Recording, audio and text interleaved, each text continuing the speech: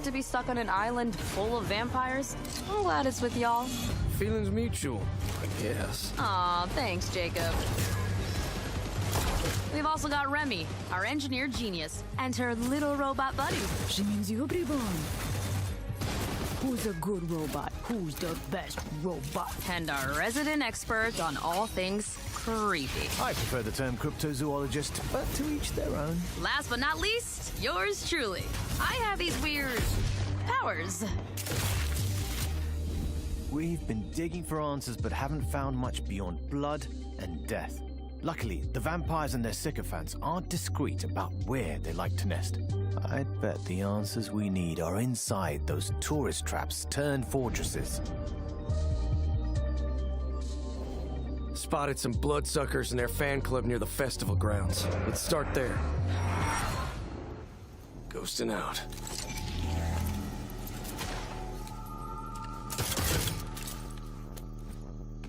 Cultists.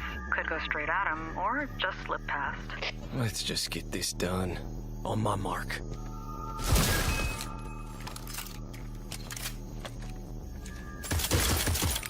Oh shit, blood bag! They know we're here. Look alive! This one is mine. Going up.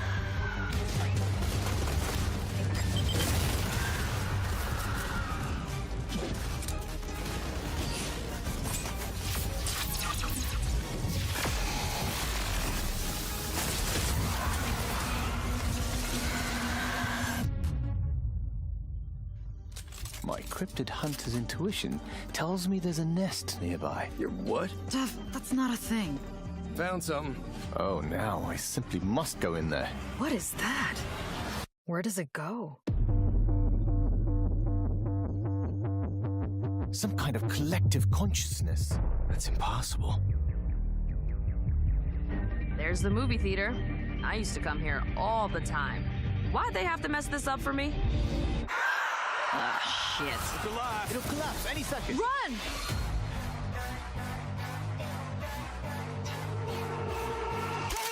Trying to start him!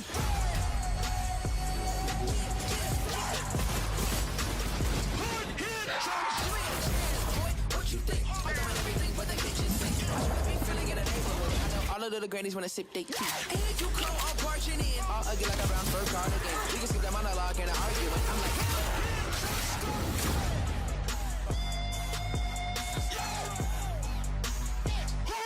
Trying to start a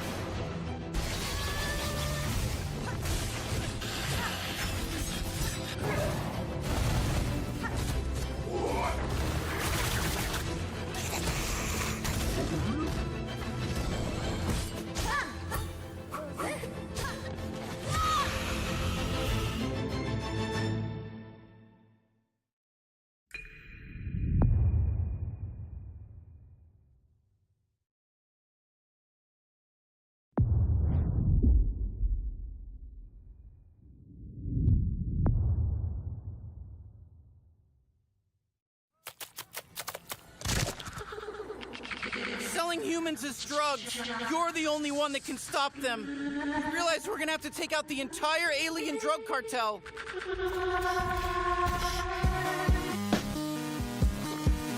You're just gonna leave me here in what, space? Everybody lives in space, including you. All right, you're a bounty hunter now. You gotta help me rescue my friends. They're Gatlians, just like me. Hey, why are you squeezing me so tight? How about a little dinner first and some bubble bath maybe first? Look at us, blasting away!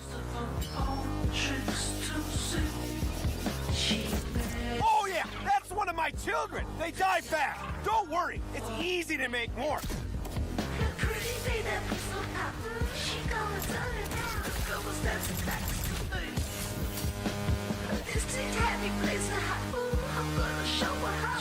Hey there, I'm knifey. Stab, stab. Yes, more. I need more stabbing.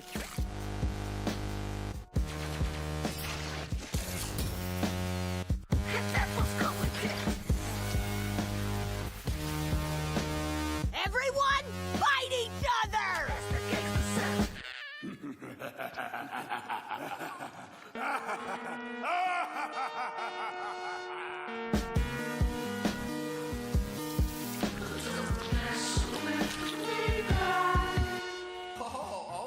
Well, okay.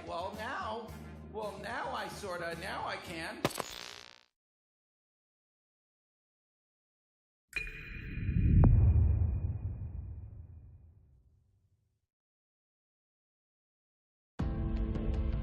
Welcome to the Xbox and Bethesda Games Showcase. Today, we're doing something we've never done before.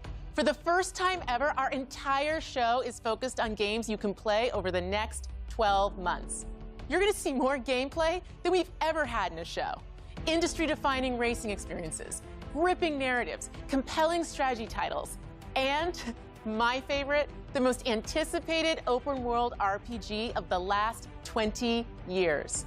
All playable in the year ahead. And the best part is, with the Xbox, you'll be able to play those games in more ways than ever before. You can play on your console, PC, or on the go with Xbox Cloud Gaming. You can play with who you want, where you want, and when you want. Today, we're going to show you more than 30 titles that are coming to Game Pass, and that is on top of the hundreds of titles coming to members over the next year. Our next announcement shows that the benefits of Game Pass go well beyond the console. We are thrilled to be working with an iconic team that has built some of the most played, most watched franchises in the entire world. And now, all Game Pass members will be able to unlock the benefits for these incredible games on PC and mobile. For over a decade, players have created a thriving culture of competition and creativity around our games. From clutch plays with friends, to unforgettable moments in esports, to amazing creations that have blown our minds, our community has continually taken Riot Games to new heights. Today, we're proud to invite the Xbox community into that world. We're bringing our biggest PC and mobile games to Game Pass. Subscribers will unlock every champion on League and Wild Rift, all Valorant agents, select cards in Legends of Runeterra, and little legends in Teamfight Tactics. And that's just the start. Thank you for coming on this journey with us, and welcome to Riot Games.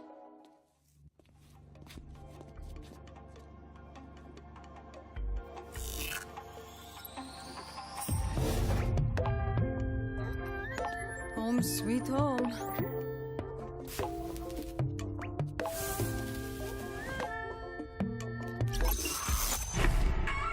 KDA, should we show them how we do it every day?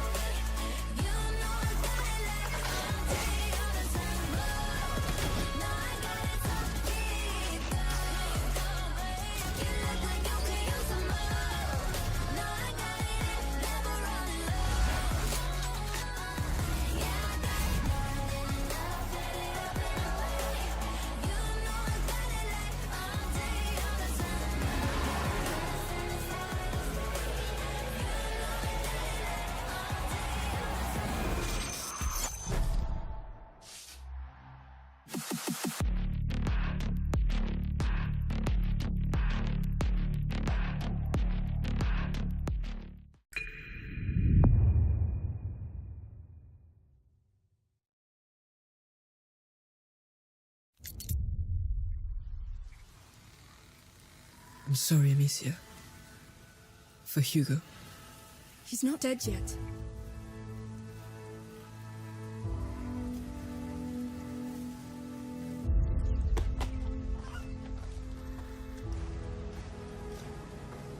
The macula's not just in Hugo's blood. It concerns everybody. And it can change everything. No! No. Rotten flesh. Remember, no more killing soldiers. No more killing us.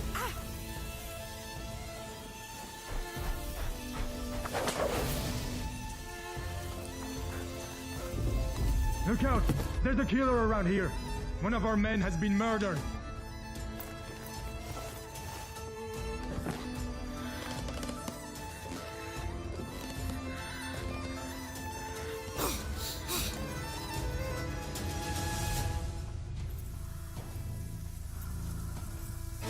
You're only making it worse! Amicia, don't! You! I'm tired of being afraid. I'll show them that it's over. Finally! See? They're nothing! Nothing to be scared of! No! You are not them. What is wrong with me? Hugo. Amicia! Come on. Do it. Quick.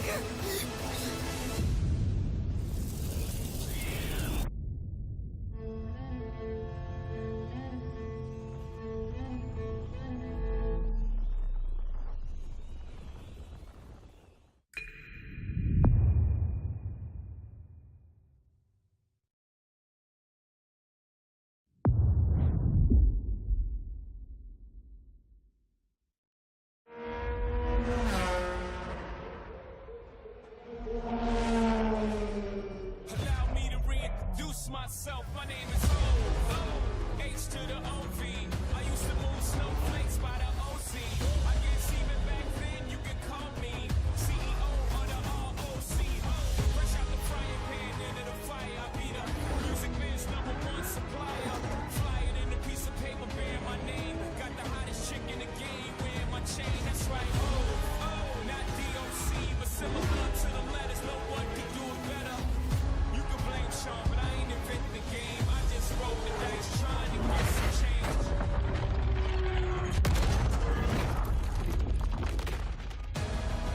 I done came through the block, but I ain't invented the game. Still alive, it's in my veins. Only God can check me. Only God can check me, so I'm gone.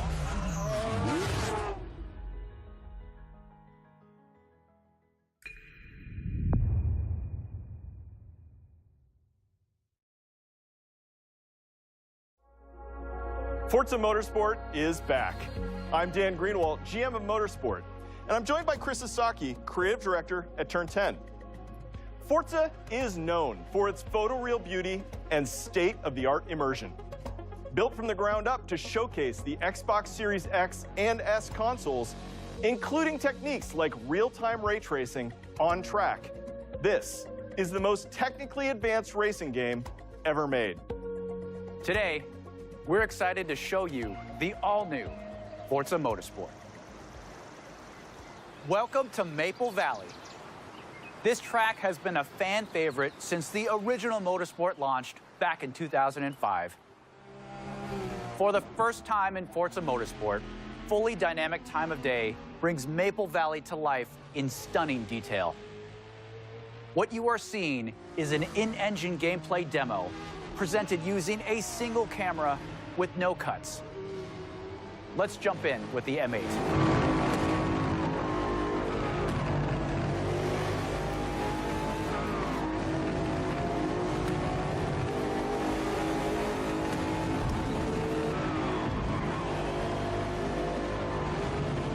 We've completely overhauled the driving experience. This includes a 48 times improvement in the fidelity of our physics simulation. Let's advance time of day here and look at the world details. Everything you see is new. and has been captured with photogrammetry and 3D material scans. Advanced rendering and procedural generation techniques bring a new level of realism to the track.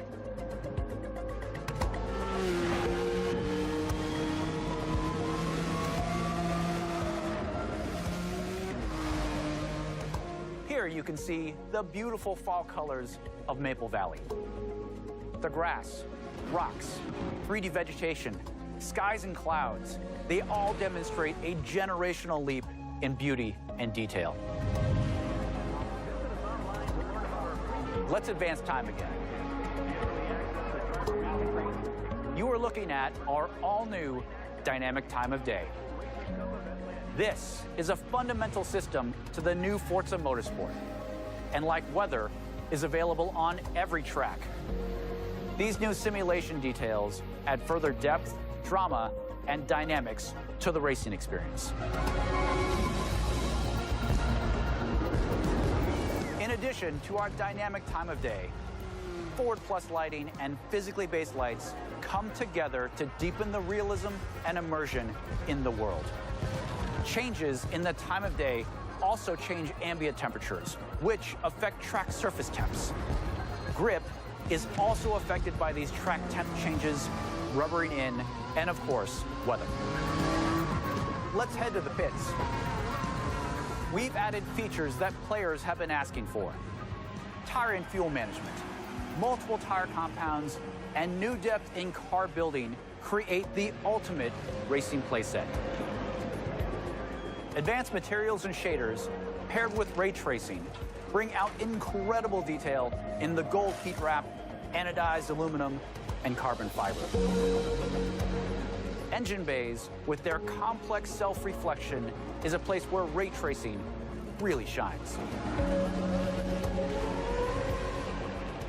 Car damage is a racing reality. In Forza Motorsport, car damage is reproduced down to the individual scratches on the bodywork. You can see here some of the new details in the directionality of damage, how the paint peels away at exposed and raised edges, in the wheel abrasions, and even in the dirt buildup.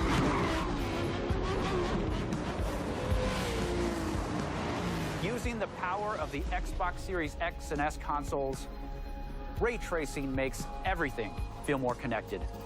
Cars reflecting onto other cars. Cars reflect in their own mirrors, bodywork, brake rotors, and wings. Things just feel more natural, more real.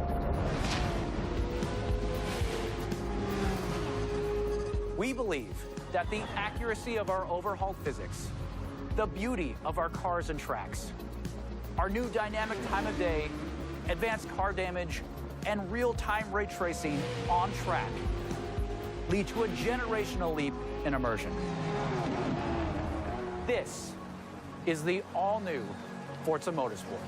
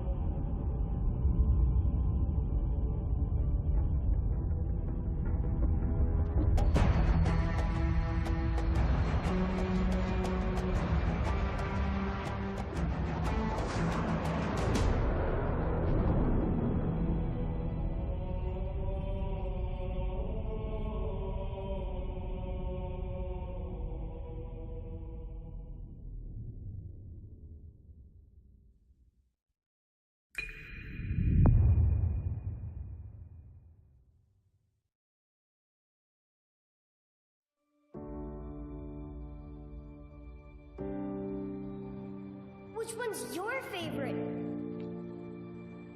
Mine's Tracer. She's like, Chestnut, the cavalry's here.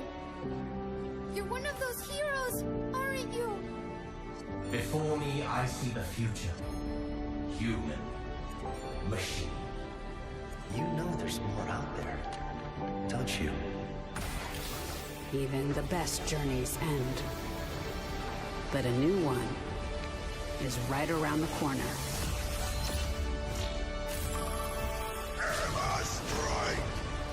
I am your queen! Let's take him to the wasteland! One punch is all I need.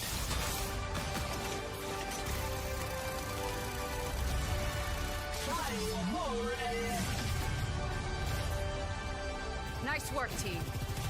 Keep it moving. I cannot wait to push. Draw.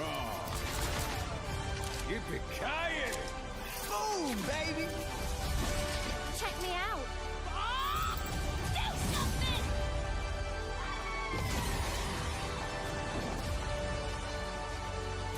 Get in there. It takes a team to tango.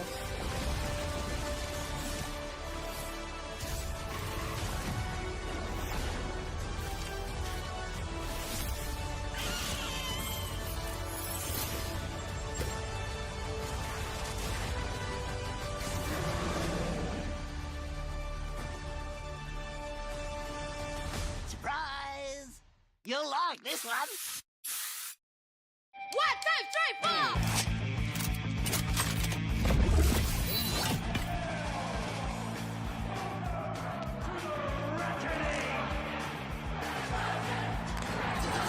No wastelander has ever made it to the reckoning before.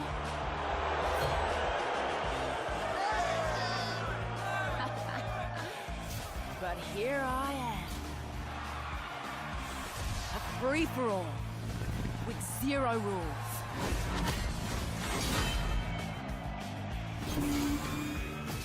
And the survivor gets the throne.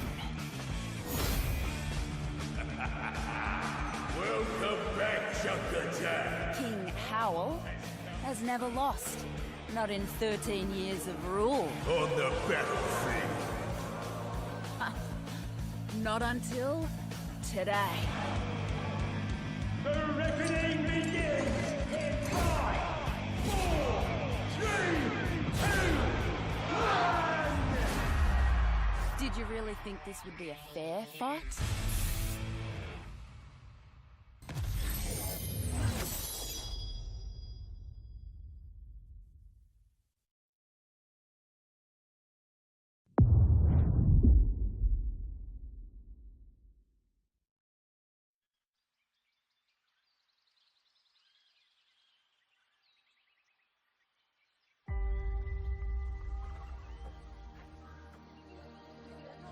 History is filled with moments of greatness. Some well-known, some lost to time. But what about the history that could have been if you were its architect? How would you reshape the world? What new stories would you tell? And when your people speak, would you listen? How would you lead them in this new world?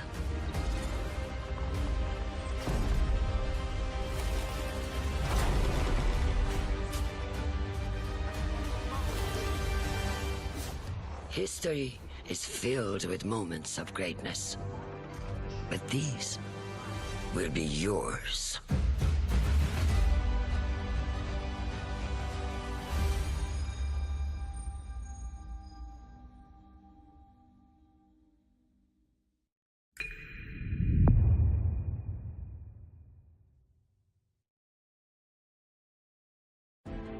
It's good to be here, celebrating what's going to be our biggest year yet. That includes a few of the projects being developed across Bethesda's 8 studios, starting with Redfall, and the world's first look at gameplay earlier in the show. Redfall is from the studio that brought us Dishonored and Prey. It's got so much of Arcane's DNA coursing through its veins. Compelling heroes, open-world campaign, deep customization. Solo or with friends, we can't wait for you to play Redfall when it releases early next year. If you're looking for something to sink your teeth into right now, we've got the Elder Scrolls Online, where you can adventure alongside one of the biggest and most welcoming communities in gaming. This year, ZeniMax Online Studios is taking you somewhere that has never been explored in any Elder Scrolls game. The Elder Scrolls Online High Isle comes to Xbox next week. For generations, the Breton elite have lived in safety and comfort. But now, the embers of dissent glow beneath the pomp and circumstance. And whispers of a sinister plot stoke the flames of war.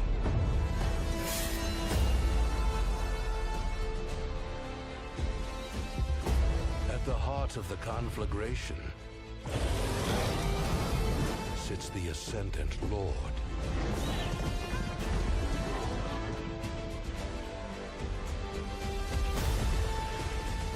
The legacy of the Bretons must be protected.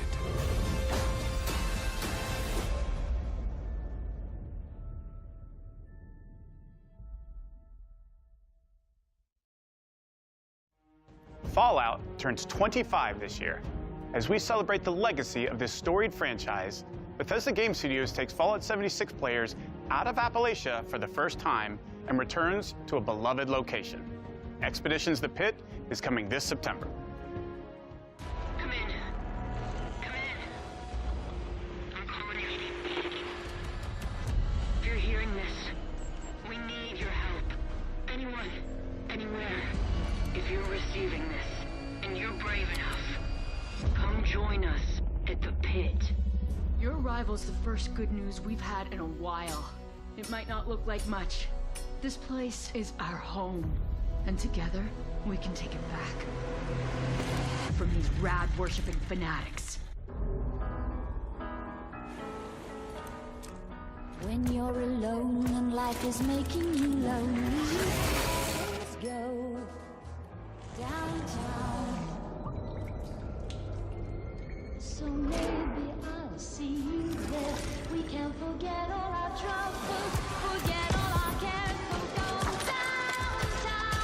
Things will be great when you're down. Wait a minute more, downtown. Everything's waiting for you.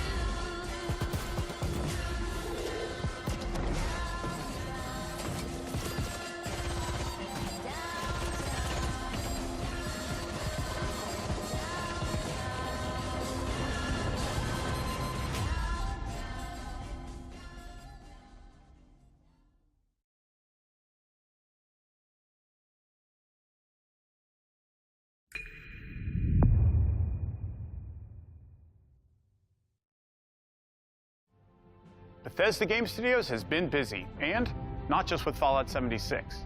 After defining the role-playing genre with hits like Morrowind, Oblivion, Skyrim, Fallout 3, and Fallout 4, they're going even bigger with Starfield. Later in the show, my good friend Todd Howard will be here to reveal more of their next epic RPG.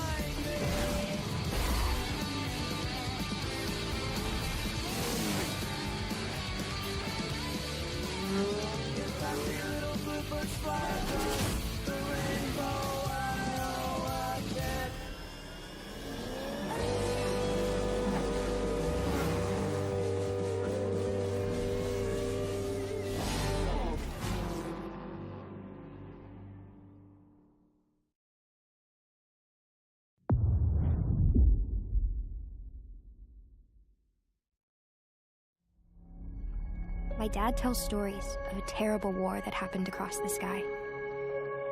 Heroes fought and died to give us a chance to start over. All that I know from their Earth are the creatures they sent along with us. And here on Arat, every day is a fight to survive.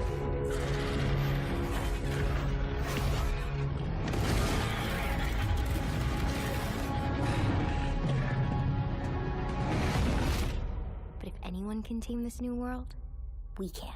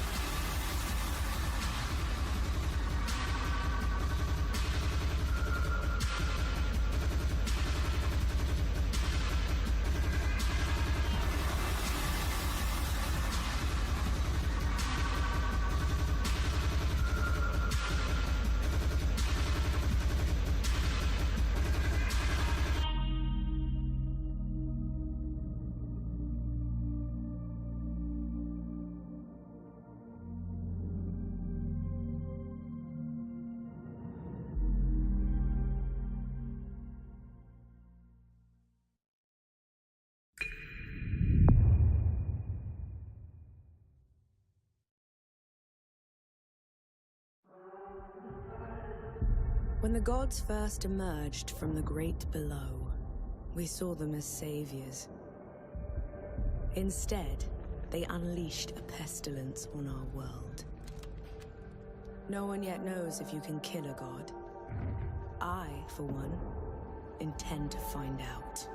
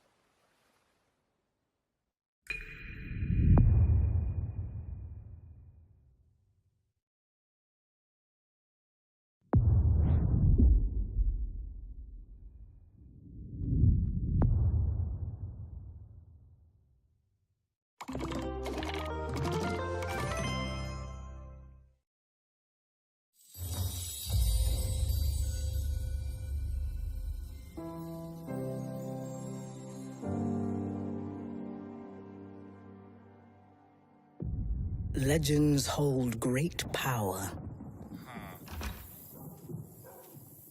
They are the dreams we weave into our shared story. Some legends tell of peace and the beauty of simplicity.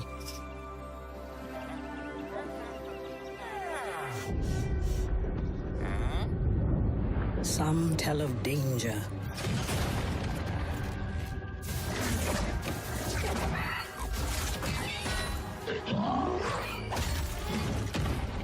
and the end of all things.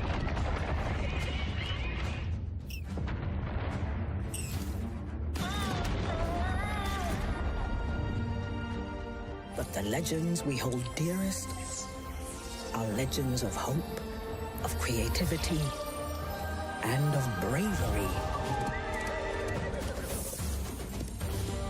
And friendships that change the world forever.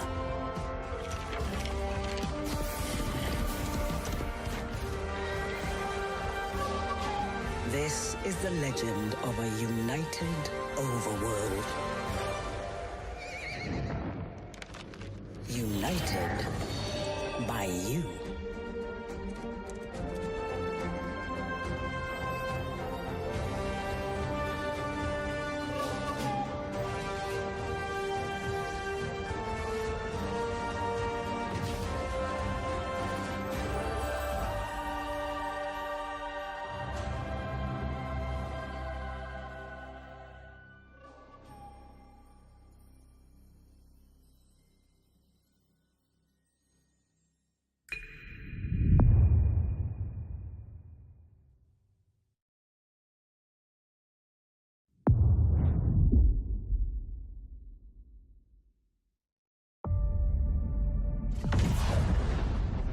I remember when you first arrived. You made quite the entrance.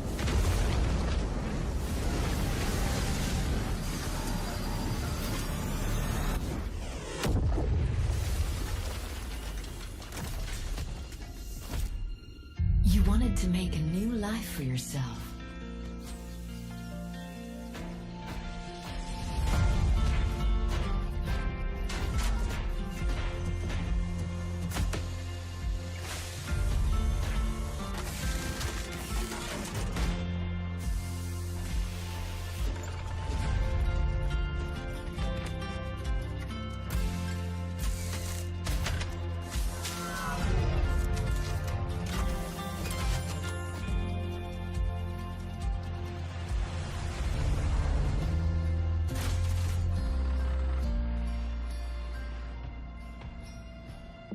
And while you explored, you uncovered a mystery.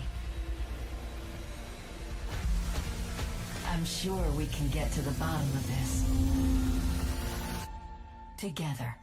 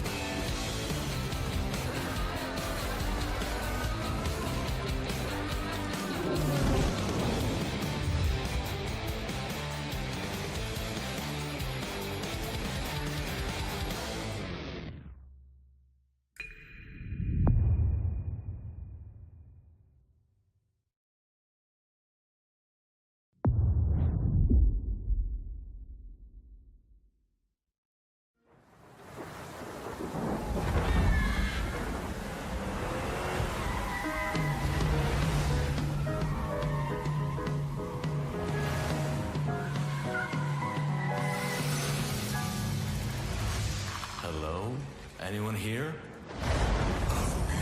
Anguish fills this residence, Benedict. I got a bad feeling about this. Since I found the first piece, there must be more. That's him. My father. I can guide you through his memories.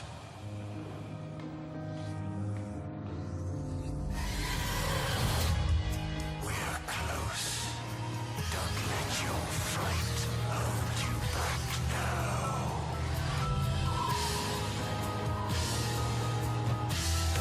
It is good to see you, you old devil.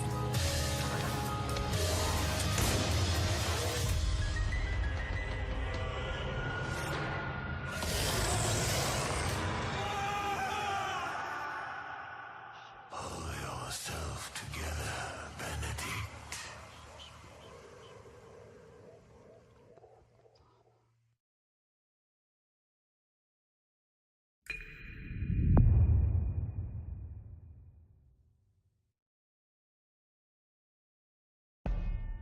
Bonjour everyone. I am excited to be here today to tell you more about Interior Night's first original creation as Dusk Falls. It started with the desire to create a deep interactive experience all levels of players can enjoy together. Because stories are brilliant, universal tools that help us understand the heartbreaking beauty of life. This game is an uncompromising tale of family, resilience, and sacrifice, written like a prestige TV show with a unique motion graphic novel style that triggers the imagination.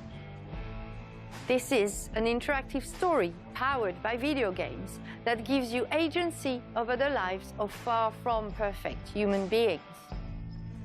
This is a thought-provoking experience you can play with people you love, discover insights about each other, and create shared memories. As Dusk Falls is an emotional experience that we hope will leave a mark with everyone who plays it.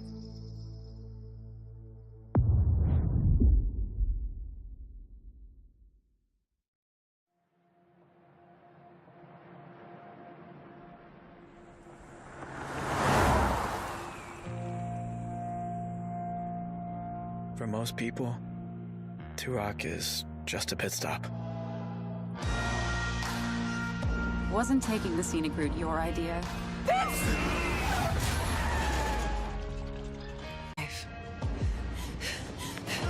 Stop! Why are you following me? We've taken very different paths in life. But they all lead back to Turok. Get rid of the cop. Hey there. Evening. Hey, Sam. Say, you haven't seen three fellas in a blue pickup, have you? Nope. Been here all day. How you liking the Desert Dream? Oh, can't complain. Can I ask what brings you to Turok?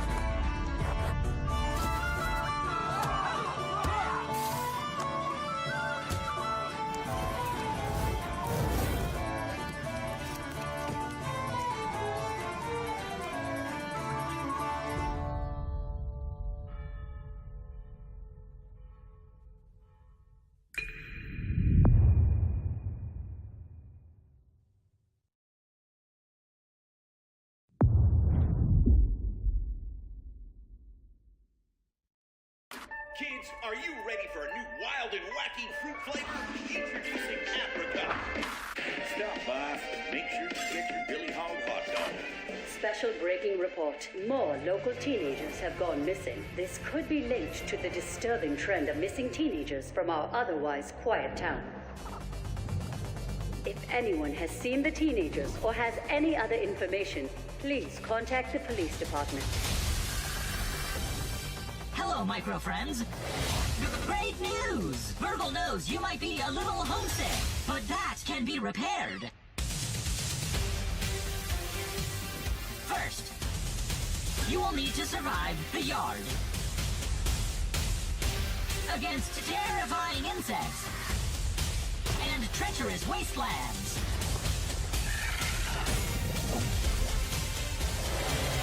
Unfortunately, my memory chip is a little rusty.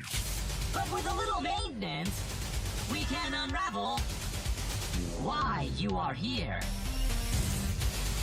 Before someone or something terminates your tiny existence. Good luck!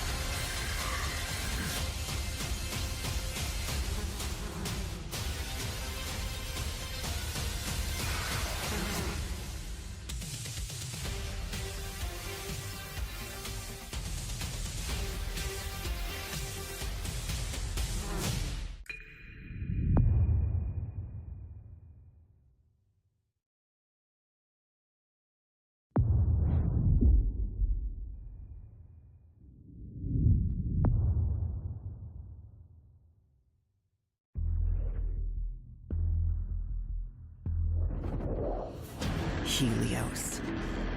They search for someone who does not exist. The Shadow. The forgotten child of a scattered race. Lost.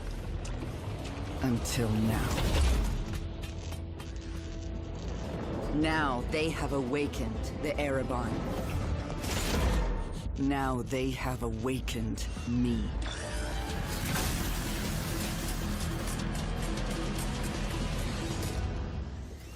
But I am not their hope. I am their reckoning.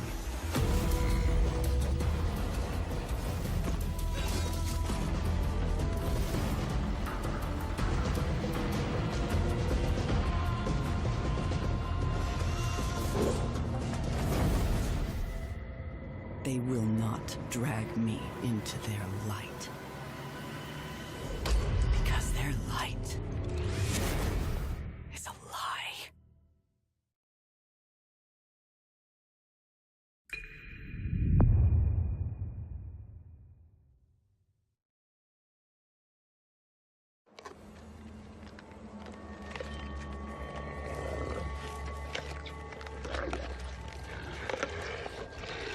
I speak now to those who heed a darker call.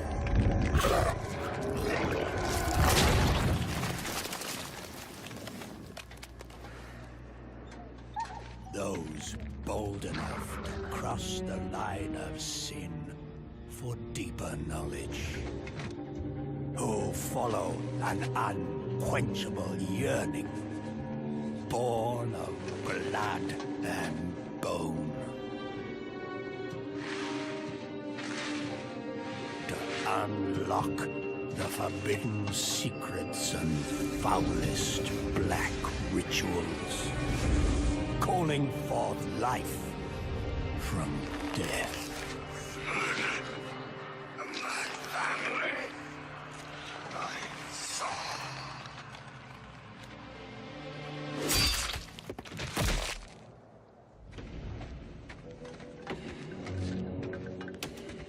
To truly embrace this power, you must take it into the world.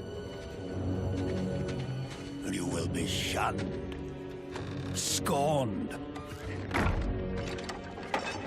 marked as a living sacrifice to this profane knowledge.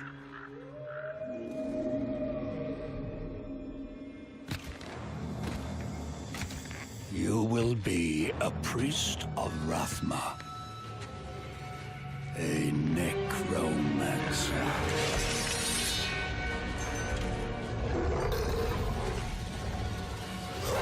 And you will not confront the darkness alone. We are the speakers of the dead, and the dead have no mercy.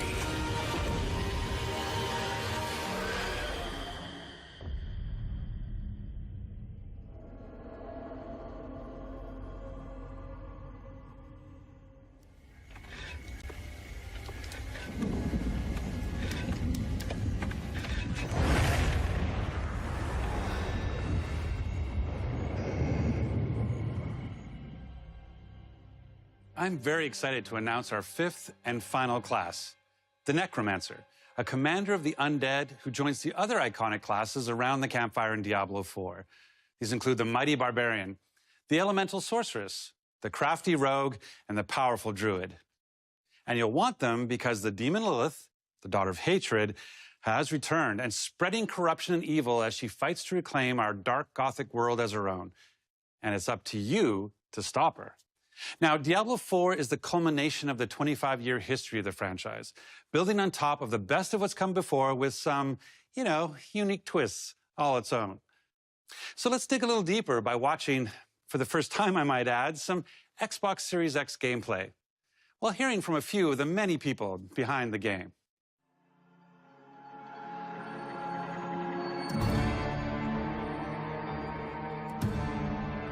Diablo IV is the next generation of action RPG, melding monster slaying and loot collecting with a fully realized open world. It's not for the faint of heart. It's gory and unnerving. It's creepy. Diablo IV is all about player choice. It takes all of the pillars of a Diablo game and just expands them with all the new features that people really love and appreciate in modern games. Whoever you see yourself being, you can create in Diablo IV. It's important to include robust character customization because then I can play the fantasy that I want to play.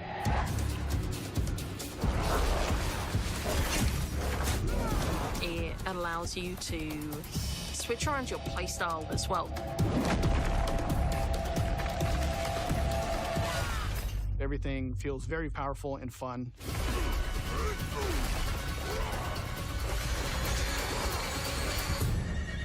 One of the really cool things about having an open world is your journey that you take throughout Diablo IV is your own.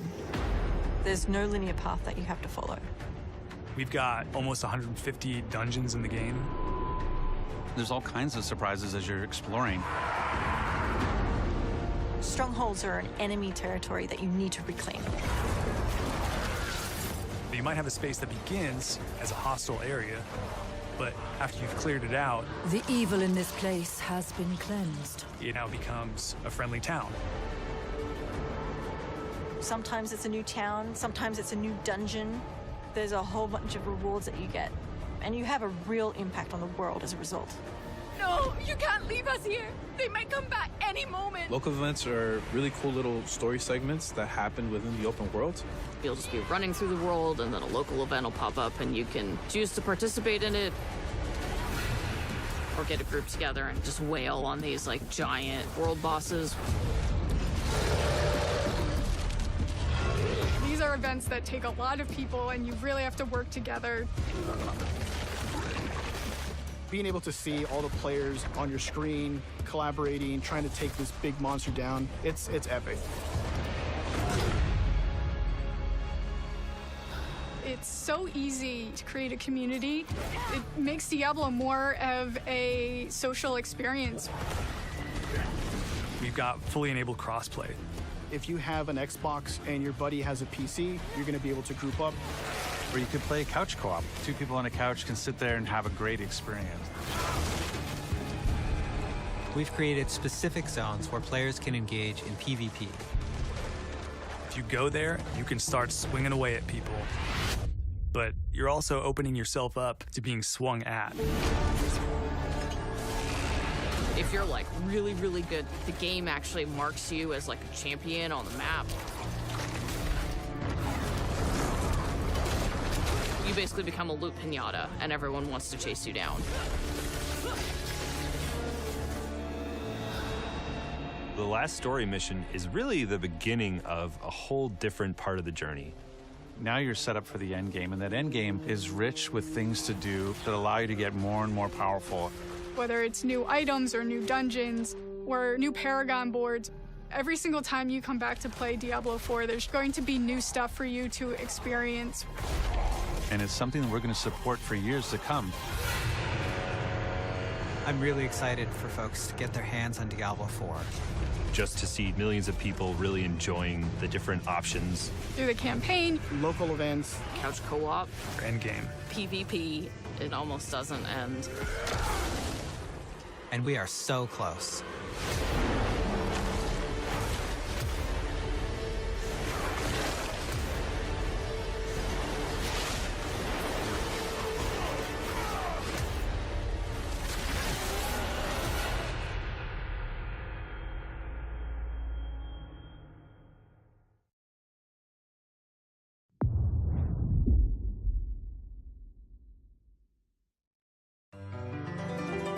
We brought updates that were free to those who sail the sea, though there's always more potential within. And as this song will spell out, there's plenty to sing about. Now that you can finally be a captain, can you imagine owning your own ship, decorated with what you acquire? Then to satisfy your vanity, as long as there's no profanity, you can name it just how you desire. Oh, to set sail as a pirate captain, there's boatloads of new features we proclaim.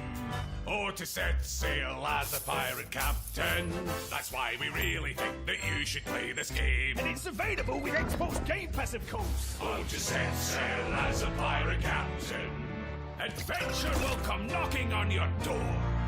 Oh, to set sail as a pirate captain, and you'll be amazed at what we have in store. The choice is yours, whatever captain you may be. Whether that's gold looting, no-stop shooting, rowboat racing, or embracing, everybody's welcome in this game. So come set sail as a pirate captain. Our time is almost up, so as we leave, if you want to be a pirate captain, come do it in Season 7 of Sea of Thieves.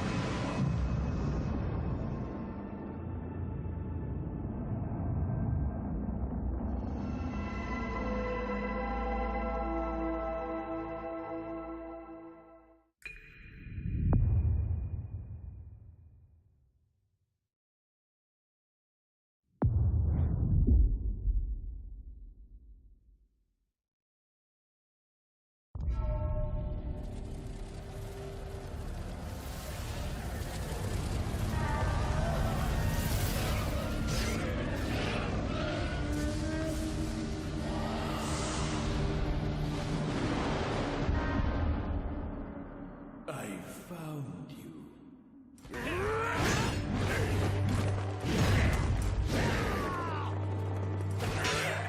Bearer of the eternal elixir field.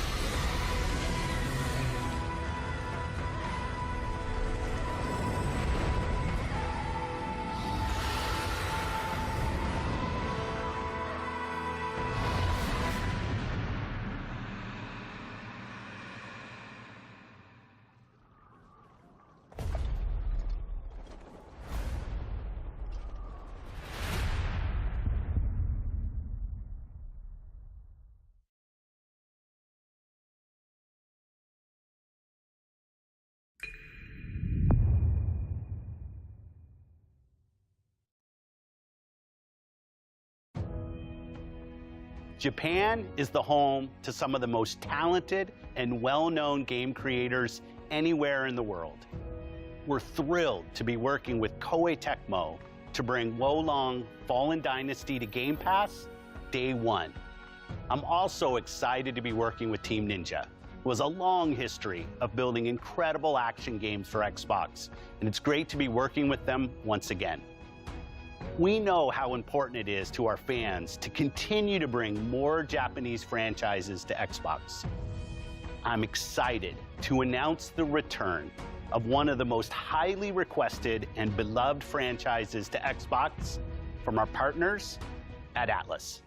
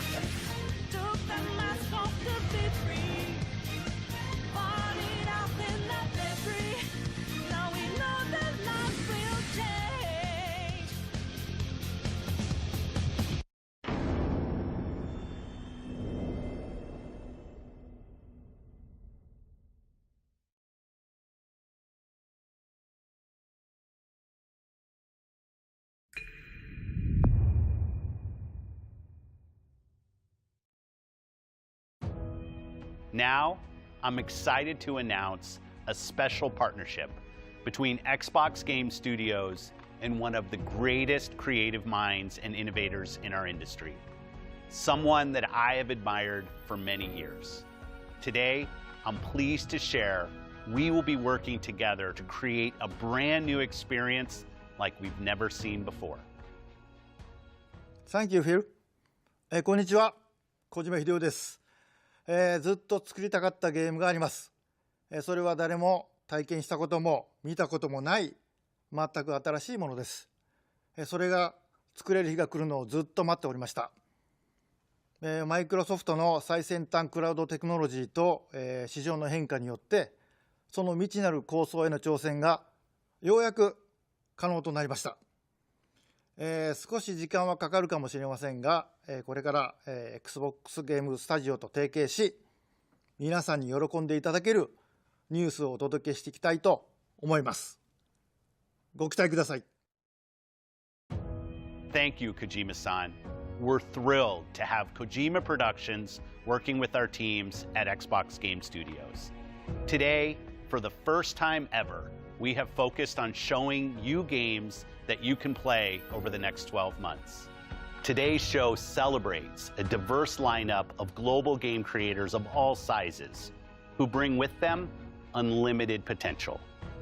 Games from these creators will be coming to Game Pass every single month, including Naraka Bladepoint, As Dusk Falls, A Plague Tale Requiem, Pentiment, Persona 5 Royale, Somerville, and Scorn, just to name a few. And we start 2023 with the launches of some of the most anticipated titles from the teams at Xbox and Bethesda: Redfall, Minecraft Legends, Starfield, Forza Motorsport, and more. This has been an incredible year as we achieved record growth across console and Game Pass, with millions of people playing our games every single day. And we have you to thank for that. Whether that's new players joining us through Xbox Cloud Gaming or our longest fans playing on Xbox and PC, we could not have done this without you. A year ago, we welcomed the talented studios at Bethesda Softworks to Xbox.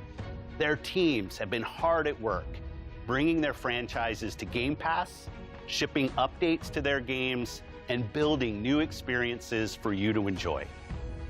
We know that everyone has been eager to see Starfield. Our show today has highlighted gameplay, so it's only fitting that we end it with an extended first look at one of the most anticipated games in Xbox history. This is Starfield.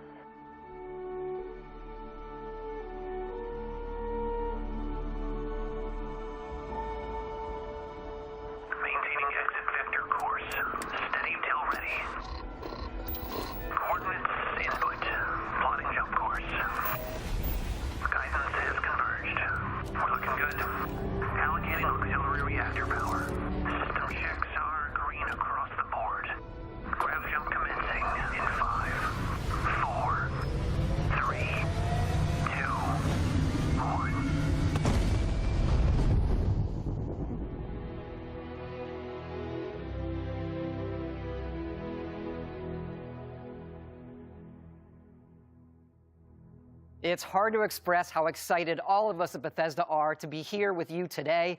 We're so grateful you're spending the time, and we know you've waited a long time to finally see Starfield. It's easily our most ambitious game ever. Like our previous games, it's an epic role-playing game where you get to be who you want and go where you want. But this time, you'll be exploring space. So let's jump right in. This is early in the game as you arrive on the mysterious moon of Crete.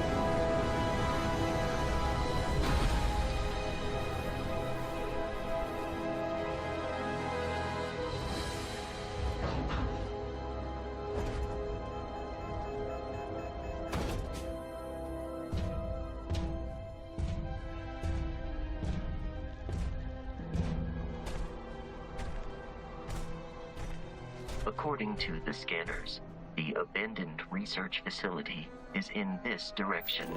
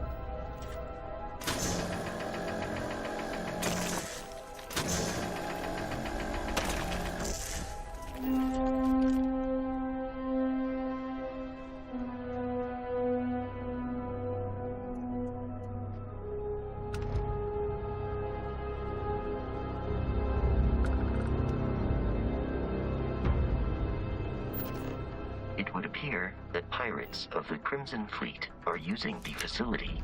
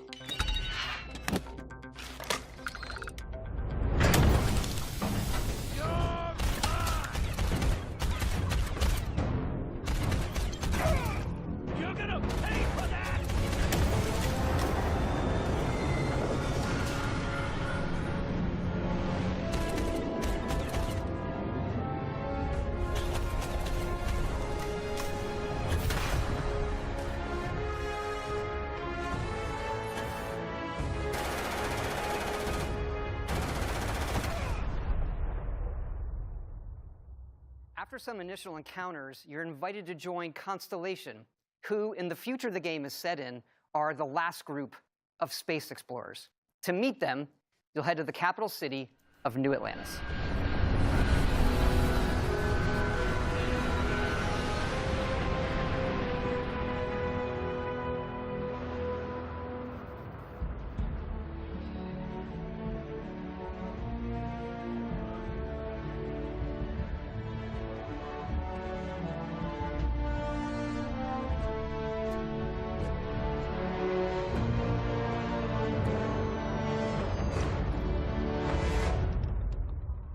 Welcome to Constellation. We have a lot to talk about. We're all here because we're committed to the biggest question of all. What's out there? These artifacts could be everything we've been looking for. As to what they are, what they're building, you'll be part of solving that puzzle now. So, you found something? A new guy found it. You dug up the artifact, right? That means you saw it. The visions? The artifact you found appears to be one of many, scattered across the galaxy. If we can find more, we can unlock their secrets. Beautiful, isn't it? The man who sold me this told me that it spoke to him. Of course, the Settled Systems is full of groups with other priorities. That's the Crimson Fleet! Everybody get ready! The fleet doesn't follow the rules. Agree to work for UCC Dev. Together, we take down these cutthroat pirates. We're not just here to shoot the bad guys.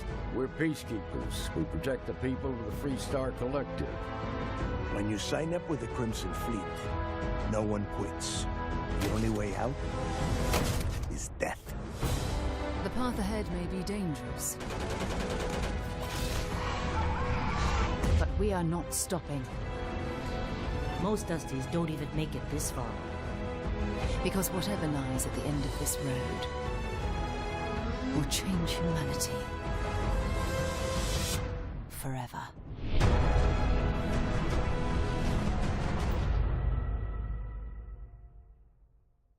That gives you a look at the stories in Starfield.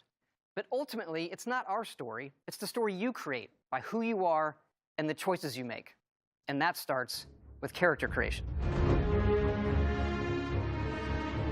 It's our most flexible yet. You can customize all the elements of how you look.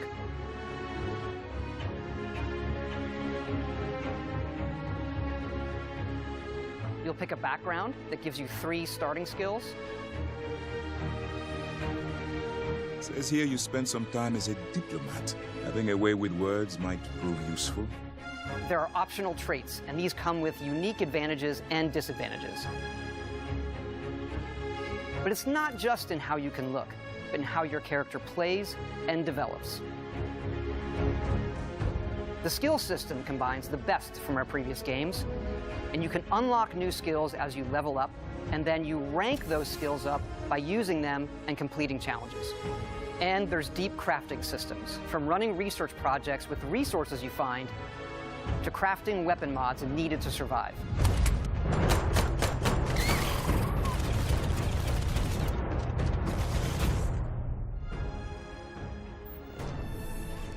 And you can build your own outposts. These act as a home away from home for survival and resource generation. You can choose where and how to build each one, and you can hire characters you meet to keep it up and running. But that's not all. You can even build your own spaceships.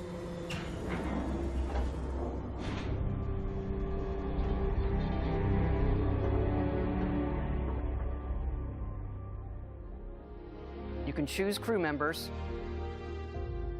and yes, you can completely customize the look and layout. There's loads of different modules, ship manufacturers, and more. I have to say, it's so cool. We just absolutely love this.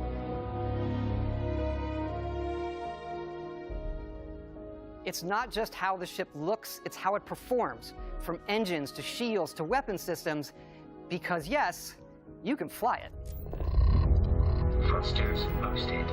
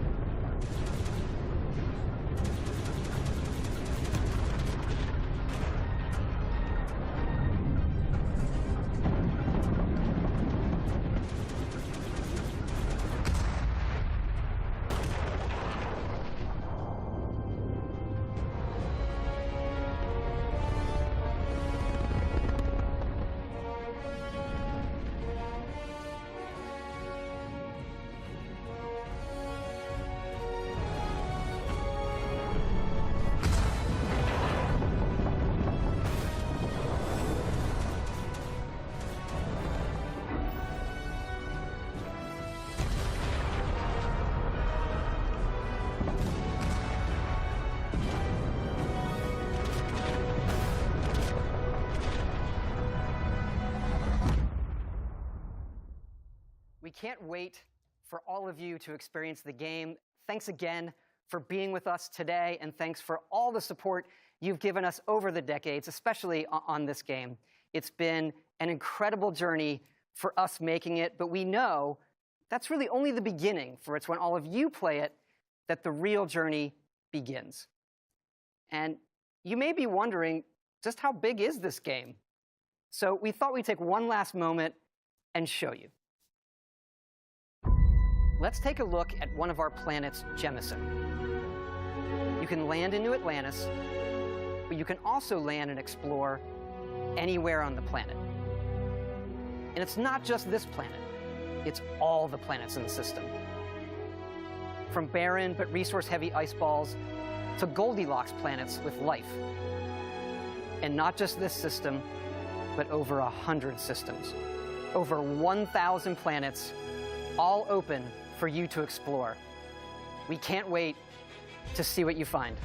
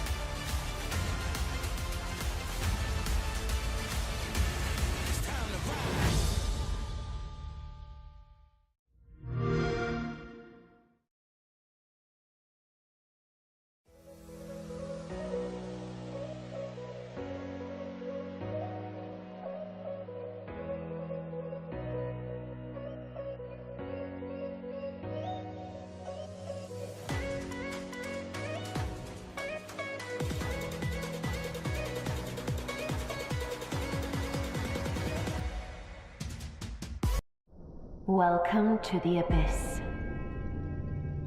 Due to your unfortunate circumstances, you have been incarcerated here, on the Bastard Moon. I recommend making yourself comfortable, as you're going to be here for a very long time. I need you to take control of my remote wardens and scout the depths of the Abyss. An inhospitable place far below the surface of this alien moon.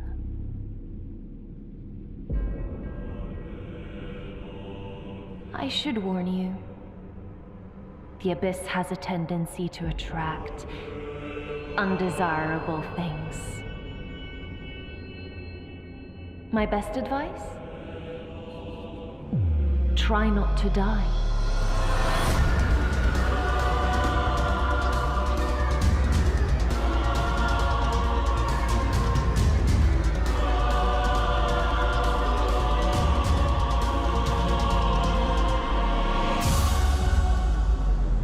Oh, and I almost forgot to introduce myself. My name is Aylin, and I'll be watching you.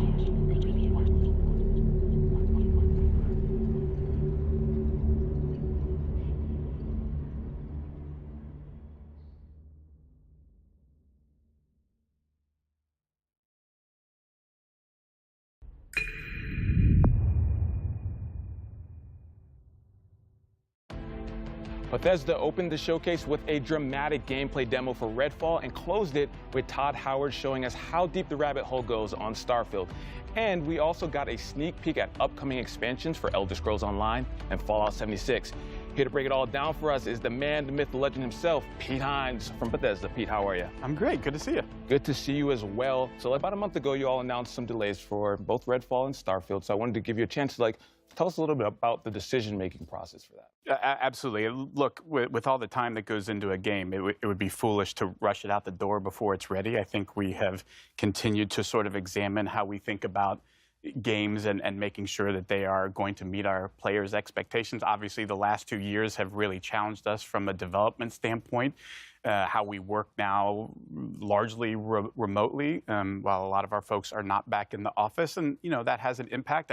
I also think we've been thinking about things like release dates and when do we give those out and how do we make sure we give one out that we actually hit and don't have to change later. So it's not something we undertake lightly, but at the end of the day, I think what our fans expect, what Xbox fans, what Bethesda fans expect is a high-quality game, and we want to do everything we can to give our teams the time to fully realize the games they're making. Yeah, and I think that's what it's all about, right? Like delivering an amazing experience for the players out there. And so, speaking of games, we're just going to jump into it. We're going to start with how the showcase started with Redfall. Now, before we even get into the game, Arcane's making the game, and I want you to talk a little bit about the pedigree of Arcane, just in case people don't know. Sure.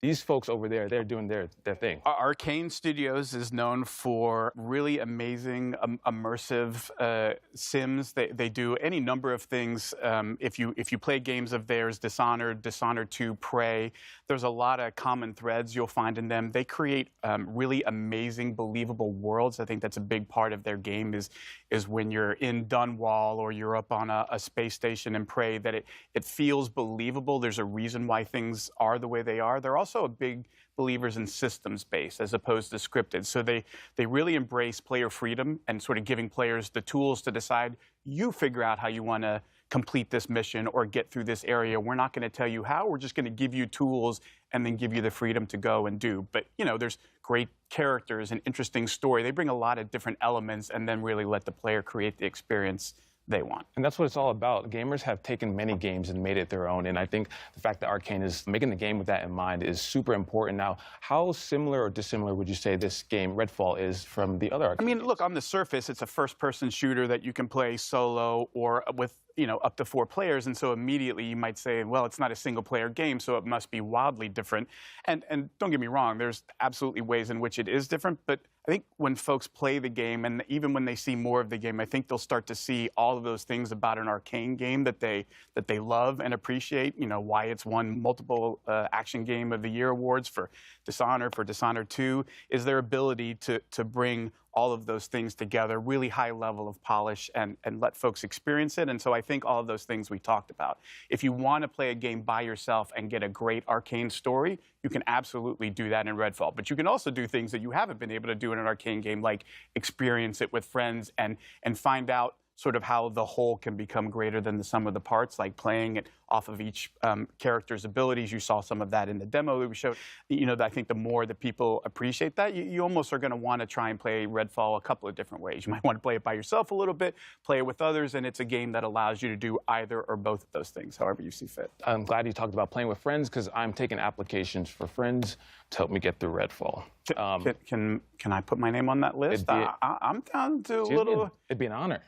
Pete, keep me on that list. All right, we need to go explore Redfall together. I'm excited. I can't wait for that. And so let's talk a little bit more about the game. Now, you know, between the trailer that we saw last year at the reveal, as well as this one that we just saw, I feel like Redfall reminded players of other co-op shooters, like Left 4 Dead, for example. What makes Redfall unique?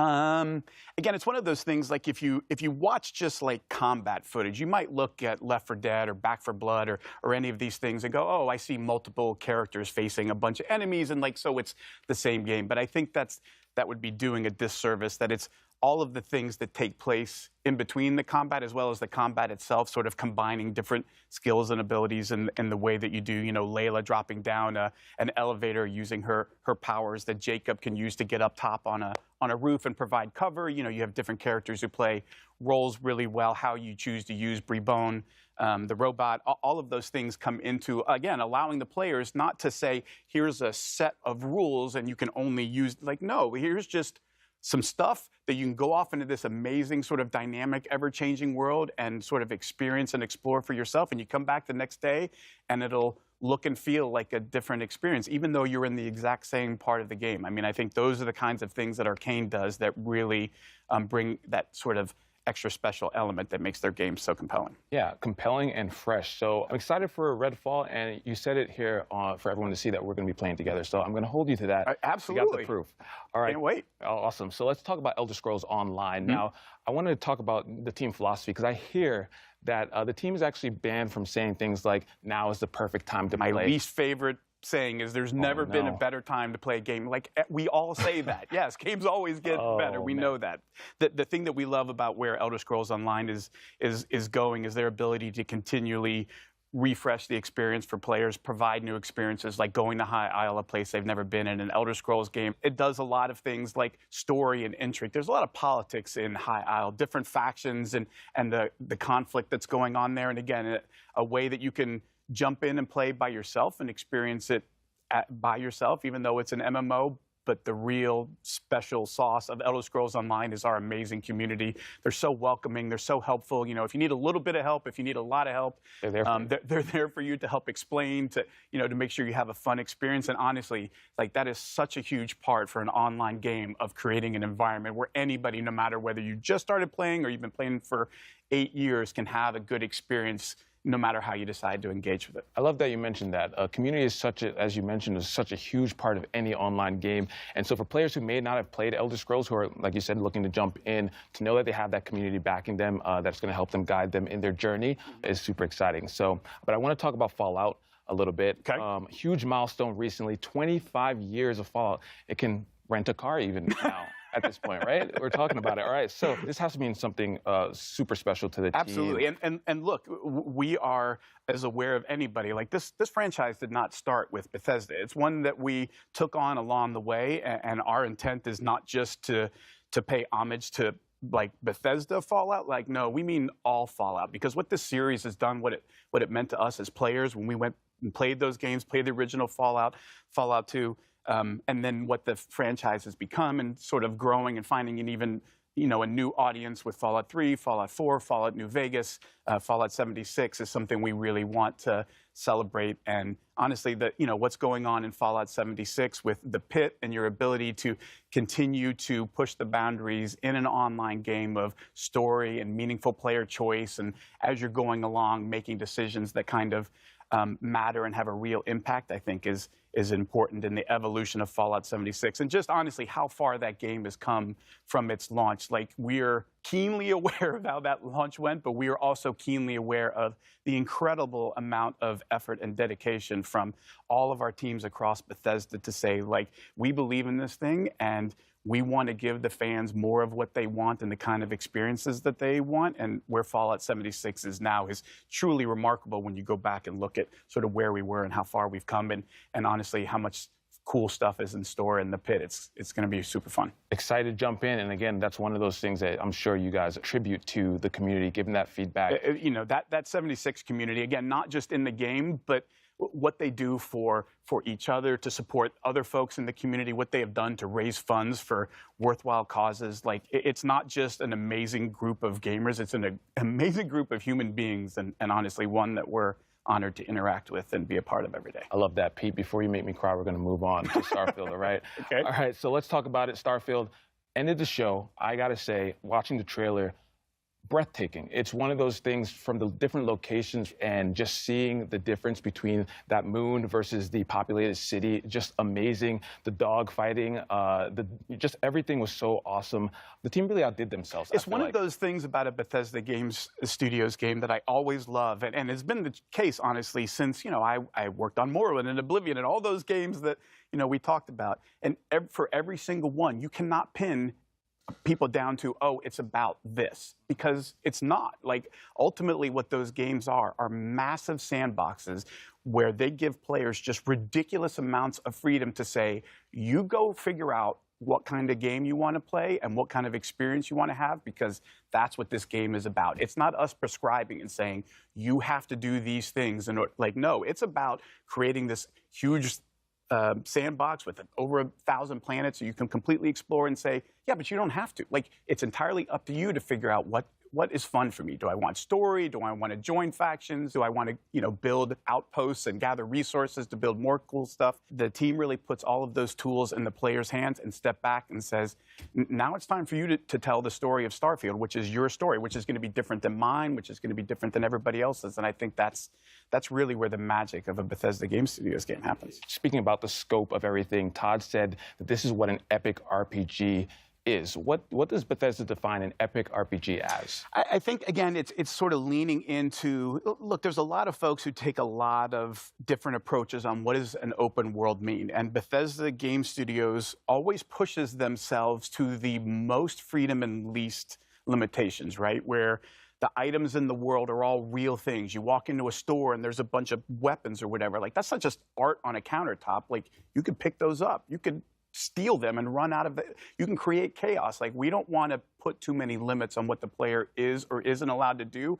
We love it when players say, I wonder what happens if, and then they try it. And then they get to see, like, oh my Lord, chaos ensued and it was insanity. Everybody was shooting at me. And like, that's, I think, the beauty of Bethesda Game Studios and the number of ways that they push for you to explore that, right? It's not just one, it's, you could spend thousands of hours doing nothing but shipbuilding and like focus that as all you're about, and that's okay. But you could also be about exploring every planet and finding all of the good, and that's okay. Or you could just play the main story and be like, I want a kind of experience that I'm guided through so that I kind of get to see stuff, and I might stop here and there. Oh, there's a cool side quest that I got, but I want something that sort of leads me through, because I'm a little, it can be a little daunting to say you can go do whatever I want. Like, ooh, I don't know what I should do. So some folks want a little bit of a guided path, or to understand where the fun is, and no approach is wrong. Like for me, that's Epic, because it says we aren't putting any limits on what you can or can't do. We're going to set you loose and just sit back and watch the beauty that you create with your own stories and the way that you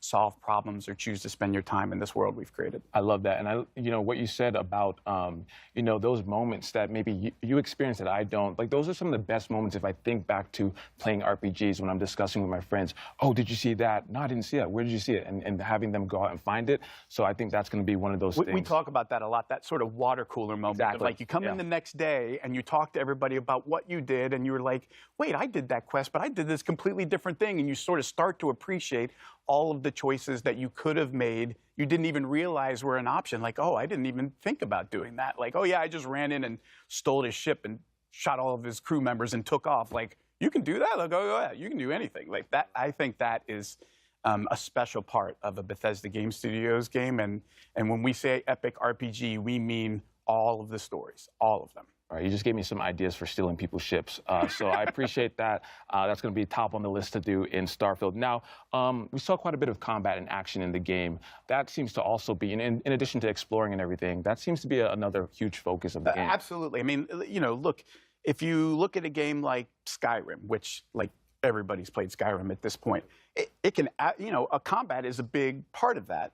Unless you decide it's not. Like if you're one of those folks that says, actually, I'm going to do the alchemy thing, and I just go off and pick flowers and make potions and like live another life in another world this way, then combat isn't part of it. But look, we know in an epic RPG, there's always bad people, shooting at you. Sometimes you got to return fire, and there's a lot of fun to be had there. And so, providing a lot of different skills that sort of determine how good you are in combat, combined with all the different weapons in the game, and then you layer in ship combat and all of these other things, it starts to sort of paint a picture of just how broad or how deep the rabbit hole goes. It's going to be so impressive. And you touched on it a little bit, and I want to talk about it because this was watching the video, the demo, what I saw, and it really caught my eyes around the ship.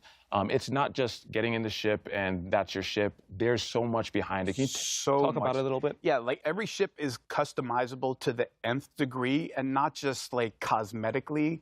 I want my ship to look like this or look like that, though obviously that's totally a thing that you could do if all you care about is cosmetics. But it goes much deeper than that in terms of like what kind of shields you have, what kind of weapons you have, like what kind of ship are you building? What do you want it to be good at? What trade-offs are you willing to make or not?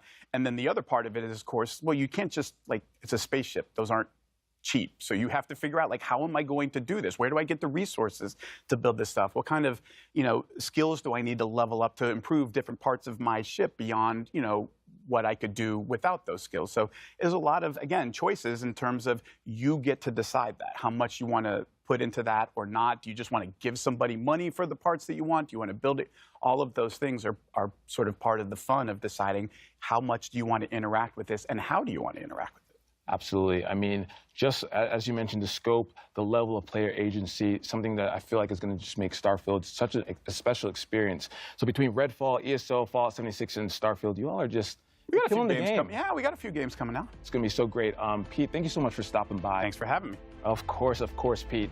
Now, coming up, we'll hear from our friends around the world, including Squanch Games, Obsidian Entertainment, Playground Games, and of course, Xbox fans like you.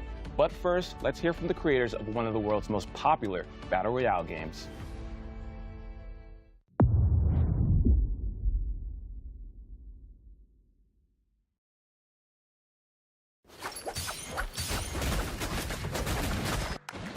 大家好，我是永劫无间制作人关磊。 We are glad to share Naraka Bladepoint, a unique online multiplayer action game with players all around the globe. As a NetEase studio, 24 Entertainment is joining hands with Microsoft to bring Naraka Bladepoint to consoles for the first time. You could play the game on Xbox Series X and S, as well as Windows next week. We're also joining Xbox Game Pass, a platform with a huge player base and a vast, bright future. Naraka has been so well received on the PC platform. I am so grateful to the players for their love and support. As a competitive survival game incorporating a lot of action elements, Naraka features a range of characters with unique personalities. Each hero draws from different civilizations and cultures. Battles allow for a great degree of strategic play. You've got a wealth of melee and ranged weapons to choose from, and a vast map filled with interactive elements to explore. Perhaps you'll engage your foes in samurai combat, katanas at the ready, or maybe you'll use Persian assassin techniques and strike from afar.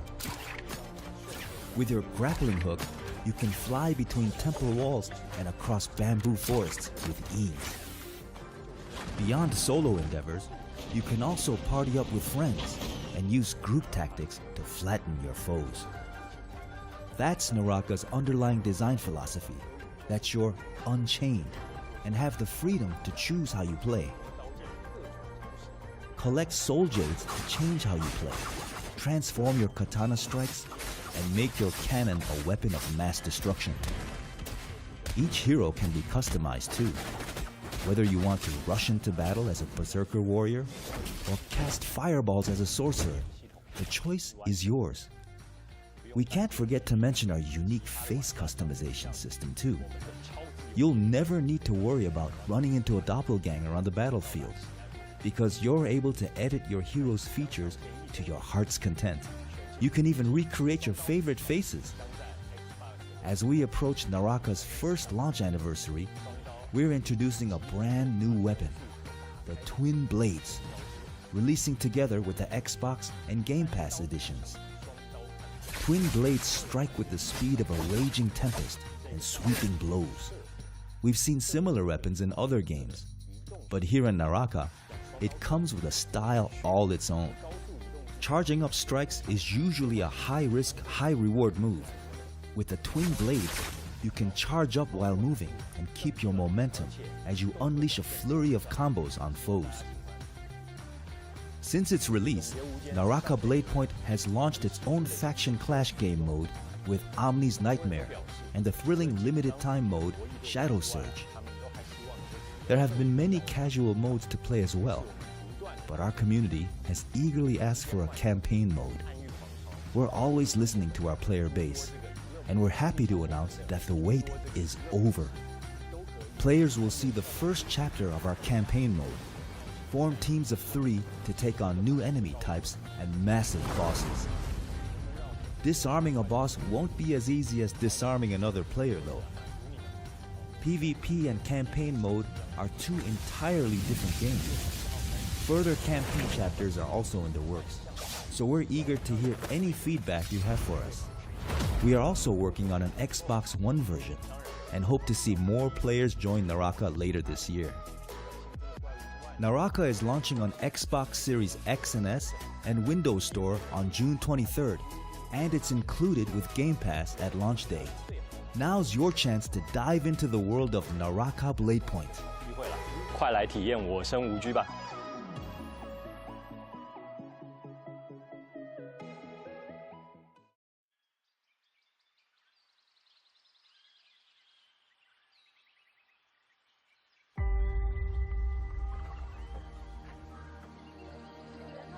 History is filled with moments of greatness. Some well-known, some lost to time. But what about the history that could have been if you were its architect? How would you reshape the world? What new stories would you tell? And when your people speak, would you listen? How would you lead them in this new world?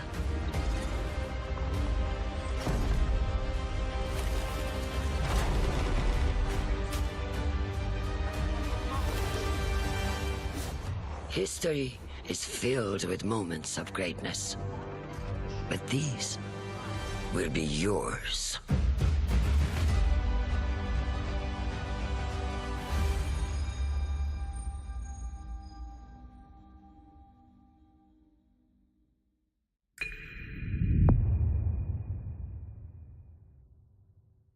I'm excited to welcome our friends from Oxide Games for a closer look at their historical grand strategy game for PC called Ara: History Untold.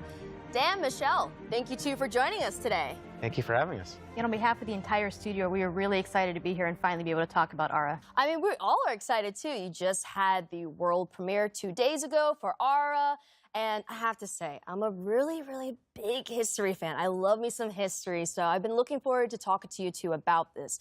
Now, we all know this is not your first strategy game, but the vision behind Ara is so ambitious. So tell us more about it. And also for those who are new to Oxide Games, we would love to hear more about the studio as well. So Oxide Games was founded 9.5 years ago in my basement, actually, from the development leads of Civilization V. And our goal is to push strategy games to the next level. And what's really great about working on a new IP is that you don't have kind of these previous expectations that a sequel would have. And so the sky really was the limit, and we got to really take the genre to a new space. And we really hope that not only will fans of strategy games like this, but people who've never played a strategy game before will find something they love as well. You're absolutely taking it to the next level. I think I saw like a drone was in like the 18th century or something like that. It's very, very fascinating. And I think that like if you're someone who really enjoys history, it's bringing like all the worlds together, all the periods of time together. And that's a grand vision in itself. So how does the vision of Ara impact the player experience within the game? So one of the kind of big things we wanted to do with Ara was really explore how to make the game less about finding that optimal strategy, that optimal path, and really bring in ways to make it more meaningful to the player, make it unique to themselves. So what are different kinds of choices we can bring to the player so that when you play it's different than when I play, and yet we can both be competitive together? How can we do things to really impact agency and expression and really let you express your values and your play styles through the different mechanics in the product? And Dan, what about you? How does the vision impact the overall experience? So one of the big things that we've been working on is what we call the living world. We wanted the expression of the game to manifest itself in a way that felt authentic and cool. So we've spent a lot of effort on making sure that the choices that you make are expressed in a visual way. And so you're going to see your citizens doing things that reflect the choices that you've made. And this is actually really challenging. So one of the goals when we founded Oxide was to not have to tell the designers, no, you can't do that thing. And so the game is obviously huge. It's just massive. And so it was a very large technological constraint from doing something like that. But we have our own proprietary engine that allows us to really bring this alternate Earth to life. I think that's the beauty, right? Because in history, the great thing about learning history is that you learn about culture, you learn about stories, you learn about things that are probably brand new to your eyes. But the way that Ara helps you remix, reimagine, and rewrite history is a beautiful sight to see. And I'm excited to get my hands on it, and I'm sure everyone else is who's watching. So let us know, where can we learn more about it, and when can we get our hands on it? Because I need it today. So if you head over to the website, you can sign up for the Insider program, which will give you a chance to join the technical alpha and play the game later this summer, which is super exciting because we've been playing it, all the time, and so now you'll have a chance to play. Dan, Michelle, thank you two so much for giving us the lowdown on Ara. Really appreciate it. Thanks for having us. Grounded is finally leaving early access and moving into full release with a highly anticipated story mode. Here's Adam Brennicke and Eric Dorabella from Obsidian Entertainment to tell us more.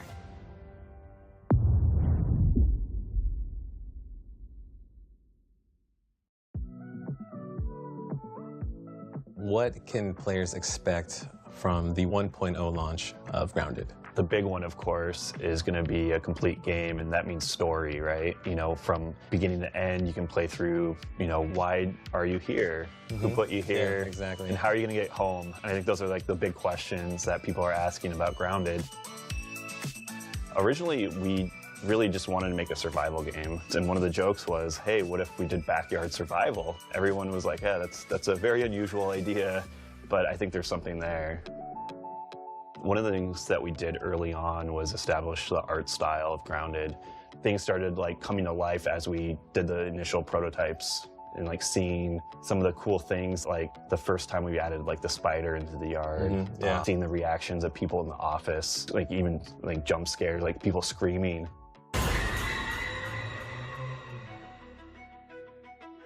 The team is very small. It's the smallest team I've ever worked on at Obsidian.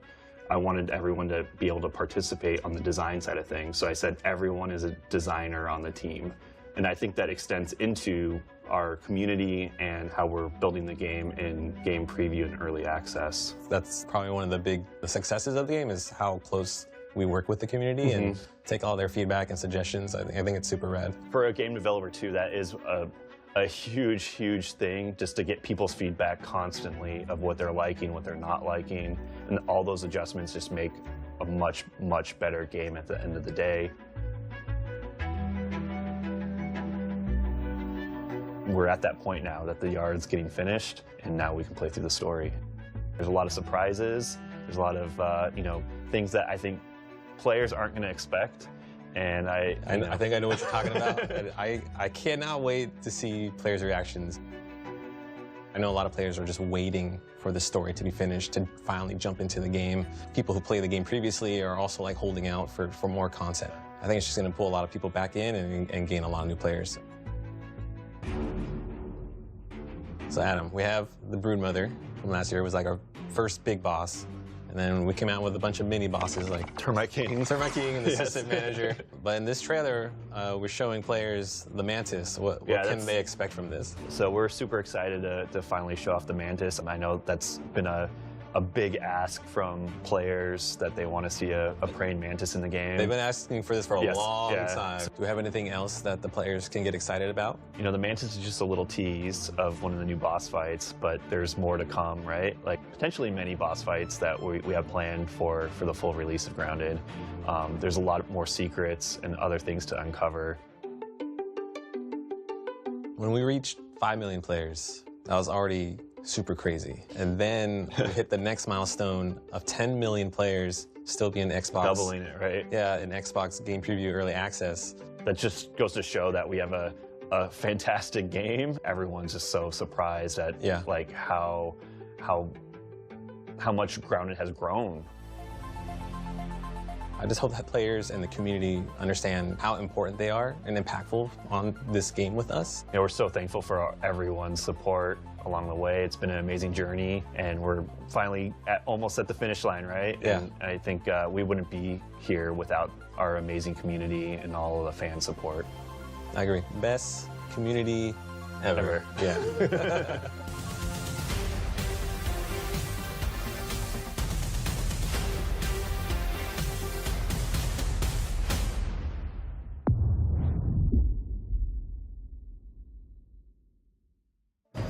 So I got a call from my good friend York Newman, the head of Microsoft Flight Simulator.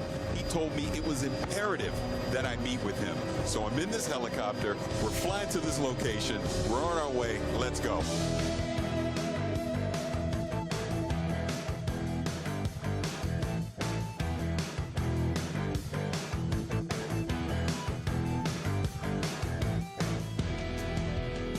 York! Hey, Paris, good to see you. Good to see you. Thanks for coming to DC, man. No, thank you. What am I doing here? Later. Let's get in. We don't have much time. Oh, okay. All right, Paris. Right across the Potomac. That's where our contact is. Are we headed towards Arlington? It's still secret. I'm sorry. York, what is this place? Oh, you'll see. Let's go.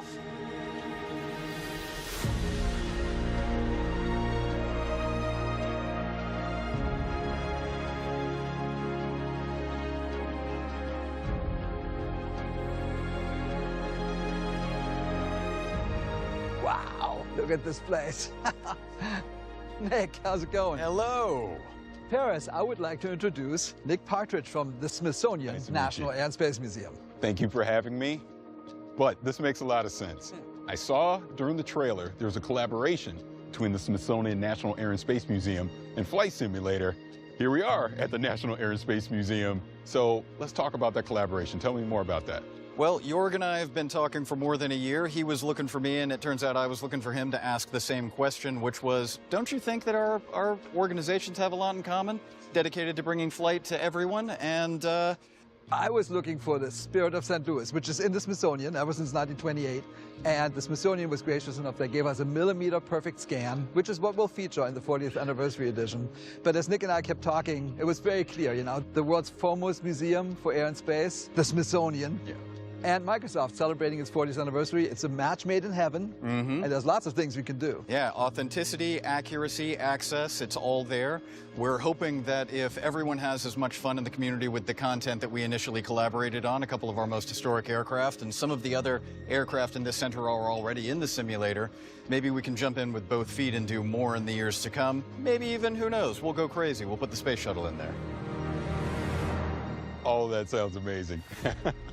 All right, you guys have never been here before, no, right? This is my first time. All right, so keep your eyes peeled, stick together, and Jorg, I've got something special for you right around here. Perfect.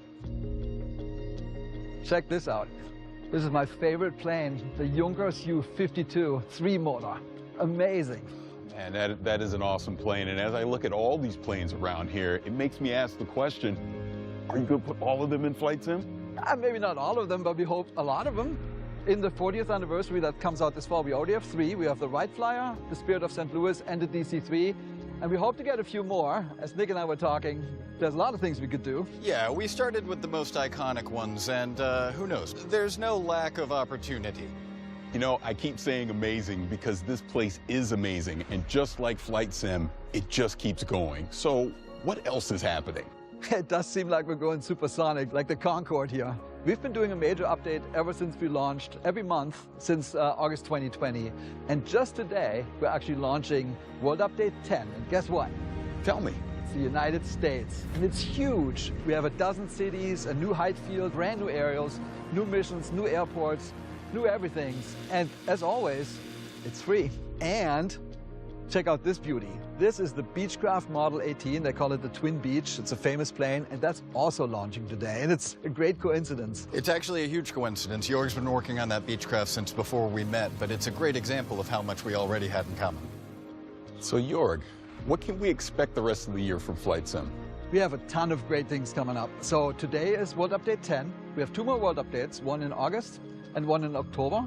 And then in November, we have the big 40th anniversary edition, which will be an absolute delight for anyone who loves aviation. Okay, that 40th anniversary edition, tell me more about that. Yeah, so we're celebrating by bringing back some of the planes from the old sims, like from Flight Sim 10, 9, 8, even before that. And we're restoring some of the old missions, and we're bringing back some of the airports that were in those editions. So it's a real celebration of the franchise. So this celebration is not only of the franchise, but the past as well. And we're also adding brand new things on top of it, like that the community really wanted.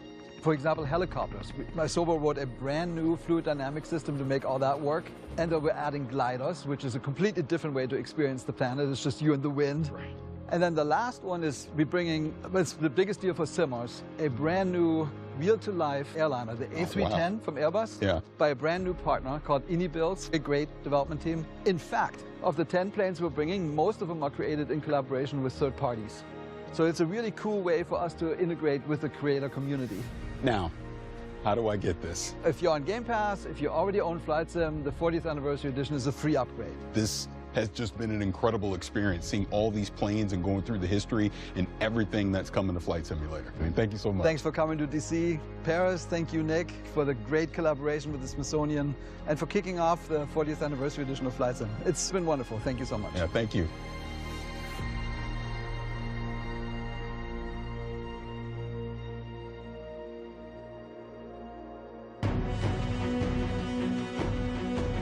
Today was a good day, but now I have a need for speed. I'm headed to the danger zone, baby.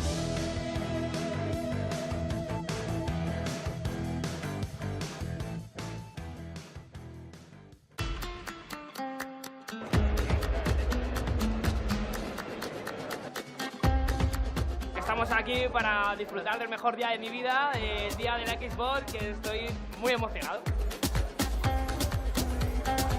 I came in Madrid just yesterday to be here in FanFest Xbox, and I'm so excited. Like our previous games, Estamos aquí en Madrid para ver nuevos juegos como Starfield, que yo personalmente le tengo muchísimas ganas. Me ha encantado y no me lo podía perder, este es un evento único.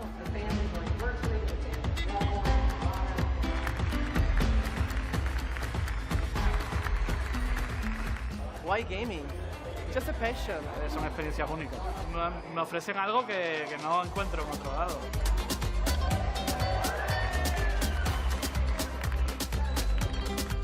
Lo que te digo, es como una familia para mí. Me ha parecido genial y un cierre para un evento así maravilloso. Just the passion that people have. I feel very welcome.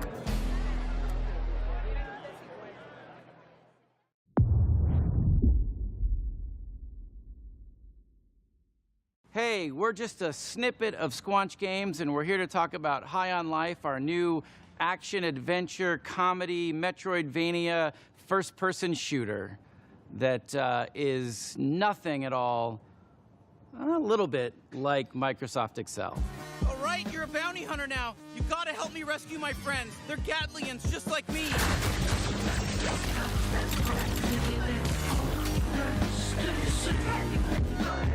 That's our game, High on Life. Pretty insane. There's a lot to talk about. Let's dive in. So Justin, you're typically known for working in animation. What brings you into the world of games? Why are you in the world of games? Yeah. I'm obsessed with games, have been my whole life. Always had ideas, always had, things I would love to make, but just never thought I could ever step into that arena because I lack all the skills needed.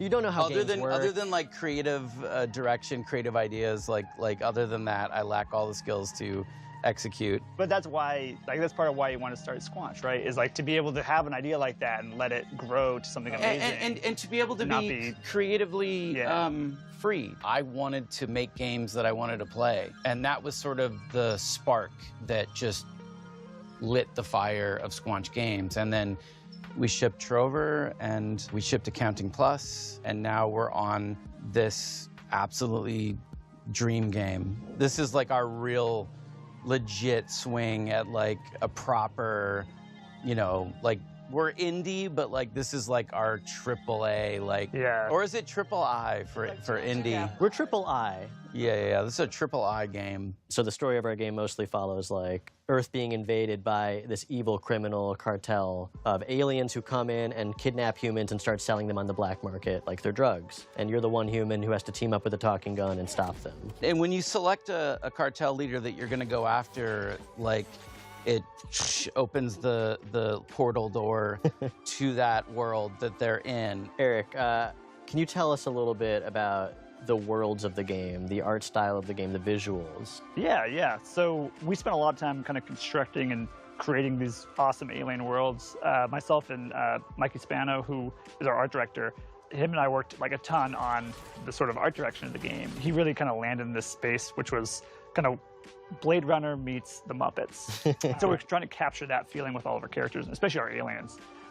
And then each world is its own kind of unique flavor, right? I think some of the ideas came from very kind of core thoughts. Like we want to have an awesome alien, like drug-dense spa on an asteroid. And yeah, what makes me really excited is the sort of really clear and like it's almost deceivingly simple narrative, right? Save the Earth, humans or drugs, talking guns. Ta-da. So Alec, who are the guns? What's their deal? The guns are these talking alien Gatlians. They're all shaped somewhat like a gun you'd find on Earth, but they've evolved to be just gun-like in their own way.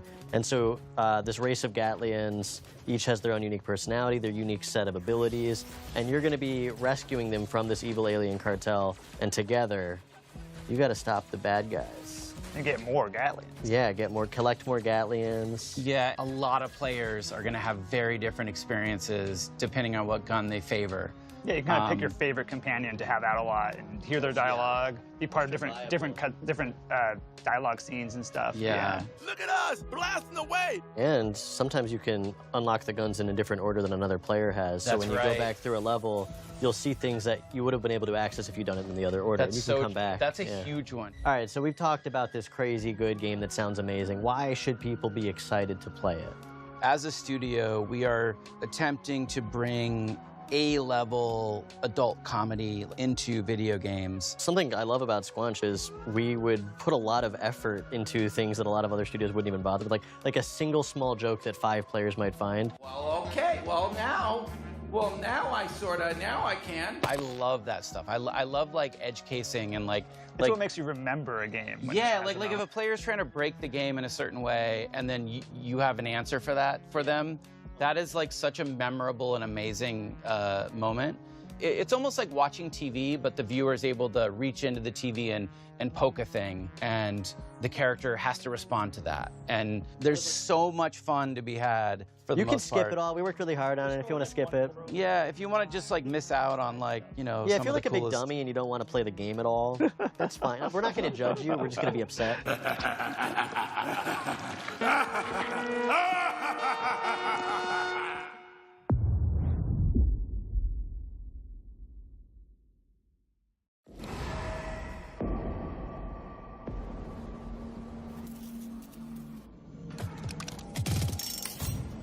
This is gonna be fun.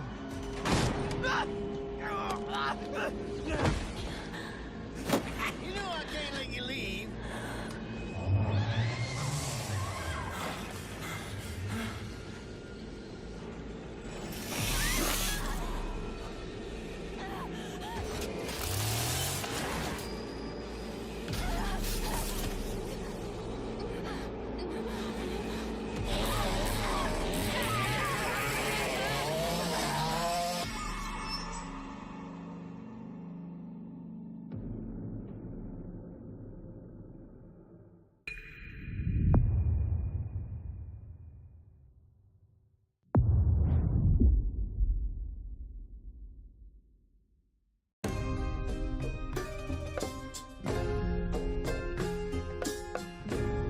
Pentiment is a narrative adventure game set in 16th century Bavaria, which is part of the Holy Roman Empire. You play a character named Andreas Mahler, who is an artist working at a Benedictine abbey. He gets involved in a series of murders and scandals and tries to unravel them over a period of about 25 years. The name Pentiment, it is specifically referring to paintings in which there's an older painting underneath the painting that you see on the top. And if you scrape away the top layer, you see what was left behind. This has a bunch of significance. Obviously, you're playing a painter, but also it has a lot of significance to the idea of history kind of being covered and uncovered over time. When I saw narrative-driven games with really distinctive art styles, I was inspired to make a historical game that focused on the unique art style of the early modern period that was really driven by the relationships between characters and the stories that played out over time. Hannah Kennedy was really integral to defining the art style of Pentiment, especially blending the late medieval illuminated manuscripts with the early modern woodcuts. Yeah, so there's a lot of major points to solve and kind of marry between wanting this to be a true to the history, true to the feel of the source material that we were referencing as far as the narrative, but also thinking about the types of games that were like what we imagined we wanted as far as a gameplay experience. From the beginning, I knew that I wanted to portray a community that changed over time, which meant that characters are changing over time. That's really the focus of everything. The buildings do change, but really it's the characters where you see all the crazy stuff happen. Kids that I had become attached to because it's a 4-year-old, and we designed them to be a 4-year-old, and then they're getting married, and then I felt a weird, like, emotional reaction to that because I'm like, oh, baby's all grown up.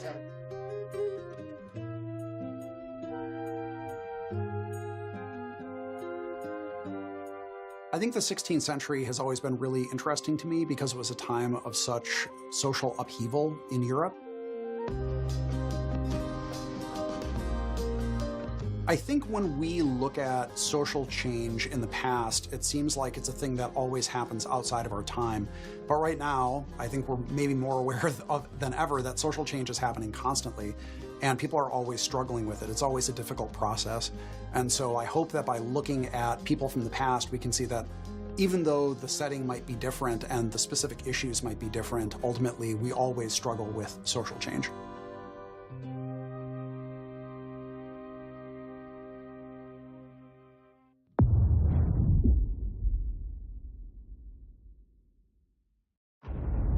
is putting on this bandana. All right, let's do crime.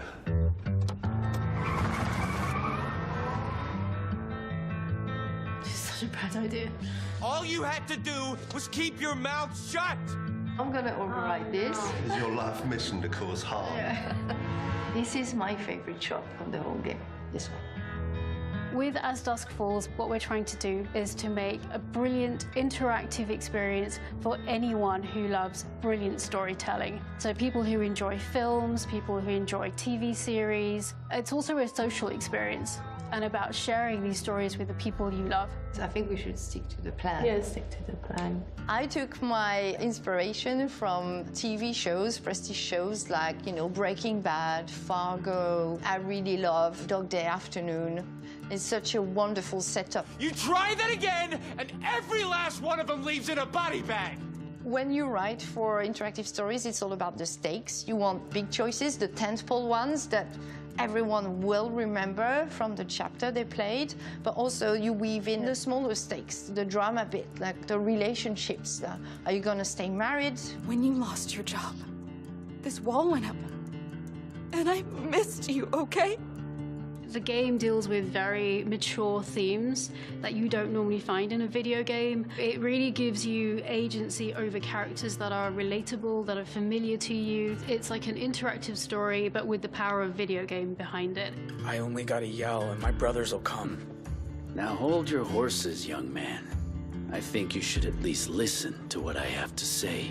In the first book, it's mainly structured around a hostage situation in a motel in the middle of the desert in Arizona, so it's a pressure cooker. You want your wife to live? Answer and do exactly what I say. Book 2 takes another approach entirely, and it's a chase across multiple states in the US. There's nowhere else to run. As Dusk Falls is an interactive show, but the important part here is the word interactive. The players are very much needed to help the character on their journey and decide what's going to happen to them, help them grow and change. It's not like there's one golden path. There's so many different ways through the story. You can replay it, and then you get to different story and different ending, and you feel like you're actually achieving something and shaping the story and also the character. Some of your true self comes out into that thinking. I don't know, what would you do? I'll try to, And at the end of the game, when you play, we tell you about your playstyle, and it reveals something about the player themselves, their values, and the way they interact with the others that they played with. I think for me, one of the really important things was that this art style could tell lots of different types of stories. We want to take really beautiful, sort of subtle facial performances, really strong dramatic moments, and just really represent that such that every frame is a painting. It's a single player and multiplayer experience, so 1 to 8 players. Because we wanted to draw in people who weren't necessarily gamers. Gamers are going to love this game as well because it's a very mature, in-depth story. But this game really taps into your life skills rather than your gamer skills, puts everyone on a level playing field. You did well there, that is a ferocious job. I did it. You share the same character, you discuss, you make decisions, and majority wins. It's like each player is like a voice in the character head. Are you taking the money this time? I am definitely not. Take the cash. It's been a massive journey, and I can't believe we're just so close, touching distance to this game. Yeah, I'm gonna miss it when it's done.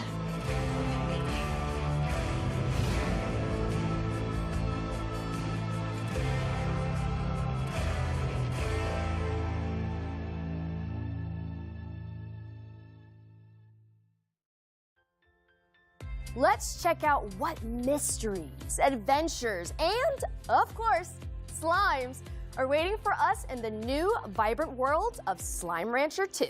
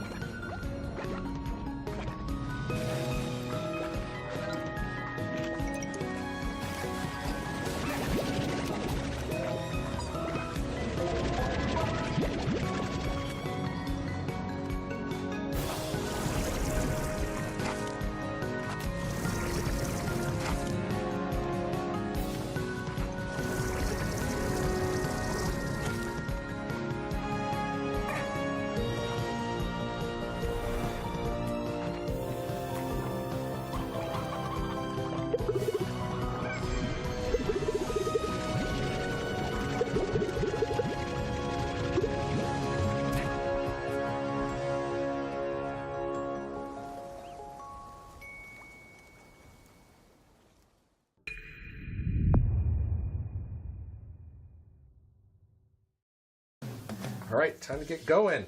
First trip in a while. Put this in here. Australia. Passport. I need a passport. Where's my passport? Passport.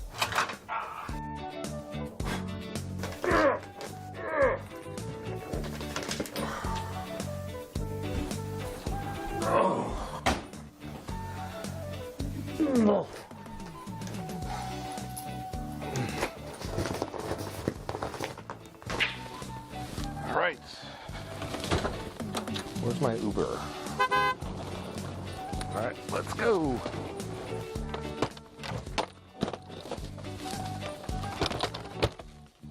Let's go.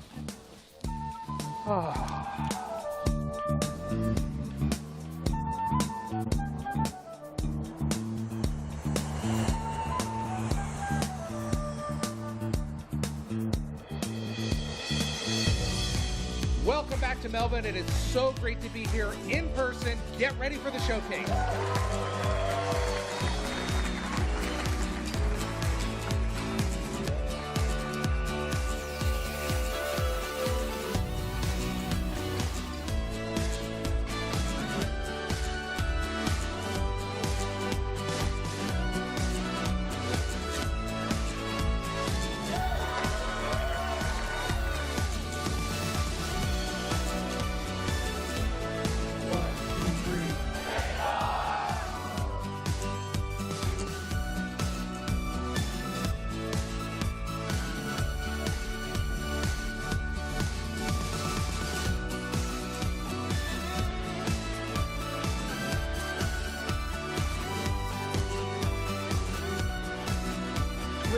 Here in Melbourne with FanFest.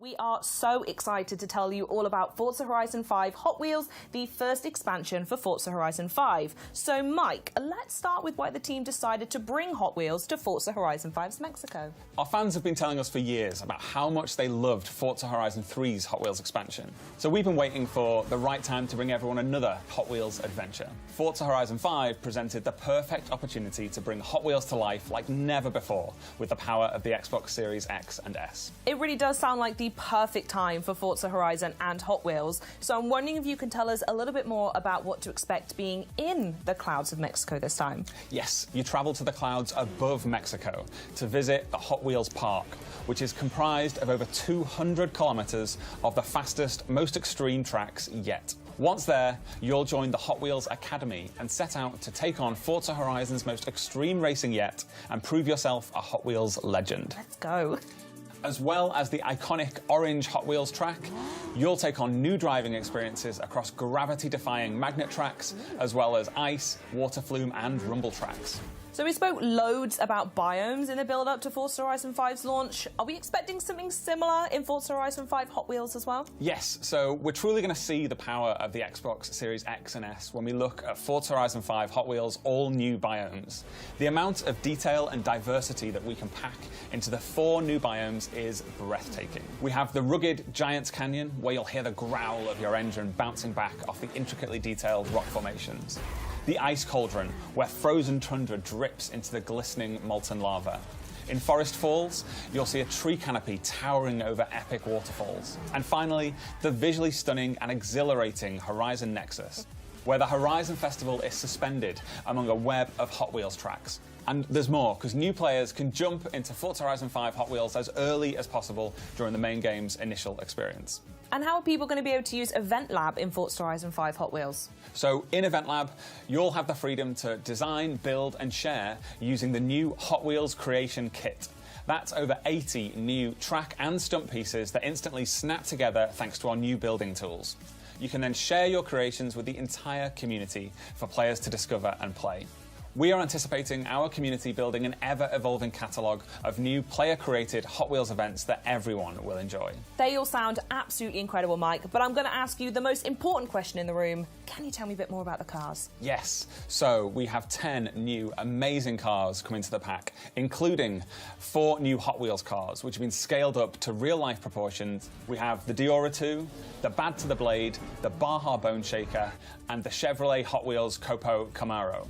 Forza Horizon 5 Hot Wheels introduces the most extreme tracks we've seen yet in Forza. So we've added some new extreme track toys and hypercars to go with them. That's fat. I want to call out the Hennessy Venom F5 and the Mosler MT900 GT3. Their speed is unlike anything we've seen before. So we know Forza Horizon 5 fans naturally love co-op, so how is that continuing in Hot Wheels? So, in a first for Forza, you can join up with your friends and play from the very start of the experience in co-op. You and your friends will then take on a new campaign, moving your way up through faster and faster car classes until you unlock the extreme speed of X-Class and become a Hot Wheels legend. You can also choose to take on the world in Horizon Open or team up with your friends to take on a team of drivatars in the Horizon Tour. Ooh, I absolutely love that. Final question now, though. When can we expect to play? Yes, so Forza Horizon 5 Hot Wheels releases on July 19th on Xbox Series X and S, Xbox One, Windows PC, and Steam. Mike, thank you so much for joining me. This has been so much fun, and I cannot wait to play.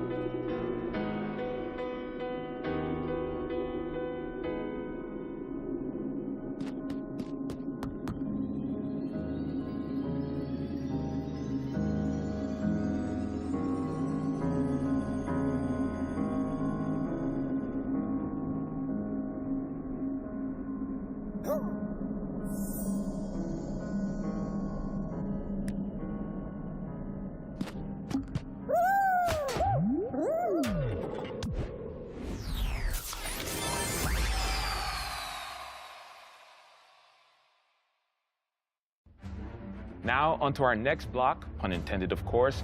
Minecraft Legends is the action strategy take on the franchise you never knew you needed. I'm here with Dennis Rees from Mojang Studios, who has just released the world premiere trailer of Minecraft Legends. Dennis, welcome to the show. Thanks for having me, Malik. So happy to have you. I mean, this is a really exciting time for the team. Let's talk Minecraft as a whole, though.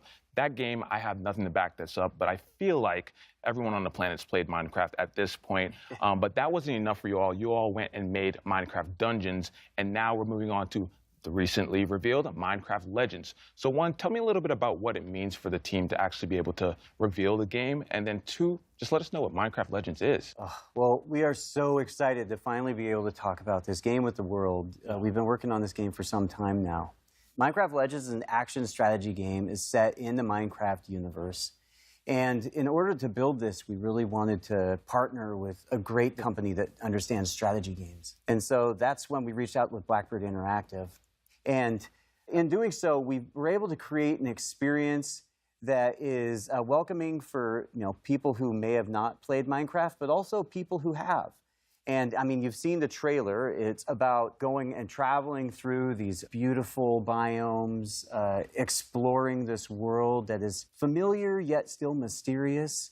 And so as you explore these lush biomes, you collect resources, and then you use those resources to build defenses from these dangerous but very cute piglins.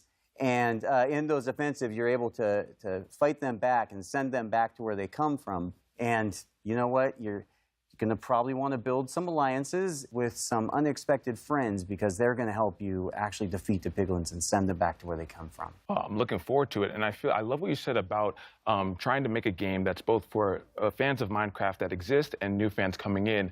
Minecraft can go in so many different directions, I feel like, with a new game. What made you choose action strategy? Well, really, it was many years ago, as a group of folks at Mojang sitting around talking about what game genres they really enjoy.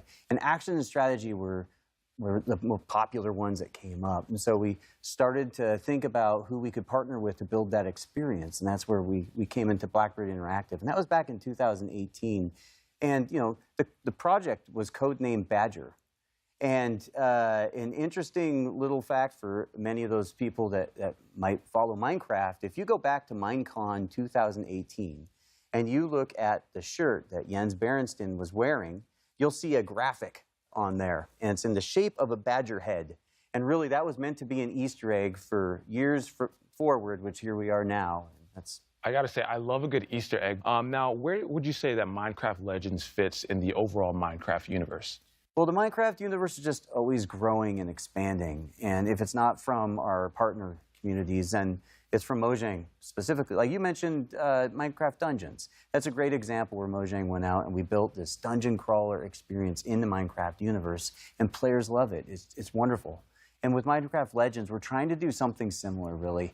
And here we're going to be introducing a narratively driven campaign with a whole bunch of new characters and a lot of other things that I'm not ready to share right now. Dennis, I thought we were friends. You can share it with me and everyone watching. No? Okay, I won't pry anymore. But tell us when the game is coming out and where we can keep up to date. It's coming out in 2023 on PC and console on Xbox Game Pass. And if you want to know more, just follow us Twitter or jump on Minecraft.net. Dennis, I'm so excited to jump into Minecraft Legends. Thank you so much for stopping by and giving us the lowdown. Thanks for having me.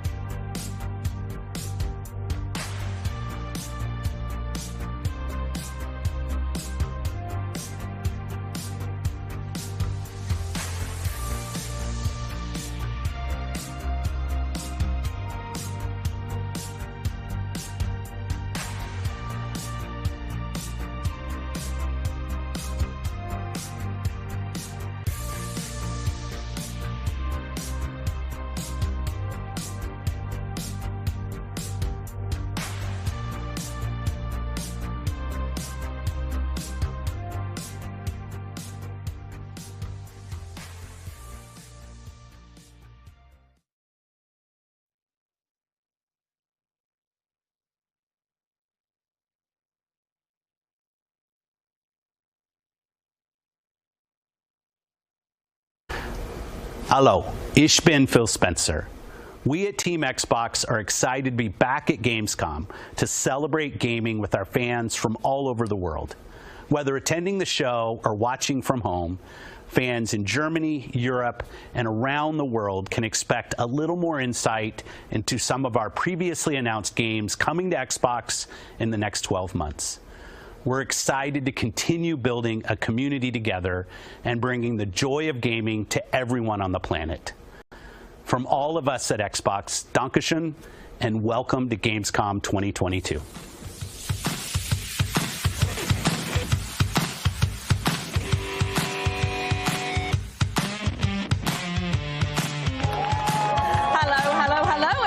It's been 3 long years, but today we are finally back in Cologne, Germany to bring you all things Gamescom. And it feels so good to be back. For the next 6 hours, we'll be bringing you in-depth discussions with the creators of some of this year's most anticipated games. And I think these guys are excited! That's right, Charlie. Today we'll be talking with the brilliant minds responsible for A Plague Tale Requiem, Age of Empires, Sea of Thieves, Minecraft Legends, Microsoft Flight Simulator, Pentiment, High on Life, Lies of P, Grounded, Under the Waves, Planet of Lana, and Gunfire Reborn. And listen, I cannot tell you how good it feels to be back here, surrounded by fans and developers, and not just talking through a computer screen after all of these years. Am I right, everyone? Yeah.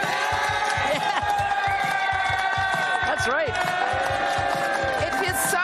To be back and to be bringing such brilliant games along to Gamescom with us. If you're watching at home, we want to hear what you're excited about. So as we go through the show, use the hashtag #XboxGamescom to join the conversation. Now let's get into the content, and I'm going to ask my colleagues to clear the runway so we can welcome the creators of Flight Simulator to the stage. But before we sit down with the team, what a better way to celebrate Gamescom than with an entrance to the city from the Flight Simulator directly. Enjoy and viel Spaß!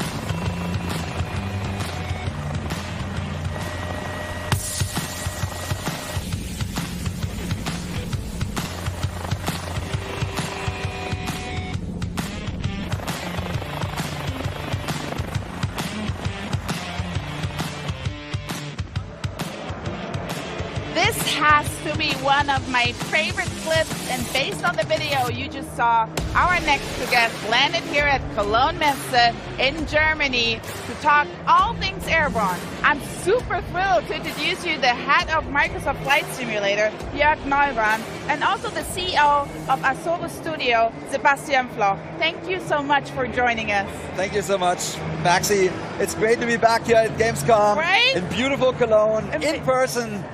Let's go. Thanks so much for having us. Thank you. And I heard you brought something special with you today. Yes, we did. We thought we have to rise to the occasion and do something special, and we had to come up with something new. So for the first time, we're doing something called City Update, which essentially means we made 5 new photogrammetry cities here in the area, and we have a trailer, so let's take a look.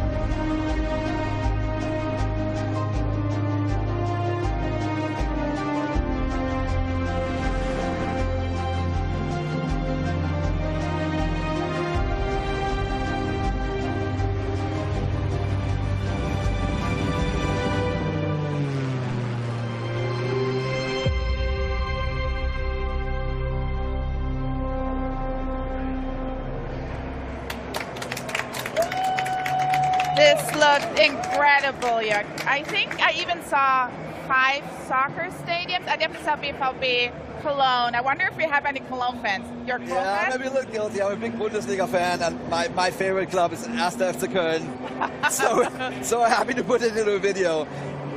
But yeah, the spirit. I hear it till here. But yeah, really incredible, amazing. Thank you. Yeah, photogrammetry is awesome. So just to explain, we flew all this last year. So basically we have planes flying really low, taking a photograph a second. And so we have millions of photographs. Out of that, we built these 3D cities. And so it's beautiful. And I hope the Germans love it a little bit. But that's not the only thing that we did for Germany. So when we go into a region, we try to do a regional plane. We call those local legends. It's a plane that is not that well known in the world, but it's known in the country. So last year for Gamescom, we actually launched the Junkers Ju-52, which is my personal favorite plane. And for this year, we said, what are we going to do to top this? And we are taking the sort of the father of the Junkers Ju-52. It's the Junkers F-13, which was the first metal transport plane in the world. So it actually started airlines, that one. And yeah, so we actually have a trailer. So let's take a look.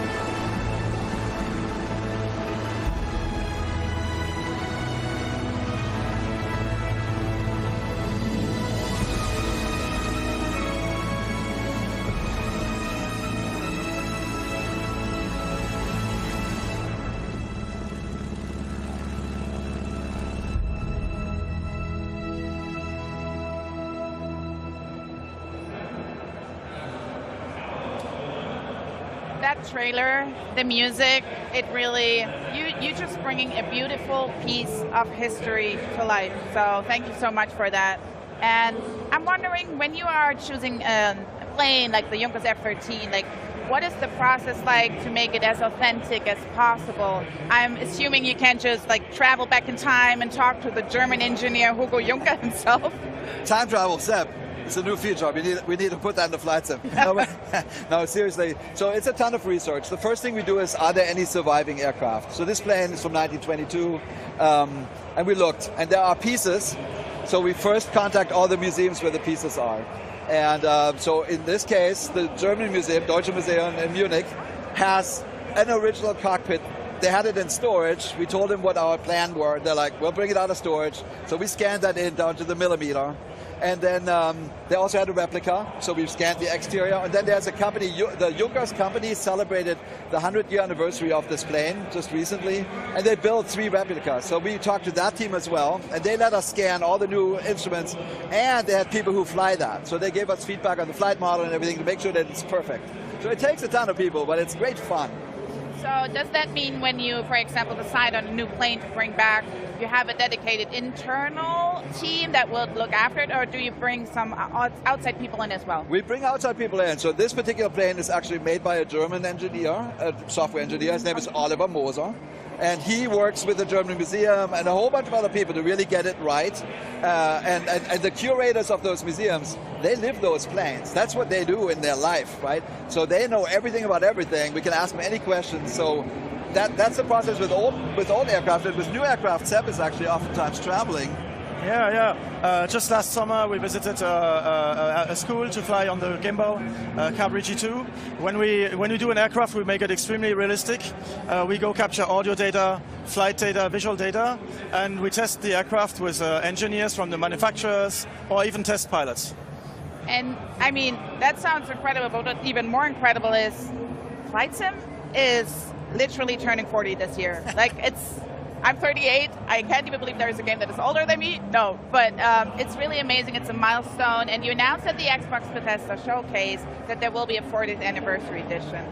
Before we dive into that one, what does it feel like to run Microsoft's longest gaming franchise? Do you have any key elements that you could share? Yeah, I mean, it's like we're a little bit in awe, right? We're living history. We feel very thankful. We always say we're standing on the shoulders of giants.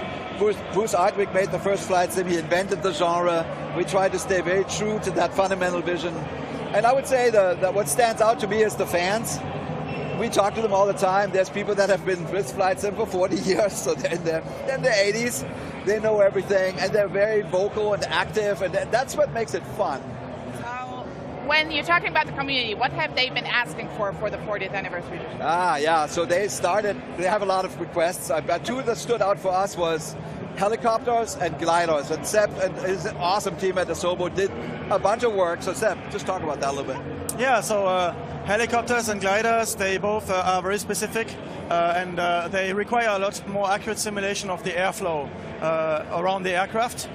So for example, for helicopters, we have the gimbal Cabri G2. We simulate 1,000 surfaces of the helicopter instead of just one, which was the previous helicopter model. And we have to simulate also the airflow around the helicopter because the rotor is what makes the helicopter fly, and it pushes the air downwards. So it creates very complex airflow movements. To make it easier for people to understand how this worked, we have added a visualization so people can turn on and off a tool that allows to see how the air flows around the helicopter. And you see the air really, how it creates vortices and how it creates turbulences around the helicopter. And so there's very important effects that account when you fly in helicopter. One of these is translational lift. Translational lift is when the helicopter goes forward, it's easier for it to catch the air and climb up. And we actually flew the gimbal in July, and it's very strong, the effect. When you fly, you go forward, and as soon as you go forward, you get a lot of lift, and it really goes up. Yeah. Another effect we have is the ground effect. When the propeller, when the rotor pushes the air down, it's for the helicopter like climbing a ladder that always goes down. And when you go closer to the ground, the air is blocked by the ground. It goes down slower, and the helicopter is more efficient at climbing up. So does that make, just a question, like, because you said July and it's very hot, that makes a difference, right? Oh yeah. The gimbal G2 has enough power to easily climb vertically when it's cold, but in July when we flew, it was 100 Fahrenheit, and we couldn't even go up vertically. We had to go up forward. And another thing you said, it sounds very dangerous. That's like this blade flapping. I'm sorry. I don't have any aircraft knowledge this deep, but it sounds like it's a baby bird's first fly. I don't know. Almost. It feels like wings. So the helicopter physics is really very complex. We had to push it up from 100 hertz to 1,000 hertz, so just to capture a rotor going around because it spins so fast. And flapping is when the helicopter wants to go left, it needs to push on the left side, so the rotor goes up and down and up and down. It actually resonates when it turns around, but everything is offset by about 90 degrees because it's also soft, right? It takes time for the rotor to bend and push the helicopter on the other side.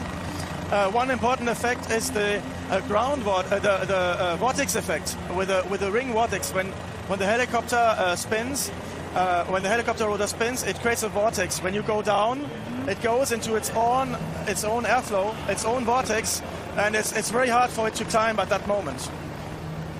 I love these deets. I could talk forever about this, but I think the most important question now is, could you explain a little bit what is the difference between a glider and all the other aircrafts? Yeah, very important. A glider, most of the gliders don't have a way to go up in the air, so they need to find a way to take off. So they have either a tow plane or they will have a winch, which is going to launch them into the air. And once you're up there, if you want to stay in the air, you need to find places where the air goes up.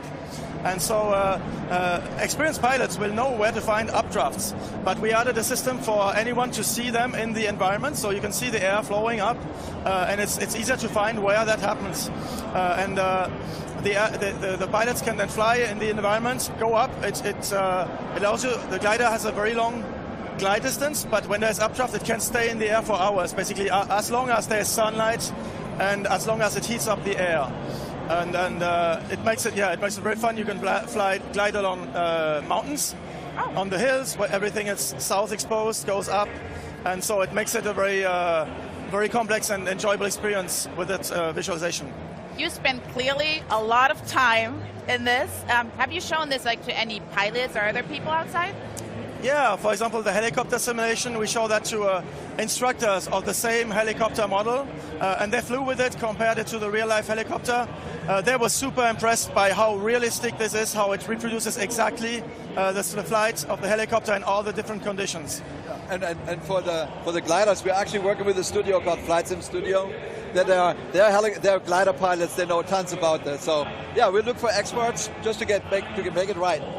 So since the instructors were so impressed, would you think that the community would be equally impressed? Yeah, we've been showing this a little bit, the visualization tools and all that. And you know, in the past, like our last flight sim was called Flight Sim 10. It was basically a helicopter was a box with a single point. Now SEP has thousands of points. The physics simulation is out of this world. Nobody's ever seen anything like this before. And they are over the moon. So they can't wait. They can't wait. So I love hearing about helicopters and gliders and planes. Do you have any other aircrafts coming to the 40th anniversary edition? Yeah, so there's actually the third big question from the community was it's called True to Life airliner. That means, you know, airliners are hugely complex. They have thousands of buttons. And True to Life means that every button does something. So we work with a team, they're called InnyBuilds. They're experts. They're doing an A310 Airbus.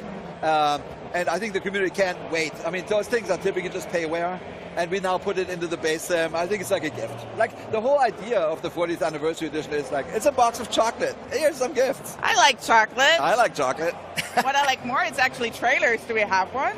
We do. So just to speak to the rest of so we also want to celebrate aviation. You know, aviation, when you think about it, it's 120 years, and we have 40 of that. So it's like, let's connect those things together. So we picked some of the classic planes from the 1903 Wright Flyer, and we spent like 5 decades all the way to 1940s. And we do have a trailer for that. And let's go.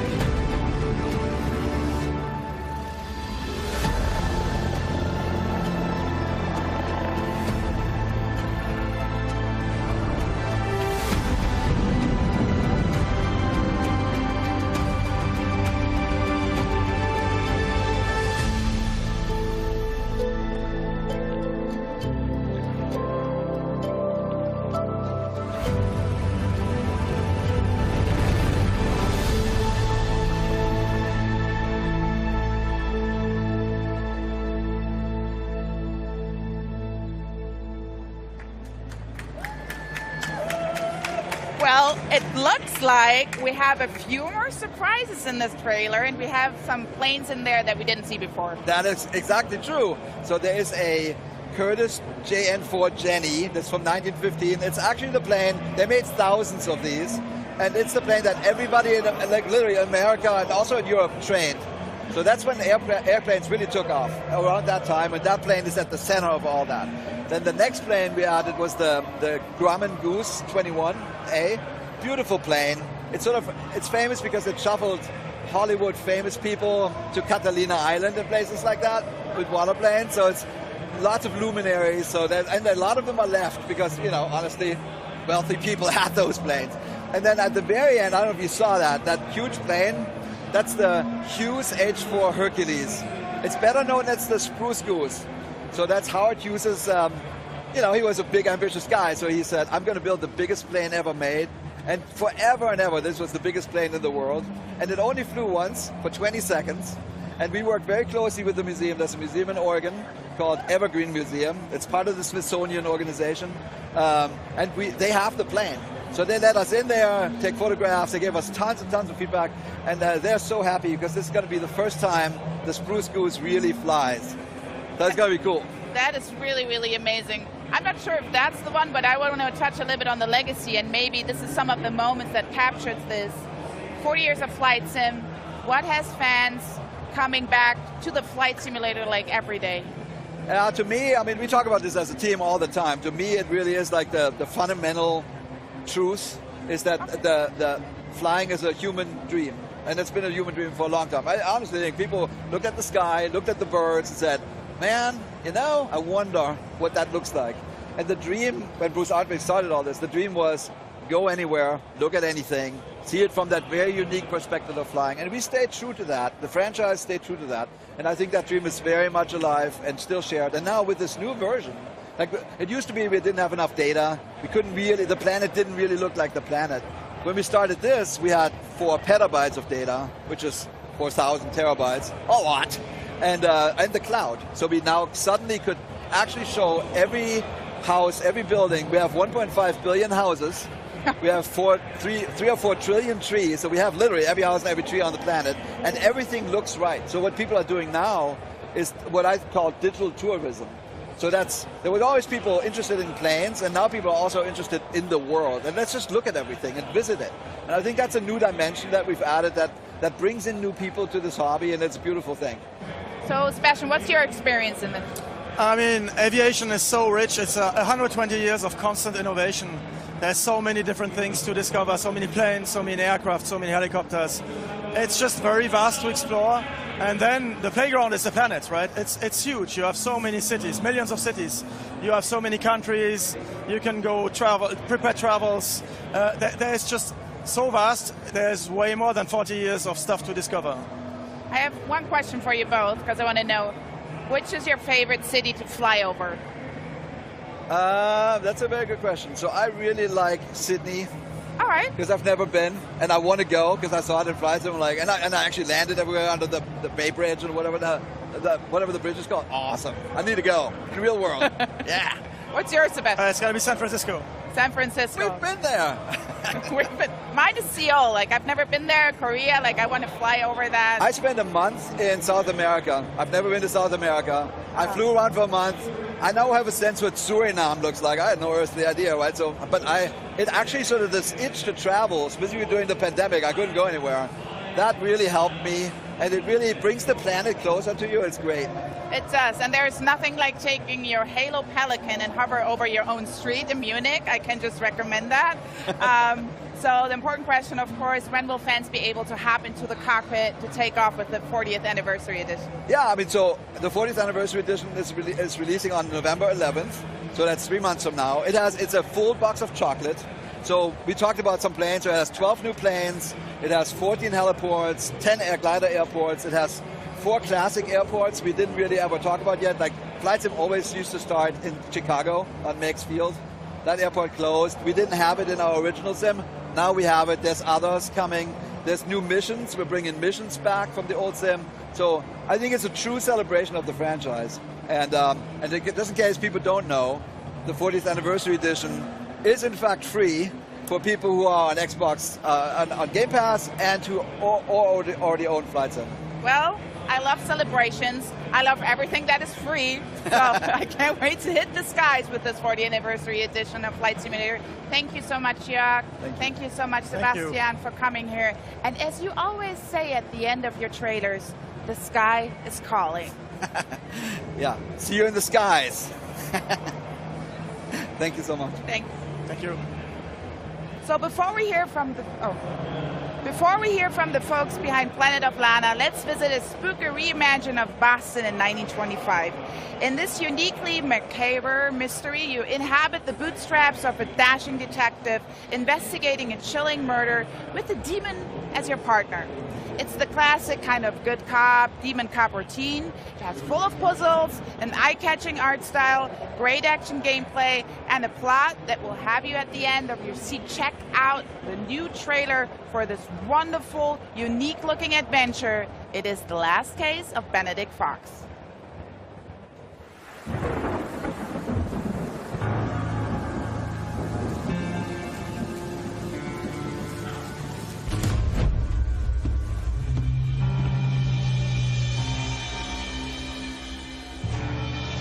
That's him.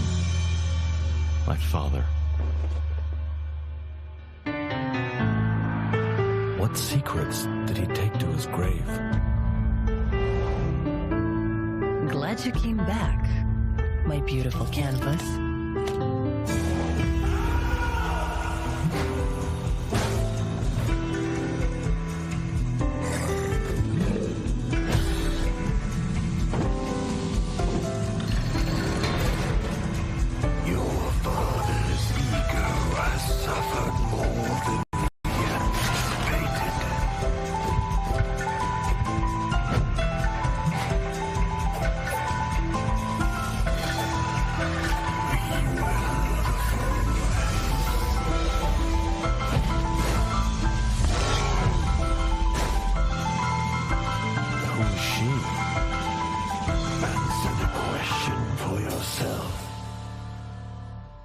Benedict.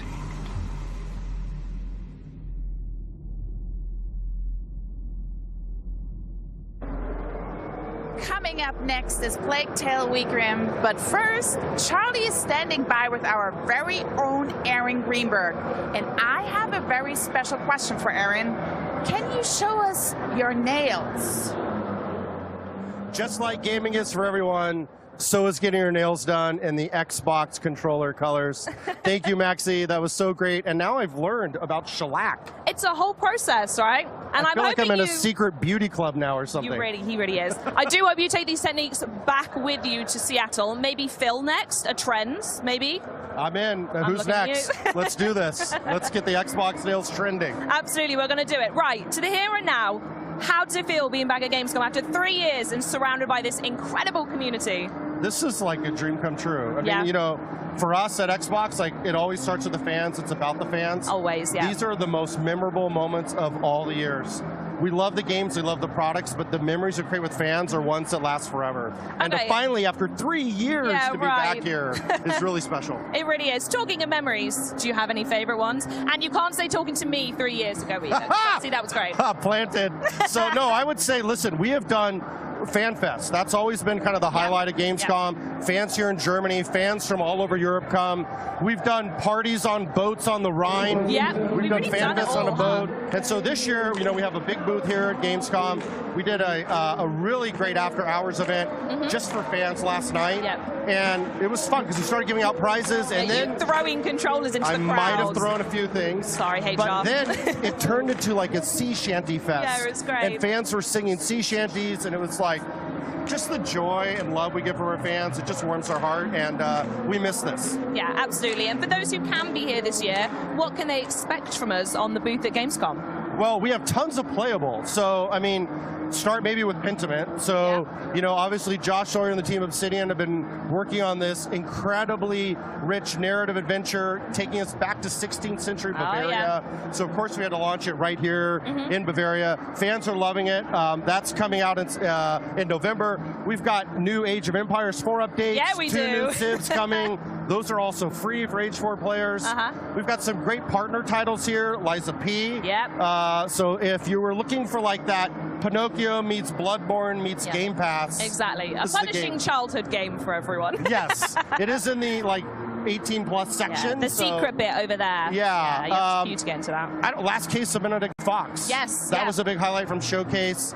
And I got to meet the team from Plot Twist. They're here from Poland. So that's also nice. There's a lot of developers here that are creating games for Xbox and for PC and for the ecosystem. And to get to meet those teams is also super special. And then, of course, for Grounded, the full release September 27th, we have a giant 17-foot, over 5 meters wide brood mothers. And I'm told that that's to scale as well versus Yes. in-game. That's how big she is. Yes. So, yeah, we're having a great time. The booth's filled with games, filled with fans. I mean, that's what Gamescom's about. Yeah. And it's just nice to finally be back here and let people get to experience some of that magic again. Nothing beats in person. 100%. Couldn't say it better myself. So thank you so much, Aaron.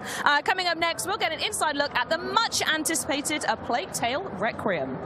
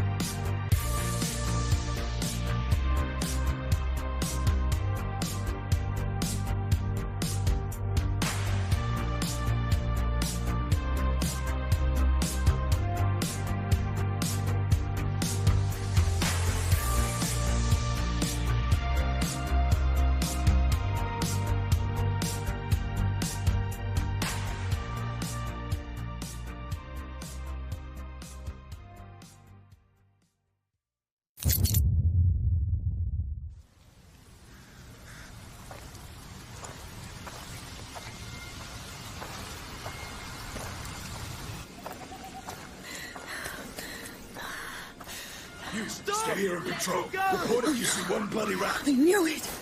I knew it. All right. Move, quick.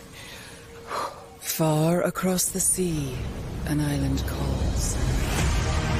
Nothing ever stays nice. It always turns bad. Things aren't always nice. You can change them. How? The way we always do. We fight. How far will you go to save the ones you love? A Plague Tale Requiem picks up a few months after the end of Innocence, right around the first days of summer. Amicia and Hugo are headed south, along with their mother Beatrice and the young alchemist Lucas, reaching places still spared by the devouring plague, the raging wars, and the rabid rats that are running rampant in the north. Is that a fair? Beneath the warm sun of 14th century Provence, the Daroons are almost able to enjoy a normal life. You're great!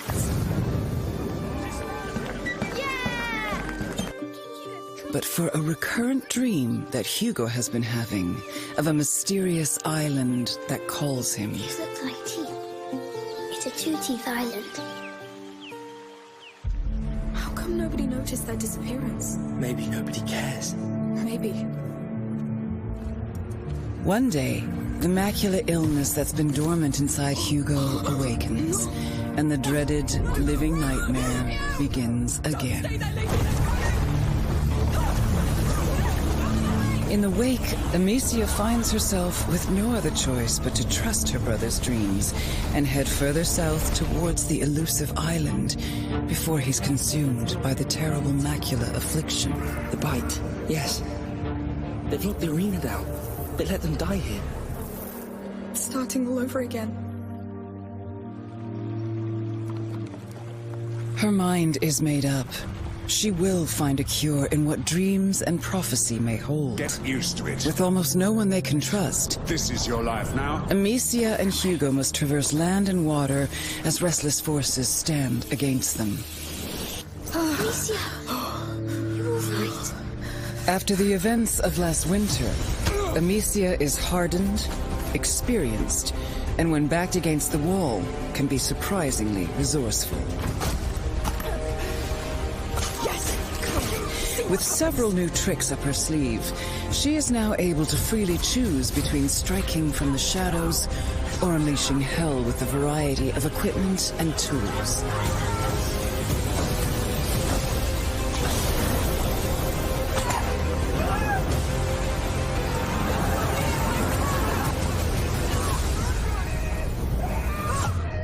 Hugo wants more than ever to help his big sister and not hinder their progress. We need to leave or we'll doom everything. The macula within him is a double-edged sword that has deepened his connection with the rats. Rats. They can feel people's blood. Now I can too.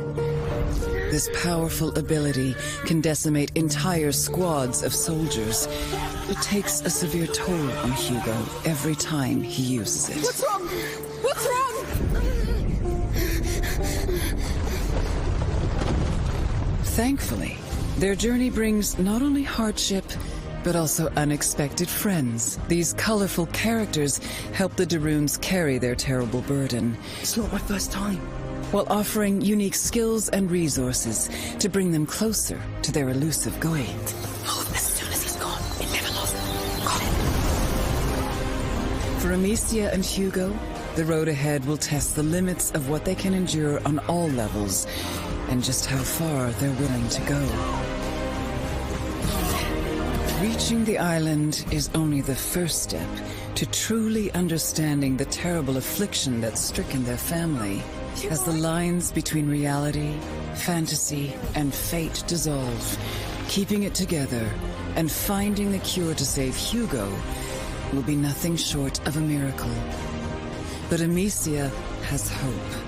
and hope is the last thing lost.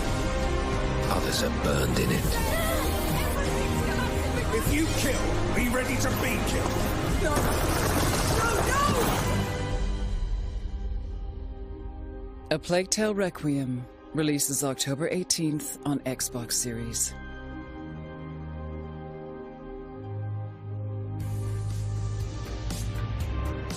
Wow, what a journey. I don't know about you, but I've been eager to get back to the rat-infested France of the 14th century, which is a sentence I never thought I'd say, and it's in part thanks to this guy over here, Kevin Chateau, game director for A Plague Tale Requiem, releasing this fall. Kevin, thank you so much for joining us today. Thanks for having me. I'm super happy to be here. It's such a good day. So we're going to dive right into that trailer. As it mentioned, this is the follow-up to the smash hit Innocence. So I was wondering if you can catch us up to where Amicia and Hugo are up to now.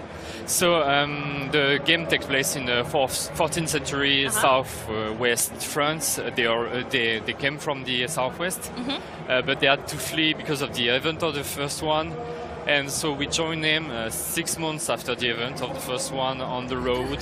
They are arriving in Provence, so southeast France, and we are going to explore this region and also a bit of the Mediterranean Sea.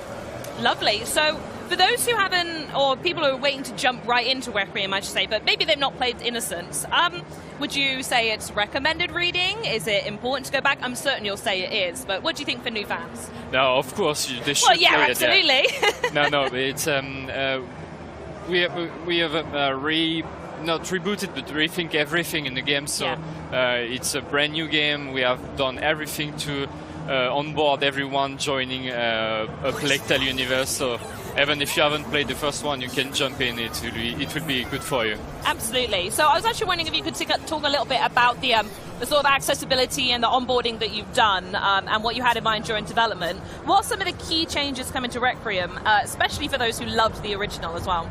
So there's a lot of new things, of course. You've seen it in a trailer.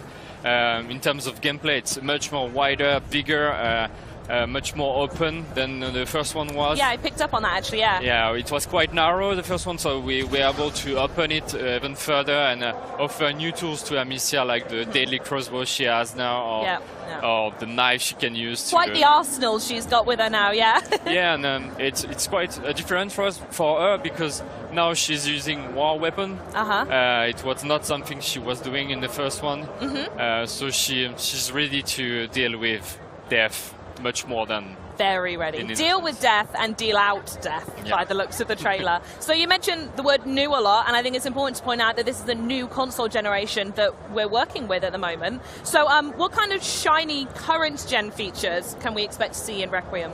So there's many things. Again, the first one that come into my mind is we have pushed the facial expression, the mocap even further. It was a brand new thing for us. We had no mocap on the first one, so we built up our studio. We've learned new ways to work, so we've improved this aspect of the game, and visually it's much more stunning than the first one was.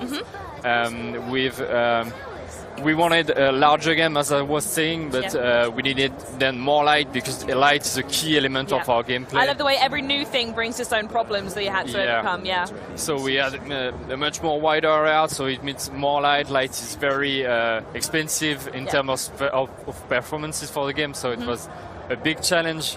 But also, of course, wider space, we need Got to more fill it with rats. something. Yeah. So we jump up from 5,000 to 300,000 rats on the screen. That's a lot of rats to begin with. So sorry, say that one more time. That's 5,000 to 300,000 rats. Yeah, that's it. Are you lot okay? That's a lot of rats to put in a video game. Well, I was going to say, well, thanks to all of those rats, it does mean that when we say that Amicia and Hugo have been through quite a lot, I think it's a little bit of an understatement, especially now. And at the end of the day, they're actually still children, if there are anyone out there who didn't know that much background from the story. So how do you go about showing their relationship in an authentic way after everything that they've been through together? It's super hard to do that because they've been through a lot. They have experience. They were almost dead sometime, and a lot of people around them died. So they have to grow up, be much more mature than what they should be at their age. it's super hard to build up a story and convey convincing dialogue for children. Yeah. Fortunately, the team is quite old now, and age is but a number. But and we a lot of us have children, so we can be inspired by them and try to feel the best way to convey children emotion to the players. It must be a very difficult one to do, though. I mean, as a parent myself, I can only reasonably say that I hope I never see my children go through what happens in that game. So what's that sort of like to go, yeah, we're reflecting the childlike experience in the game, but also committing terrors to them? Yeah, it's this is something we have no inspiration from to take from, because again you don't want to be inspired by that too. No. Of course no. Yeah, well, fair enough. We're going to focus a little bit now specifically on Amicia. As in Innocence, we saw her wielding a crossbow. She's way more prepared, she's way more confident, dangerous, and all round, I think you'll agree, a bigger all-round hero to Hugo. So how do her tactics change in Requiem, and what does that mean for the people playing as her? So as prepared is the right word. She's ready. She don't want just only to survive or to escape. She's ready to fight if she needs to. Absolutely. But she's not forced to. So the player can choose the way he will approach things. Oh, interesting. Okay. So he can go full stealth if you want. He can go full combat. Everything is still there from the first one. So, but right now you can choose to approach a situation the way you want. So it's not that only the space that is wider, but also the way you will approach things. Yeah, and by full combat, you mean? I mean, we saw some stuff from the trailer, like you all-out combat, right? Yeah.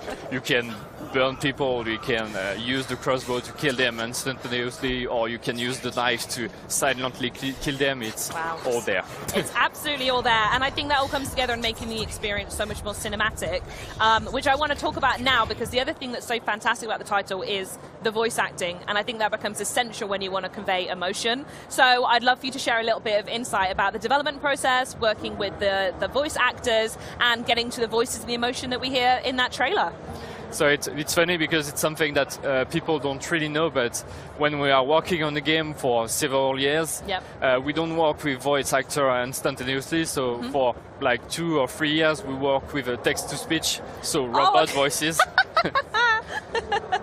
And for an emotional game, it's a bit hard because... And it takes you out a little bit. Yeah, it's like when you use your smartphone, it's a flat voice with no emotion, no punctuation, nothing that makes really sense. So it's really hard to keep your focus on the story, on even sometimes to understand what is the purpose of seconds.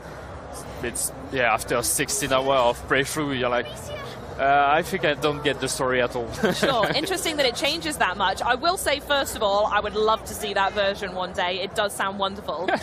So do you want to, what was the process like working with the voice actors? So when the voice actor arrives, it changed everything because we were able to work again with Charlotte McBurley and Logan Hannan, which were the actor for Amicia and Hugo from the first one.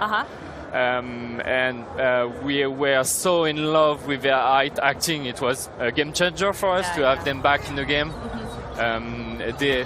When they arrived, their voices arrived in the game changed. I was going to say, I imagine it's a little bit of a chicken and egg situation with voice acting. Who informs the character? Is it you guys designing the character, or does the voice actor come in and actually completely change a scene? Actually, it's both. We prepared everything, and they react to what we've wrote, and they say, no, I think Amicia should say it like that, or a bit more like that. So we change that on the fly with them, and adapt the game sometimes to their feedback to make it even better and even more accurate. They are still children and we are not anymore. So I love that they have their own feedback as well. It's their character, right? It's their character that they're conveying. So big love for them to feed him back as well. Right, well, lastly, for anyone who is watching this segment out there who can't wait to play Requiem in October, which, by the way, is day one on Xbox Game Pass, and maybe you're not here in Gamescom as well, I'd love to know what you would like to tell the folks at home about Requiem. So we're super glad to have it day one on on Game Pass because it means that a lot of players will be able to try the game and to give us feedback because I really want to see their reaction. You know, I can't wait to see that. We've built up the game since several years and we write up this big story, and I really want to see people's reaction to that. And the community have been really close since the first title as well. Yeah, and it's thanks to them that we were able to do the sequel. So yeah, we're super excited. It's a love letter to them. Yes. By the courier device of rats. 300,000 of them to be precise. 300,000 rats of love. Absolutely fantastic. Well, thank you so much for joining me. I'm a massive fan of the series, and I cannot wait to get my hands on it. Thank you again. Yeah, thanks so much for joining us. But when it comes to self-care, you can't beat a rewatch of the Disney classics, right? I know I certainly can't. Yet in recent years, many of us have also sought comfort in virtual worlds. Millions of players have found solace in games that allow us to customize islands, build unique homes, and share virtual spaces with friends when we can't actually see them in person. Our next trailer builds on that idea and takes it to a whole new world, so to speak. Here's an all-new look at Disney Dreamlight Valley. Hello, everyone. I went on a wonderful adventure today in Dreamlight Valley, and I want to share it with you. It started with my favorite song on the radio. Don't you just love when that happens? It put me in the best mood ever. So, I picked out my look for the day. I was in the mood for something adventurous, and I had the perfect outfit. I was feeling a bit creative, so I added a little touch of magic to my look. And then, I was off. I made my way to Chez Remy for brunch. I love cooking with Remy. I was feeling some Mickey waffles with jam, but it turns out we were fresh out of fruit. Raspberry jam is my favorite, so I headed up to the Forest of Valor to pick some. And while I was there, I heard a sound from the Frosted Heights biome. But I just couldn't cross the bridge. I'll have to adventure back there to check it out. My stomach started to rumble, so I headed back over to the plaza. And we were ready to cook. I always learn something new with Remy. There are so many recipes to try to create the perfect Disney-themed meal. Ah, here we go. I even whipped up an extra and shared it with Kristoff. After brunch, the weather was just so perfect that I couldn't resist going for a walk and some shopping. While looking in the windows of Scrooge McDuck's general store, I ran into Scrooge himself. He asked for my help spreading the word around town about his shop. Of course, I said yes. So I headed over to my crafting table, whipped up a few signs, and placed them around town. I was exhausted after so much excitement, and I just felt like relaxing a bit, so I decided to move my house over to Dazzle Beach to watch the sunset. When I set up my house, I noticed a strange pillar. Merlin had quite a story to tell about it. I put up the perfect hangout spot, and I invited Ariel to hang out because happy moments are always better when you share them with friends. It really was a perfect day in Dreamlight Valley. Pre-order Disney Dreamlight Valley now.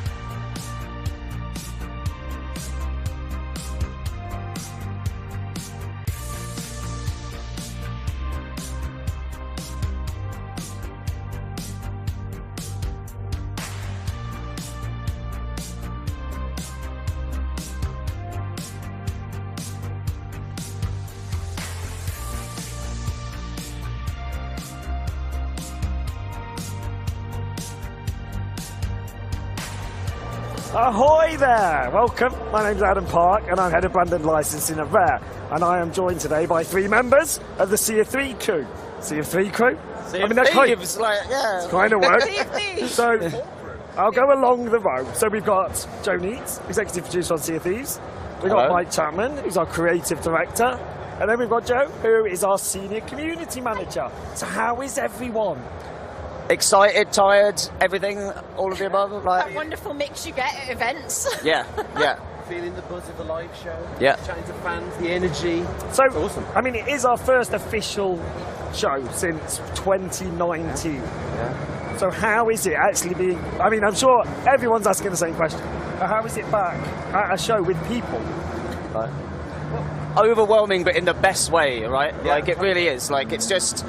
The passion, the excitement, the buzz, I think that we all have coming to a show like this, right? And kind of meeting the fans, but then giving back to us from everybody that we see. It's just like, it's incredible. Like, we've brought so many of the team here. We've got about 13, I think, with us. Like, and because it's just so valuable bringing people to shows, getting that buzz, getting that energy that you just take back to the studio to kind of just pour into more Sea of Thieves, basically, right? Yeah, absolutely. Like 2019, but it feels so much longer. Yeah. Like the first live show for us since 2019, so exactly what Joe said, feeling the buzz from the fans, and we get to take that energy back to the studio to keep making this here. And so, Joe, this is your first official Sea of Thieves event. Yes, first official Sea of Thieves event and first Gamescom in general. It's amazing. Like, obviously, we had a little taste of this end of July with Sotfest. Yep. And that was wonderful to see the fans in person after so long, and for the first time for, I think, a lot of us. And now we've brought it to Gamescom, and some of them are here, and you're seeing them again and recognising them, and you get that real sense of what it means to them to be a part of this community. And we've got all sorts going on the stand, so go on, show off. So we've got tattoo stands, we've got Gold Hunters Live, which people can tune into. You can come and win things, photo ops, meet the team, so it's great being back. But, so obviously it's been 3 years since we've done anything like this. What's gone on generally, Mike? I'm going to ask you to start with. Sure. Sea of Thieves, has anything happened in the last 3 years? What haven't we done? What? Honestly, I think like, our passion has always been to keep building out this pirate world. And over the last 3 years, you think back to the things that we've added the emissary system. The fact that players can go and role play as their trading companies for extra rewards. We've added new quest types. We brought in our seasonal progression systems. We brought in our adventures. We brought in our mysteries. We brought in like all these new ways to play. And one of the key ones, of course, was our collaboration with Disney on A Pirate's Life. And since 2019. Thank you, sir. Just keep going. Yeah. And one of the big ones was what happened with The Pirate's Life. So working with Disney, we built all of that during the pandemic. Being at home, working with this team, we've worked together for so long. All of this incredible bonds and relationships that we built allowed us to get through what was a very hard time, but come through it stronger as a team, and we're more passionate than ever. And obviously, Joe, you joined Sea of Thieves during the pandemic. How has it been, like, that dynamic of actually coming into the studio? It's the best thing. Like, you get a real sense since day one of how closely the team works together and how approachable everyone is. There's no one that you can't just drop a message to, but that translates over to the studio where we've got such a wonderful, creative, nurturing environment, but you can go and knock on the door of anyone or bump into them into the corridor and conversations spark from that. It's such a wonderful thing to now have that. Everyone's not just behind a screen anymore. And how do you feel, Joe? I mean, again, it's been a long 3 years. We've achieved a lot in that time. How does it feel being back somewhere like this with what we've done? Well, honestly, like, I think we were talking about this kind of earlier, right? Like you were talking about during the pandemic, the team's all separated, but being back in the studio, you just get that energy that you feed off each other. You feed off kind of the team and the people around you. And coming to a show like this, you kind of get that same thing. Like I said, it's just you feed off the energy. Like, and even though we're exhausted and we've all got sore throats and I've got a cough sweet in my mouth at all times, like water on hand, like, but it is water, I promise. It's just. It just gives you this energy and desire and passion to just like want to go back to the studio and just pour it into your work and pour it into the game, and you kind of want to take it and bottle it, right, and then take it back to the whole studio like we always do when we go back. We take photos and videos and do a big presentation and really try and just get people to understand what it's like to meet the fans, right? And you get the afterglow, and this is what we'll experience next week. We'll have this wonderful Gamescom afterglow as we get to take that back to the studio, like Joe said, and put it into all the ambitious things we've got planned for this year and beyond. Well, before we get on to that, teases and the like. So you did, like you mentioned it, one of the things we introduced in the last few years was seasons. Yes. Season 7. Yeah. Just gone live a couple of weeks back. Indeed. And it's a biggie. It is a biggie. It's a biggie. So, like, what have you, and I'm going to start with you, Mike, but I will come to you, what have you kind of enjoyed seeing people do? And what has Season 7, like, introduced to Sea of Thieves? Well, Season 7, you're right, is a big one. And the idea of being a pirate captain in our world, the idea that your ship becomes, it becomes an embodiment of who you are in this world and your pirate journey. Captaincy extends that pirate journey. It allows you to, as our community have often requested, to name your ship for the first time, to have this persistent identity for your ship. But beyond that, we're bringing in new progression elements. We're bringing in the captain's log, bringing ways that your session and the ship now feels like a home. So based on how you play, your ship represents who you uniquely are as a pirate and how you play in Sea of Thieves. So I think one of the most important things that has meant a lot to us seeing the reception is just seeing players go all in on that role play. You know, we're going all in the idea of this is who I am, and when you board someone's ship, that representing who they are in the Sea of Thieves world. And why Captaincy now? Like, what made sense to bring it in at this point? Well, it's one of those features. I think we were always going to do it. Yeah. Why it made sense now was, and it kind of goes back to the question around what's happened in the last 3 years.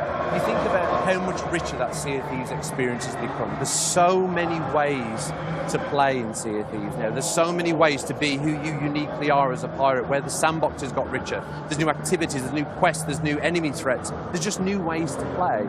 So Captaincy coming in now and rewarding you for all the unique things that's now in the sandbox, it kind of just puts this lovely new layer to that pirate journey, and it just celebrates this rich game that Sea of Thieves has become. And I suppose, Joe, from a community perspective, you must have seen this played out in real time. Like, how has the community taken to Captaincy? That's the thing. Like, from day one, they've been asking, when can we name our ships? When can we do this? And then we've not only delivered that, we've delivered so much more on top of it, that people now have this pirate identity that until now was just conversations or role plays. And we've got people that are going for all those fishing trinkets, or people like myself that it's all cannons fired and fought of the dams that you've completed. And you've got that real sense of identity now from our players, because they can represent themselves on their ship, and they're colour coordinating everything, and they're decorating, and they're playing how they've always played, but now they're rewarded for it with their own identity. And they absolutely adore it. It's wonderful. Yeah. I mean, a big part of that is beyond just the notion of being a pirate captain. We wanted the idea that pirate captains in a world like ours would become the VIPs. Yep. They become the rock stars of the world. So as part of Captaincy, and that's a big update that we brought in, there's a set of perks and conveniences that captains now have. So when you own your first ship in the Sea of Thieves, there's a unique cash-in point just for you in the Sea of Thieves world to make offloading that treasure, you know, as part of going out there and having adventures, making that feel so much more efficient, using the harpoon to harpoon the treasure off the deck, cashing in that treasure really efficiently. But alongside that as well, you've got the new trinket system. So this new progression system that allows you to unlock these trophies that represent who you are. There's the captain's voyages, so you can select exactly what you want to do and store all of the voyages that you could do on this bookcase immersively in the captain's cabin. As part of that as well, you can go to the shipwright and you can purchase resources right there from the outpost and have them delivered to your barrels. So the idea that if you are a ship captain in the Sea of Thieves, you can get your ship ready quickly, you can pick the adventure you're going to go on, and you can just walk straight on that ship and have your adventures. And then that adventure be persistent. There's that sense of consequence for your actions. Your ship showing the battle scars of all your adventures. You choosing to, maybe you want to keep that. Maybe you want to role play with this kind of battle-scarred ship. Or you can pay a small amount of gold to make the hull pristine again. So it really strengthens and really amplifies everything that's already unique about Sea of Thieves. That second option is me. I have to pay to get it redone. I get in too many fights. Yeah. I love that though. I love the way it just allows players to be more uniquely who they are. Yeah. And like being out on the waves and looking through the spyglass and seeing all these ship names and how players have chosen to represent themselves. I mean, that's the magic, and it's enriched the sandbox of Sea of Thieves, and that's what we always want to do. So, I'm going to go now. So we mentioned ship names. It's a biggie, big part of Captaincy. You don't have to tell me, but I'm going to ask a couple of you this. What did you name your ships? And I'm going to start with you, Joe. So I named my sloop is Littlefoot. Yeah. My rare loadout brig is Get Red. Nice. And my galleon, which is the one that we use the most. So if you see it on the seas, come and say hello.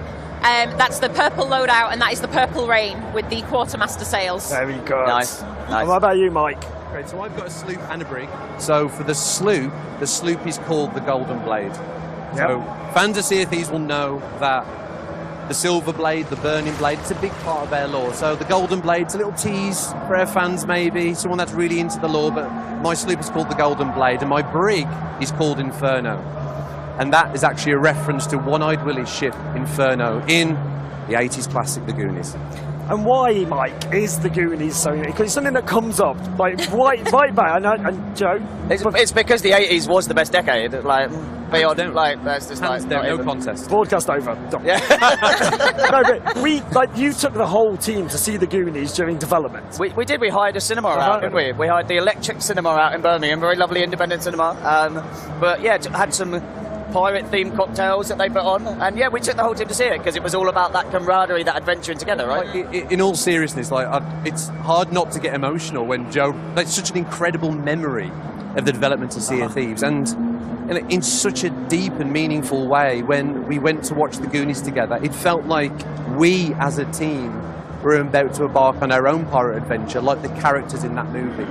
And we knew we wanted to create a game where the bonds between the crew felt like the bonds between the characters in the Goonies. They're on this pirate adventure, they don't know what's going to happen, they're going to be surprised by all the dangers and the perils that come their way. So the Goonies for us is it's a lovely memory, but it really feels in tune with the spirit of what Sea of Thieves has always been. Yeah. So Joe, instead of asking you what your ship's called, no one's asked me.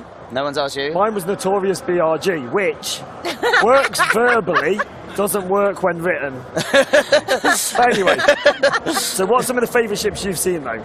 So what I love about like the ship naming throughout the community is obviously people trying to make humorous things, try and make stuff that it's going to get a reaction or get a chuckle from people when they look through the kind of spyglass and see it and stuff. So like SOT, so SOT Final Boss, like that gave me a little chuckle, right? That did. Like, it's like you see that, it's like, yeah, I love that. People like role-playing as the fearsome kind of AI threat in the world. But I just love it. I love that. Anything that makes me chuckle is what gets me, right? There's so much of that. But that was one that stuck in my head that I think someone tweeted from God of Reddit or something. But, yeah. And what about you, Mike? Any favourites? That is a great example. And obviously, how awesome players have got this new way to express their creativity in the Sea of Thieves world, and the fact that we can laugh about it together. But honestly, there's so many examples. But Usain Bolt, referencing Usain Bolt, the Olympic medalist, that made me chuckle. I like the way that you felt like you had to explain that. Well, I want to make sure.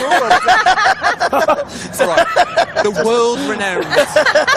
world-known Olympic medalist. But one that I just can't forget. It's a little bit dark, but she kept the house. Beautiful. That really made me chuckle. That is good. It's very clever. It's very clever. And how about you, Joe? Honestly, the really obvious ones are the ones that make me giggle. I ran across a galleon that was just, this boat is big. Yeah. And I was like, yes, it is. Little salute on your way. Aye, it is. Yeah. And it's those ones that I like, but you see them when you say you've got the role-playing ones where they've gone for some variation on something we've got in game, or you've got just the funny puns that we've seen as well. And it's that creativity that you see, and you're like, you can almost judge what kind of pirate they are. Yeah. But not all the time, and I love that. Yeah. No, you're right, actually, because if someone's got a humorous, like, this boat is big thing, you can imagine approaching them maybe and, like, having a laugh with them, right, and speak to them over, using the speaker choppy or something. Yeah. So, yeah, you're right, actually. It really adds a kind of different sort of feeling, doesn't it, to encountering other ships. So I do actually have the top 10 boat names. Oh, okay. This is where we would have Top of the Pops music. Okay. For people of a certain vintage. Go on. Right. Did you prep them to, like... No. Okay. Well, actually, does anyone want to guess? See if anyone can guess what number 1 is. I just flashed it at the camera. Like a Tory. Like a Tory. That would happen. We knew you'd do that. I am a Conservative MP. I would say knowing our fans, knowing our community, and the role play of the world, and generally how things go down, I would predict something like the Black Pearl. And you would be quite right, Mike. Yeah, and collect your gift. There's a lot of black. There's a lot of black pearls out there, and how awesome is that? That's and that's that original creativity and humour that we love to see for players. Yeah, it's Come on, let people role play. Let people role play. Is what the game's all about. And you go on, Joe. If Black Pearl's in there, then Yes. there's got to be a Flying Dutchman. You would be quite right. Top 3? No, actually, he's number 7. Oh. Joe? Sorry? Usain Bolt. Correct. There you go, that's in there. So others in the top 10. I'm not going to do an exhaustive list, but we have Sloop Dog. Sloop Dog, nice. Very good. We have Y. Why? The letter Y. I don't want an existential crisis while I'm sailing. Why? Why? Why? Is this just like everybody's just like, why? Don't come at me with those difficult Don't questions. get, look at on the that. You way. looked really troubled by that, Mike. I am troubled. I don't understand that one. No. And then, so, If your ship's named Y, get in touch. yeah, actually, yes, let us know why. Please. And we hope it's not rude. Yeah. So we've also got Unsinkable 2. Yeah. Okay. Oh, I Titanic thought there'd be reference. Titanic in there. Okay, yeah. Jackdaw. Jackdaw? Yes. Real Thousand Sunny. Oh, yeah, okay, Right, okay, yeah. Going Merry and Queen Anne's Revenge are all in there course. as well. One Right. and only. So Very there we good. go. Right, so moving on then. Were any of those Sea of Thieves? No. We're just getting to that section now. Yeah. Everyone just like, "Ugh." So, No. Adventure 6 then. Adventure 6. So it's live right now. People are playing it as we speak. So can you, Mike, probably best, give us an overview of where this fits within the lore and the story? Where are we? Yeah, so we're in a really interesting time in the Sea of Thieves now in our storytelling where it's set against the backdrop of these emerging factions in the Sea of Thieves. And our players will know that last year, as part of the Pirates' life, the Dark Brethren emerged, working with Davy Jones. And of course, Davy Jones got defeated because of the valiant efforts of our players. But the Dark Brethren are still around, with Amaranta, their new member, who's an ex-Sea Dog, and we've got everybody's favourite, Duke. So there's the Dark Brethren. There's, of course, the one and only Pirate Lord and his pirate legends. Players are often part of that. And we've got the third area of that, the third faction, which is, of course, Captain Flameheart. So Captain Flameheart and the Reaper's Bones and the Servant of the Flame. So what you're seeing now at this point in Sea of Thieves history is this factional war between these pirate groups that have all got their own vision for the pirate's life and the way they want the pirate's life to be in the Sea of Thieves. And unfortunately, poor Merrick has got himself ensnared in the middle of that. And in Adventure 6, players are recruited by the Pirate Lord to go on this daring rescue mission into the Sea of the Damned, to the new hideout of the Dark Brethren, which is the Twisted Sea Dog Tavern, a memory of that iconic Sea Dogs Tavern from the main world. And you work together with crews to save Merrick.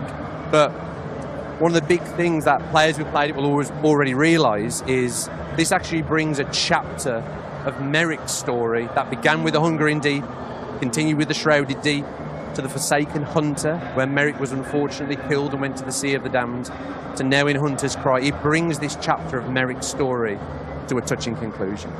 The story's not over, but it brings this part of the story to a conclusion. So definitely worth experiencing that story because it's going to have important ramifications for the rest of the world. So I met someone yesterday and they were a massive fan of Merrick and they wanted to talk to you about that. They came to this town, they're down there, like with a cutlass. But like, no, they were like, they wanted to talk to you. They had some questions. They had some questions. Deals can always be struck, and I'm open to ideas, but it's Merrick or Shelley. Shelley the Crab. That's what it's going to come down to. Is this a decision point? That's the next decision point. It's the new Daddy or Chips, isn't it? You can't do that! Daddy or Chips. That's a deep cut, that is. Place your bets. Place your bets. So, you're still chuckling at your own jokes, Joe? That's what I do. That's why he's here. So how far are the adventures planned? And like, and without teasing anything or giving anything away, like, how far out are we looking? In terms of where do you know the story is, how far out? Really far. So I think...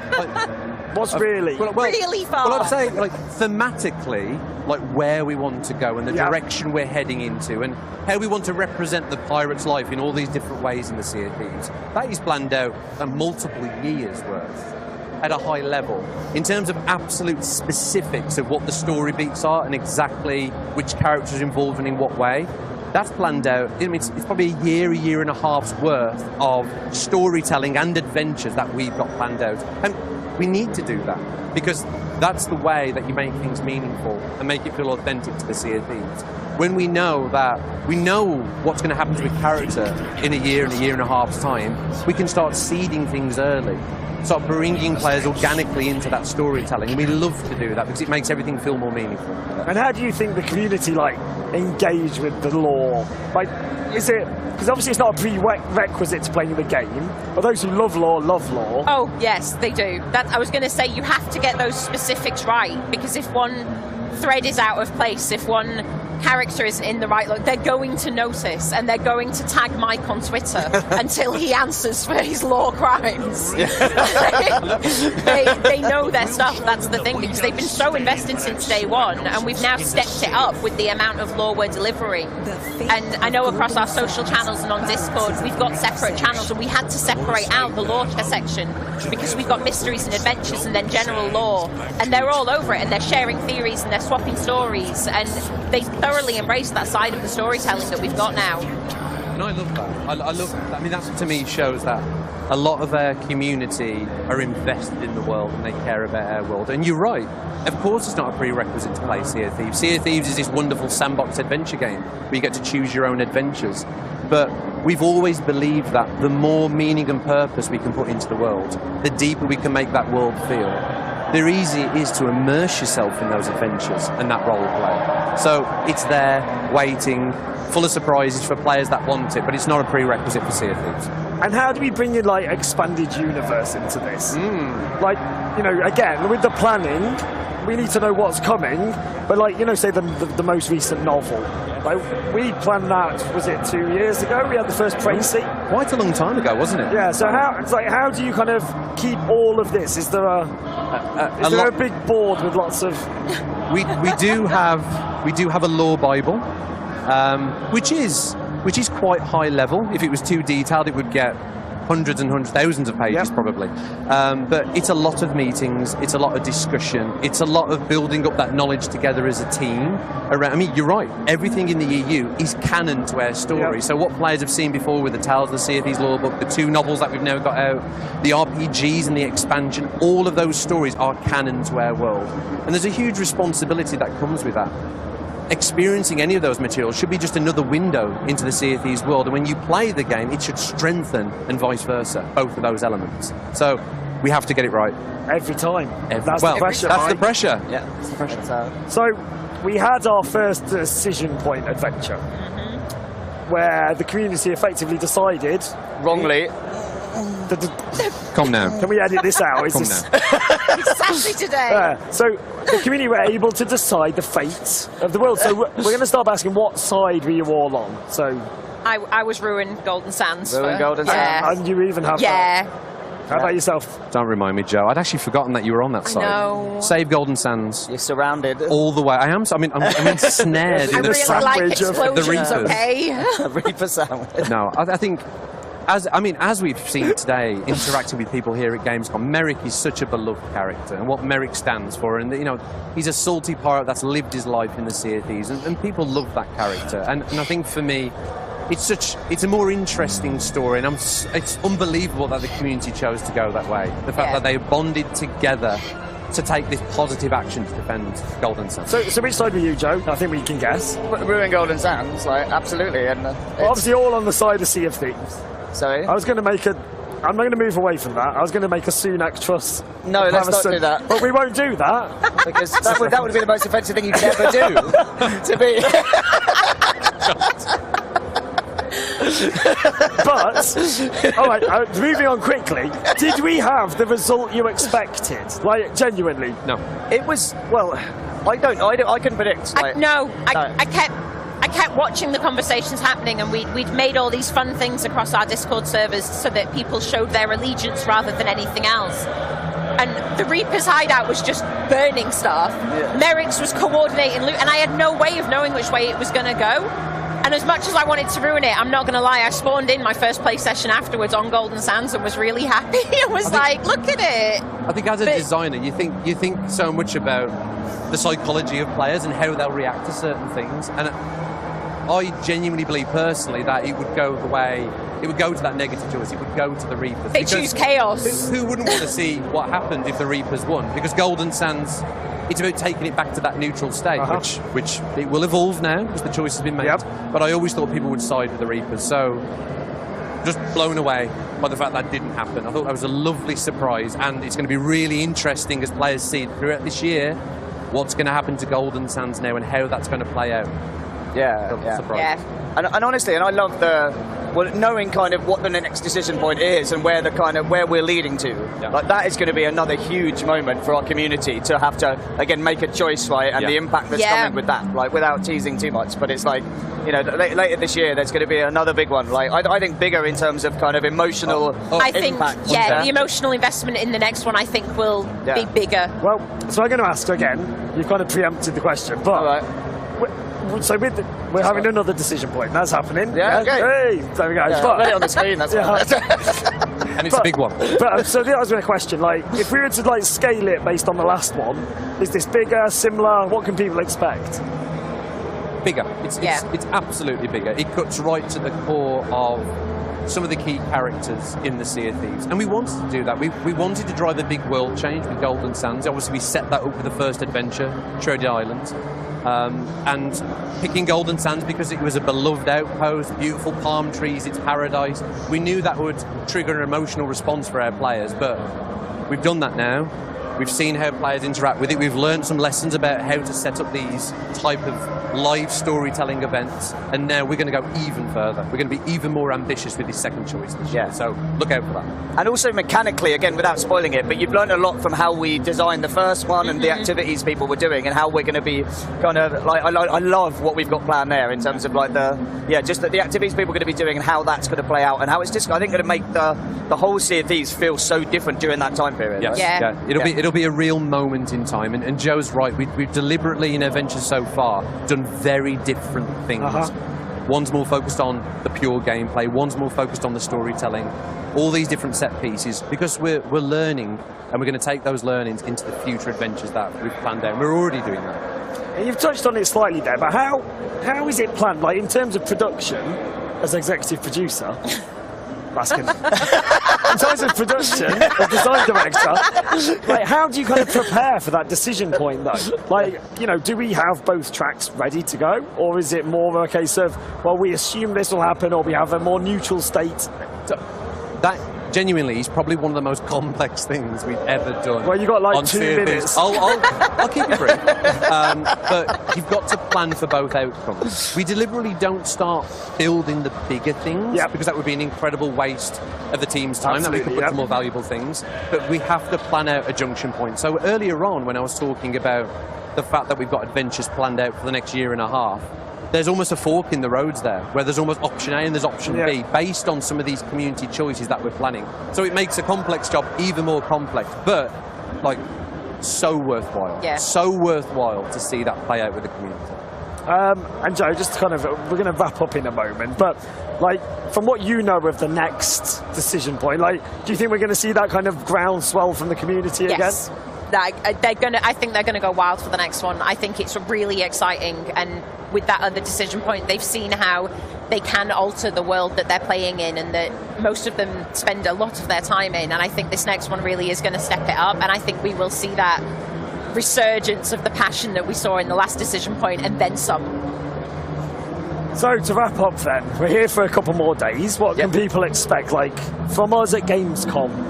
Just come to the stand, basically. Like, there's always going to be Sea of Thieves crew at the stand, right? And each day we have, like, there's a meet and greet slot that we've tweeted out. I don't know when, but it is 5 o'clock today, 5 p.m. today? 5 o'clock today, And then 1 o'clock, I think, every other day, I think. But, and then, you can come play, you can win the medallions, like, you can watch the stream, but the whole point we're here is just to chat and meet with fans, right? That's why we brought so many people here. That's the energy we want.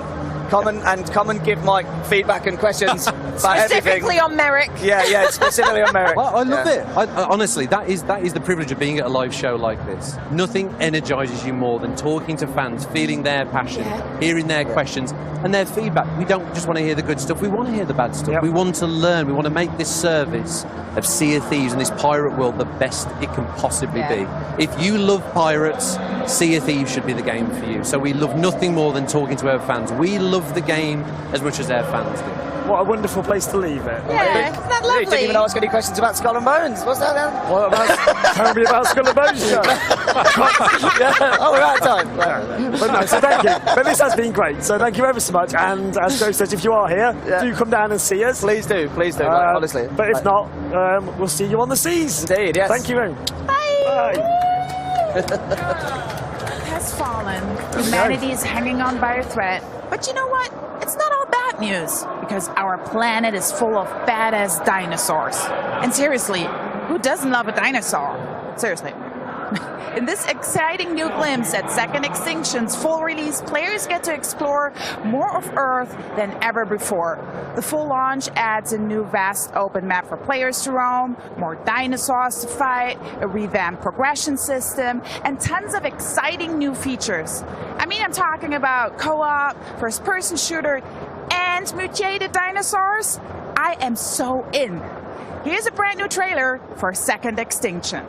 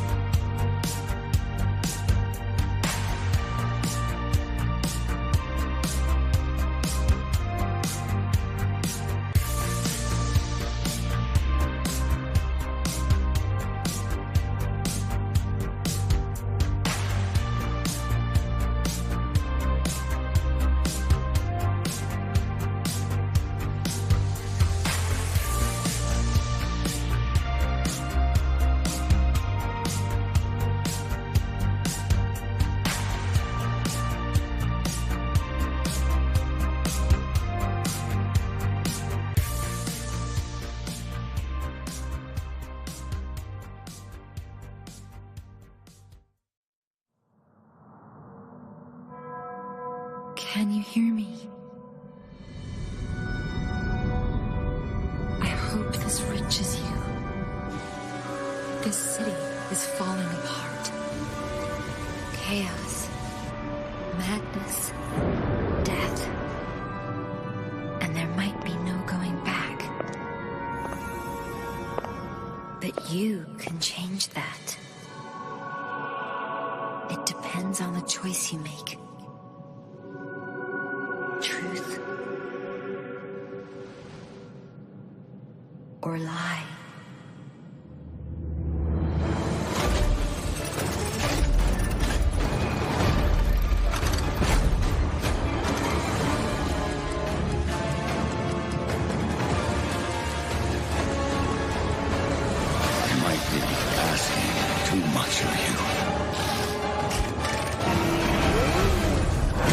But I don't have a choice.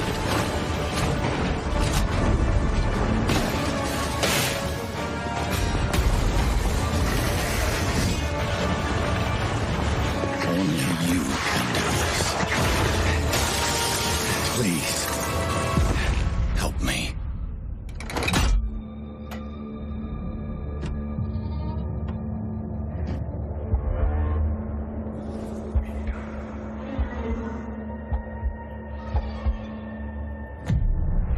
Finally, we meet, son.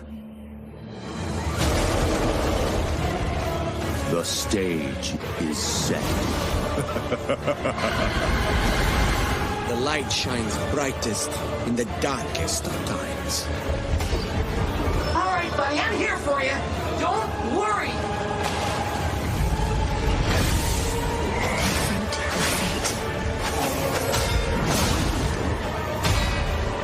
Don't give up.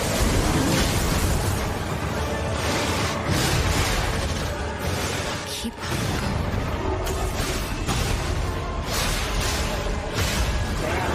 You can lean on me if you want.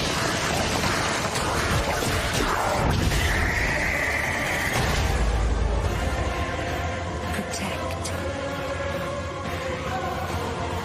Fulfill.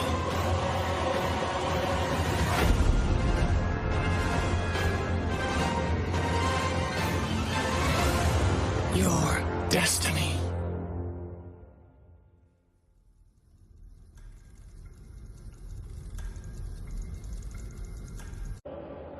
Hello, Charlie here with two of the brilliant and twisted minds from NeoWiz who created a game that's reimagined Pinocchio as a ruthless killing machine to cleanse a plague-infested world. Made by the studio behind beloved fantasy MMO Bless Unleashed and coming from a team of developers who worked on the absolutely awesome Monster Hunter world, I am super excited about this one. Please welcome Ji-won Choi and Jason Park. Hello. I told you they were twisted. It's lovely to meet you, whoever's underneath there. This is haunting. Truly haunting. Should we have a look and see if we can find the humans underneath? Yeah? Let's go. Let's do it. Yeah. I'm going to do the slow reveal. Here they are. Jason and Ji-won. We have a Joker. Hello. Nice to meet you. There they are. Amazing. They've joined us. Welcome. Now, when I think of Pinocchio, it doesn't quite look up to the trailer that we saw just now. So could you let us know where the idea of Pinocchio as a killing machine actually came from?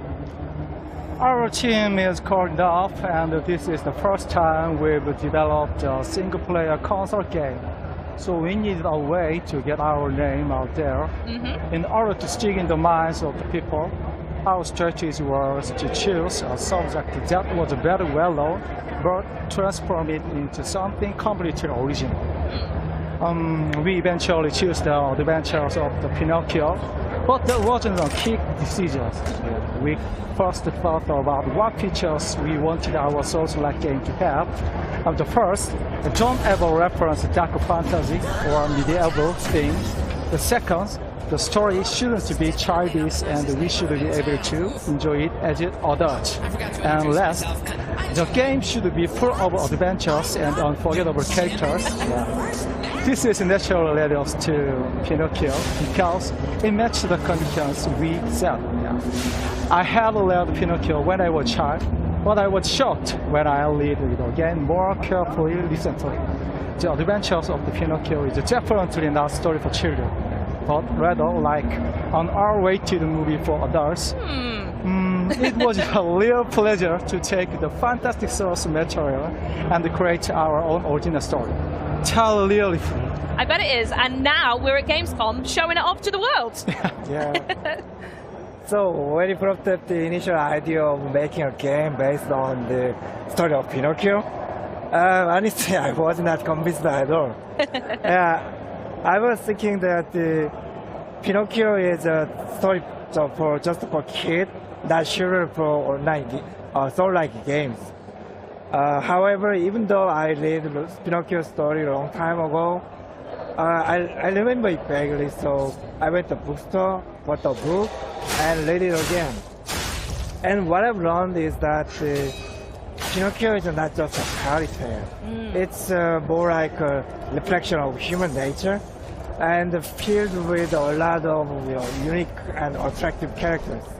That's when I realized this is something we have to do, revitalizing this amazing story as a game. I think it sounds like I might need a reread of Pinocchio then. But until then, do you want to give us a bit of a deep dive of the story and the world that your Pinocchio inhabits?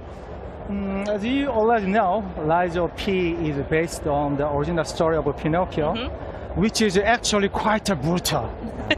And while the main characters in Lies of P are from the Pinocchio, our game's story is completely different and filled with new events.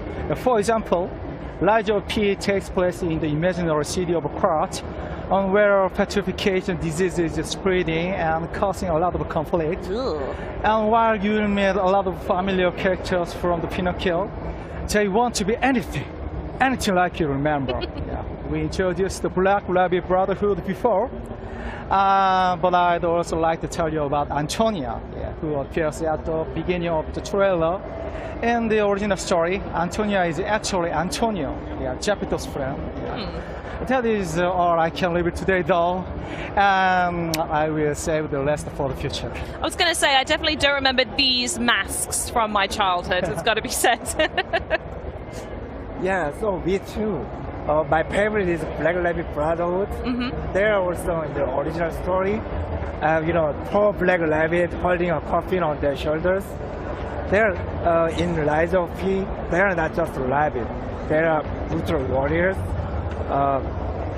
They are still carrying a coffin and always trying to squeeze you into it. I really want to see how you guys survive when they're hunting you. So, in order to go up against them, I have seen from the trailer so far that there are some ridiculous weapons, and you can even take some enemies to the wood shop with them, if I saw that correctly. So talk us through the combat we can expect from Lies of P, and how similar is it to the Souls-like games we've been seeing recently? I can confidently say that Lies of P is full of a unique and one-of-a-kind battle system. And the first system I'd like to talk about is the weapon combination system. Weapons are divided into two parts, the blade and the handle, and can be combined in countless ways. Each blade and the handle have their own weight, motions, features, and special skills called flavor art. Oh, okay. So players are free to mix and match and create the perfect weapon for them. It should be fun to try out more than 100 of possible combinations. Wow. And another unique system in Lies of P is the Legion arm system, which you probably already saw on the main character's left arm. Yep. He has actually body of perfect, so it's possible to modify it with the parts and use special skills. They are particularly flashy and dynamic and can also be strengthened. It'll be fun to choose the right Legion arm for the situation you are in. Now, I had a chance to play it earlier, by the way, I'm just going to say, and it is so difficult. So I just want to let anyone know out there that this game is so difficult, you are going to absolutely love it. But to answer the elephant in the room, obviously the original Pinocchio game had a big emphasis on his nose growing with every single lie. So I have to ask, does this element of the Pinocchio story play into Lies of P at all? Yeah. First of all, I think that lying is the most important aspect of the original story. Yeah. Agree. And when you really think about it, yeah, humans are capable of lying, and that can also be proof of their humanity. Yeah. This also means that we approach the concept of lying in a completely different way than the original. Yeah. Think about it. Is there any more human than using lies to achieve something? Yeah. We think that in order to become real human, one has to lie, and that is reflected in the game by players experiencing a variety of events by lying. The choices they make will also affect the ending. Yeah. As for what this might do to his nose, I can spoil it for you. Oh, dang it. And you need to find that out for yourself. But I can guarantee you will not expect anything. I tell you what, when the full game comes out then, the first thing I'm testing is the lying. Yeah. Yeah, in the game you can lie if you're a human, but always remember, the Black Rabbit Brotherhood is always looking for a chance to put all liars into the coffin. Right, okay, moving swiftly onwards from that then. There had to be a ton of people putting a lot of time into Liza P to pull the strings, pun intended, to get a game like this off the ground. So can you talk about the development process, and were there any difficulties actually getting people to buy into this reimagining? Actually, in Korea, the majority of games are online PC and mobile games. So there aren't many developers with expertise in single-player games for console. Oh, okay. Yeah. So we did a lot of trial and error and made a lot of mistakes. But this was unavoidable. Yeah. Despite these challenging circumstances, the fact that our team had a lot of developers who already had experience with the console game project was a major help. Yeah. Most of all, our team absolutely loves console games, so it was easy to get everyone on board with our visions for Liza P. Yeah. I would like to give all the credit to our team members, and they are the reason why Liza P could come this far. Yeah. And I'm really proud of our team. And I'm sure they are so proud of you both sat here today representing the game as well, so shout out to you two in particular. Yeah, it is the first time for us to make a single-player game. We all have a lot of experiences on developing action games, but only limited to online games. At first, I was thinking that making single-player games would be easier in terms of technical perspective, like no network sync issues, etc. But it didn't take long that I realized I underestimated. Yeah, our game needed a lot of features we haven't even imagined when we develop online games. Okay. We only have one playable character, which is easier to make because online games normally have more than 5. Very true. But this one playable character, I mean Pinocchio, requires, I guess, 10 times more animations than the online games. Makes sense, yeah. Yeah, Pinocchio uses a lot of different types of weapons, and each weapon requires total unique animations of, total set of total unique set of animation. So I have to admit, our initial plan was off in terms of estimating the cost of the animations. Yeah.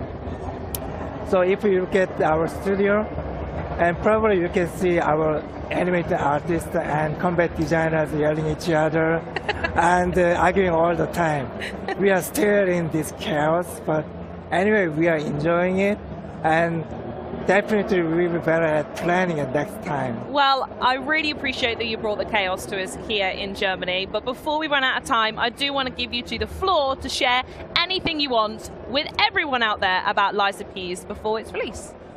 Actually, we didn't expect Liza P would get this much interest and love from gamers. We really want to thank you all for the tremendous level of support. We'll do our absolute best, and are sure that you will be mesmerized by the city of crowds. Take care, and see you in the Xbox Game Pass next year. Hell yeah! Yeah, for everybody at Gamescom, don't forget to visit our booth and play the demo. Enjoy it, and please share your experiences with us. Thank you for having us today, and enjoy Gamescom with Rise of P. Guys, thanks again so much for joining me. But now, dancing robots, creepy crash test dummies, and theme park rides you really don't want to visit are just some of the trippy treats crammed into this wonderfully weird next trailer. Set in an alternate 1955, where robotic technology has grown nail-bitingly powerful, it's up to one rogue agent to take a stand for humanity. And if he doesn't, well, let's just say that's not good for anybody. This is a brand new look at Atomic Heart.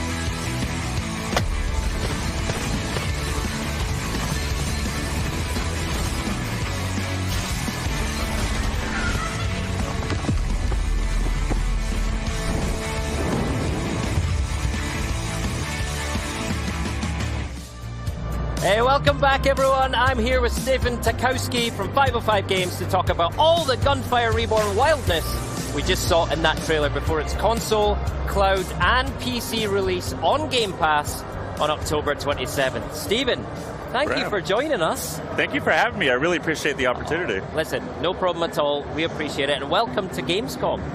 Thank you. I mean, I'm having a great time. Good to be back, right? Absolutely. Good. Okay, so Gunfire Reborn's been around for a little while now, right? Yeah. But it's coming to Xbox, console, and cloud for the very first time, which is great news. So give us an introduction to the game. Sure. So Gunfire Reborn is a level-based adventure game with FPS, roguelike, and RPG elements. And you pretty much play with several characters who will have various abilities, and you will go on adventures through 4 different environments, and in those environments there's unique levels, enemies, and bosses. Great. And you can see from the footage there, it's super bright, super colorful, super fast. Now, it's a roguelite as well, right? So correct. I'm right in thinking that every time you start a new run, it's going to be a different experience, yeah? Sure, yeah, it's a true roguelike. Each route is going to be different each time you play, so it'll always be different from one gameplay to the next. You don't know what drops you're getting, so you have to adjust to your environment because you really don't know what you're going to have. And but you know, along the way, you're going to find different weapons. You're going to find weapon inscriptions, which are different rarities of weapons, and you don't know what to expect. But you just got to be prepared and. You'll know there's going to be a boss at the end of each level, which is your typical roguelike experience. But yeah, that's pretty much it. Excellent. And we saw from the trailer as well, you can play it solo, and you can play co-op, multiplayer, which is awesome. But let's talk about solo first, right? Sure. What is that roguelite, Gunfire Reborn experience if you're just playing on your own? Well, the solo experience is great. A lot of games, you want to play roguelike with friends. This one plays solo. It's the best way to level up your character, unlock new characters, and upgrade your character. So solo experience is more like an RPG, and there's 4 environments that you have to go through. It can be challenging because you only get 1 revive for the entire experience. Right. And so in solo play, you're essentially, as you say, you're leveling up, you're unlocking new characters, you're working on your profile basically to then take it into multiplayer, is that right? That's correct. And multiplayer is super fun with Gunfire Reborn. You can play 4-player co-op, and it's just a great experience. It's such clean combat.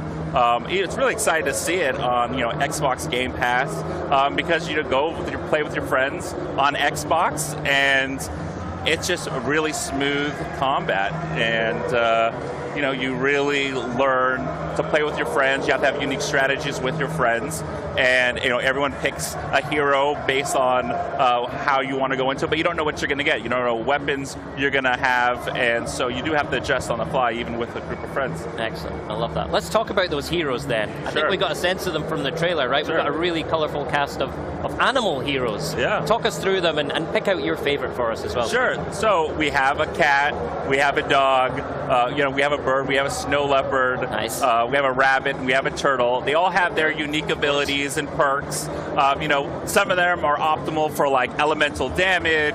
Some of them are great for delivering melee damage or crits. So you do have to spend some time. I mean, the game has a lot there. So if you want to spend the time and drill down and learn the game, you will be rewarded. It's an excellent game that you can really spend hundreds of hours on, and we have a massive community online who really appreciate it. You see guides everywhere on optimal builds. You'll see tier lists for everything, and it's just a really popular game, and you have to decide which hero is best for you. Nice. For me, I would say getting started, the Crown Prince is a very well-balanced character. Definitely recommend it. Any weapon he can use, and he does corrosive damage with his bomb, which is really important. And then you have each character has an optimal strategy. You just got to decide which one's best for you. Nice. Okay. You mentioned the community. I want to come back to that because there is this incredible community already built around Gunfire Reborn. So, I want to give them a shout out and come back to them. But speaking of animals, you've got the animal heroes. I think I also saw an animal being used as a weapon, right? Like a lizard as a weapon. Yeah, that's called Justice, and Justice very creative weapons. there's a whole arsenal. There's 8 different classes of weapons to choose from. You can be short range. You got your shotgun, long range, sniper. You have to decide, what do you want to do? Pistol? Do you want to use melee? And based on your strategy, based on your class, your hero, you can decide. But it's roguelike, so each game, you don't know what you're getting, but you have choices. There's generally 3 choices unless, a boss drops, an item for you. Then you have to pick up that weapon, or you can choose not to pick up that weapon.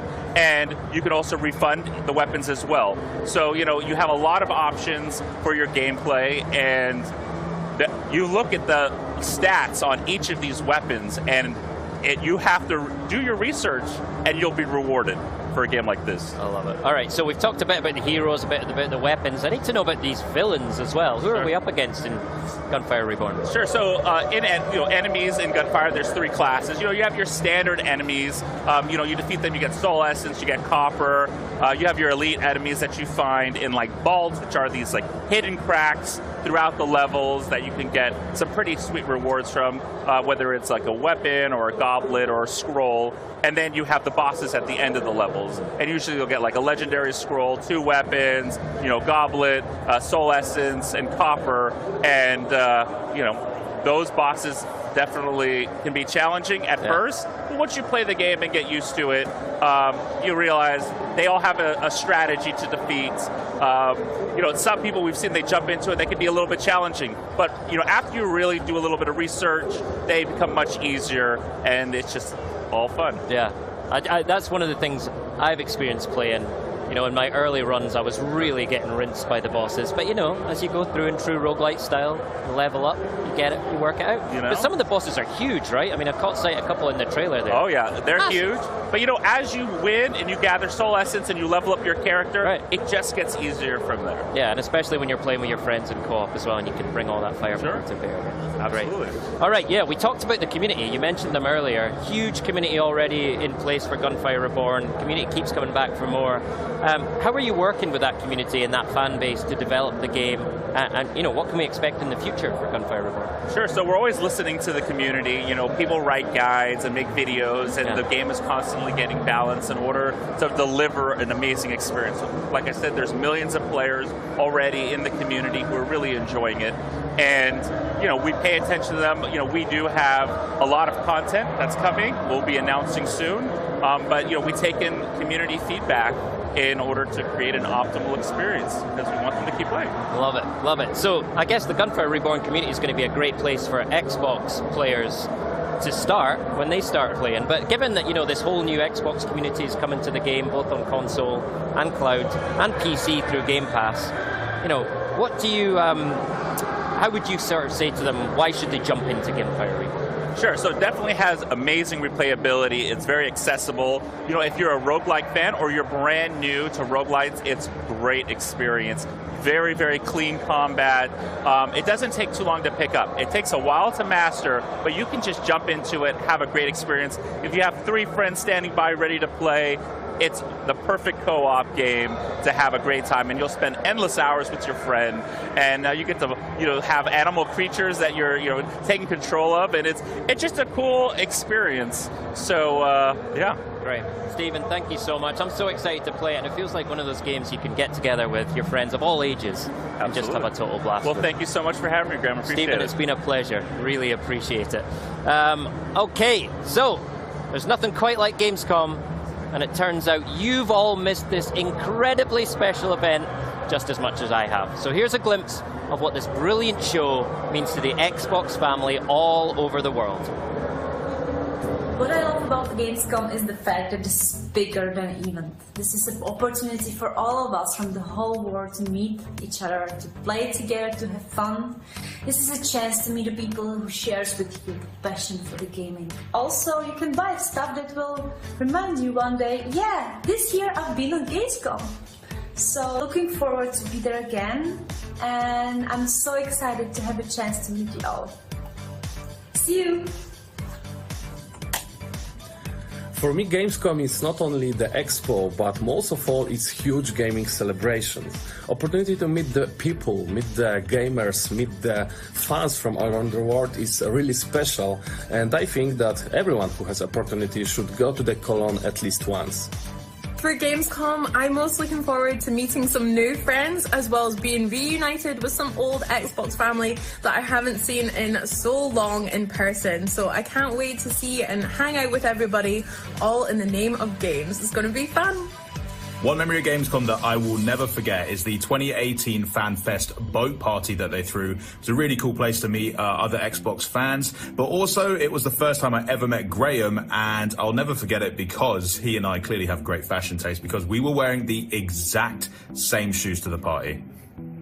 Bonjour from France! What I like the most about Gamescom is discovering the work of the talented teams working on the tomorrow's games, discovering new worlds, new stories, and especially talking with fans about our favorite games. Enjoy the Gamescom 2022!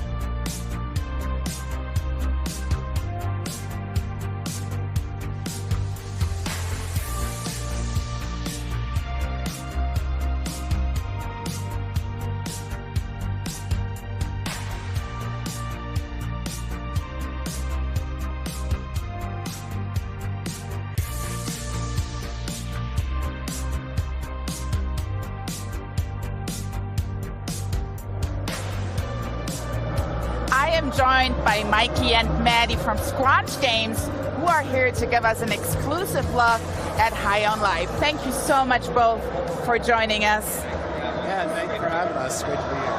And I'm sure the fans are going to be super excited about this segment because you have tons of gameplay to show us, and I want to see it definitely. But before we jump into that, could you give us like a quick overview of what High on Life means? Yeah, so High on Life is the new game from Justin Roiland's studio, Squanch Games. It takes place, starts out on Earth. You're kind of an aimless teenager. You don't really know where you're going with your life. Aliens show up. They discover that humans are the best drugs in the universe, and you pair up with a talking gun that you find to sort of stop them from ending your species, basically. Of content from the intro tutorial level to start. You know, some fast forward sort of through here, but it's just because we can only fit so much in this segment. So is that like the typical game from Squanch Games you would have? Yeah, so we kind of have weird games. Like, we kind of found each other. We like making weird stuff. We all love comedy. We all love weird sci-fi. So it really is right in our wheelhouse. It's just a leveled up version of things we've done in the past. Amazing. So I would say let's just jump right into the gameplay, right? Because it's what people want to see. Sounds great.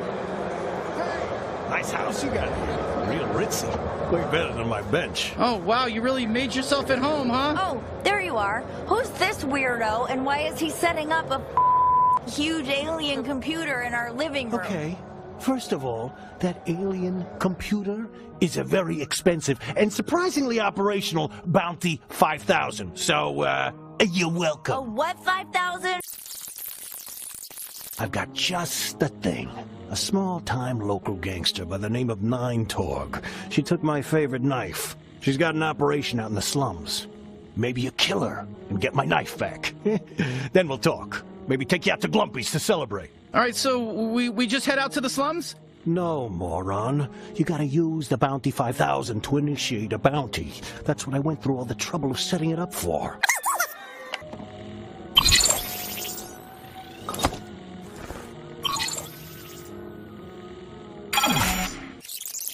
My knife! We're looking for the gateway to the slums, I guess? Look, it shouldn't be too far. Listen, just follow the waypoint. So I just noticed it's a little forward. Like, is that the usual demo? Is that a cut through? Yeah, are you talking about fast forward? Yeah, fast forward. So we're actually showing the full demo here to pass behind closed doors, but for the purposes of this video, we're just sort of fast forwarding to make time. Understand. And the family was at my house. Where do I live in there? Is that my family? Yeah. So early on in the game, Kenny gives you the ability to teleport your entire house to escape from the cartel. So when you teleport your house, your sister's in the house, so you kind of bring her with you. And she's not too happy about that at first. And the other guy you see in there, that's Gene. He's a legendary bounty hunter, at least he was legendary bounty hunter, kind of fell on hard times, and he's homeless, and he sees this opportunity as a way to sort of get your house. So he's like, I'll train you if you let me crash on your couch. If you die, I get to keep the house, basically. And so he's really, in the beginning, he's really hoping you die. Understood. Yeah, the house is sort of your main hub, and then you have the rest of Bloom City for side content, NPCs, lots of good stuff. Well, look what we got here. Fresh meat. Hey there, Fresh Meat. Welcome to the slums, Fresh Meat. Oh boy, here we go. Kid. What's wrong, Fresh Meat? You scared of a little kid? Yeah, I'm a little kid. Look at me. Look at me. I'm sorry. This is annoying. What's this all about? Well, honestly, he's just supposed to be annoying, basically. So we implemented this patented Squanch shove tech, basically, where characters get in your face and push you around. It's such a funny little mechanic, and he's one of the first characters you encounter that's doing this to you. And he's really pressuring you to shoot him, but you don't have to. You can skip it. Yeah, you meet his mom later, and he's actually 30. So, okay. Yeah. Okay, so not really technically. You're not killing kids, and it's your choice. Okay.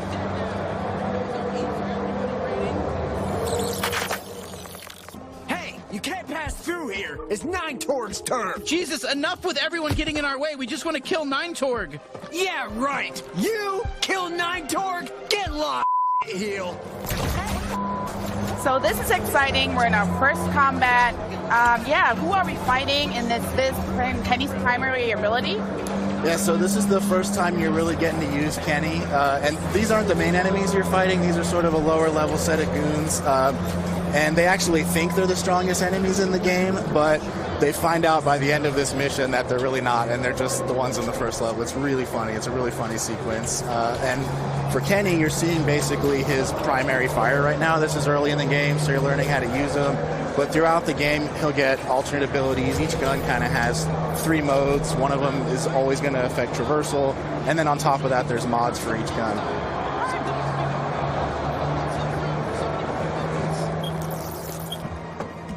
Oh, hey, you want to see a cool party trick I used to do? Aim me at those spinny platforms. Come on, give it a shot. It'll be fun.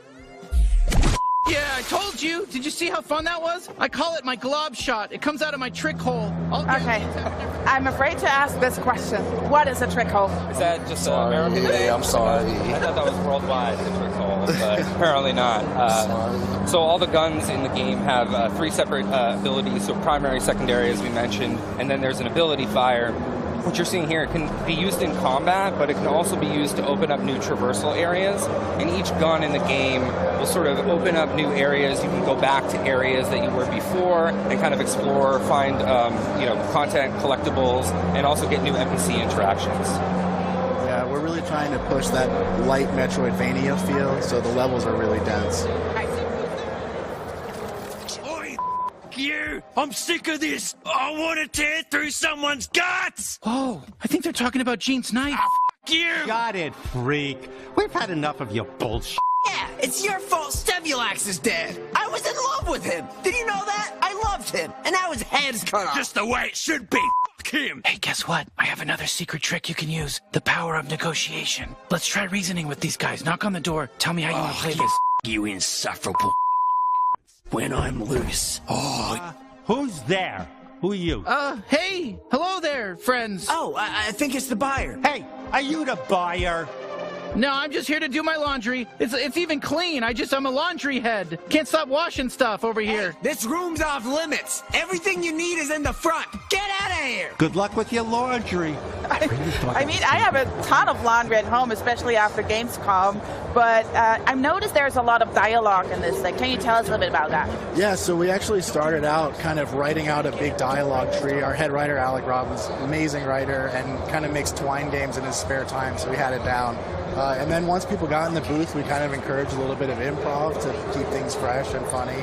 And then all of that amounts to basically a huge selection of dialogue choices. And so you just heard him talking about his ex-lover, Stemulax. If you knock on the door before that, you don't even have a chance to give that answer because you don't know that information. So there's a lot of stuff like that throughout the game that you're kind of opting into without even knowing. Job. They told us this buyer was a real prankster. Oh, you. Come on. That was pretty up. That joke is gonna me up. You got him good. Okay, though, but enough of that. Let's show them the product.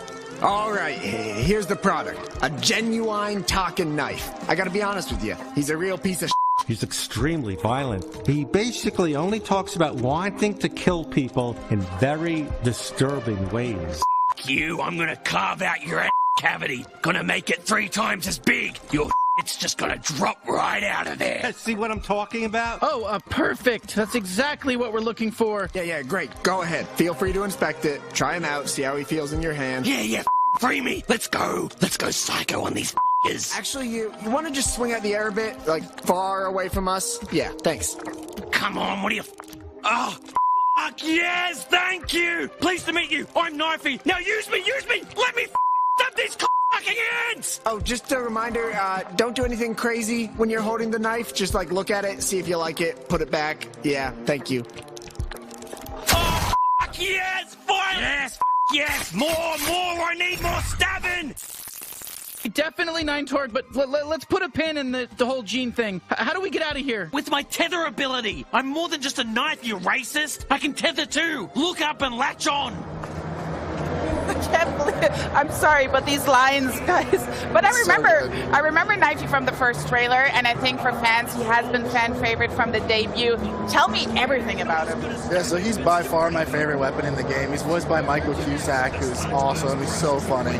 And throughout the game, basically, he functions as a knife, but he's there to kind of always pick on you and say funny stuff. He also has this tether ability, which affects traversal through the levels. So once you get him, you can kind of go back, and some of the levels were horizontal, now they're more vertical, and there's things you can get that you couldn't get before. Yeah, it's pretty cool. The levels really open up once you get Knifey, and then there's a bunch of other traversal abilities you can use in tandem with him. And you also can't open chests until you get Knifey, which you'll see right here. These are our lug loxes. Hopefully we'll be selling plushies of these, plushies of Knifey. Always going to have that side hustle. So you're actually also getting pretty close to the end of the level here. You're going to fight the boss 9 Torg, who's your first bounty. You're going to be able to use all of your abilities that you've learned in the level together. So your primary, your secondary, you're going to be tethering around the arena, and you're also going to be deflecting with Knifey. So you put it all together, and you fight 9 Torg.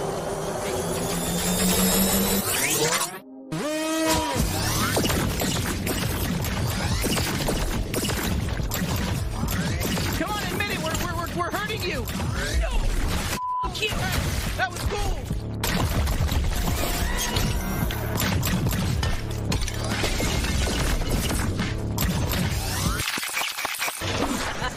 Better not bump! Hey, I'm still here. You can still use me if you want. I can deflect attacks. Did you know that? I'm not just all about stabbing. Well, I'm mostly all about stabbing and tethering, but I can also deflect attacks. I'll slice them to death. I'll cut their heads off. I'll rip their limbs off. Do everything. I'm gonna cut right into them. I'll cut their asshole off and eat it. You know, this slug matches your toxic personality. Another good one.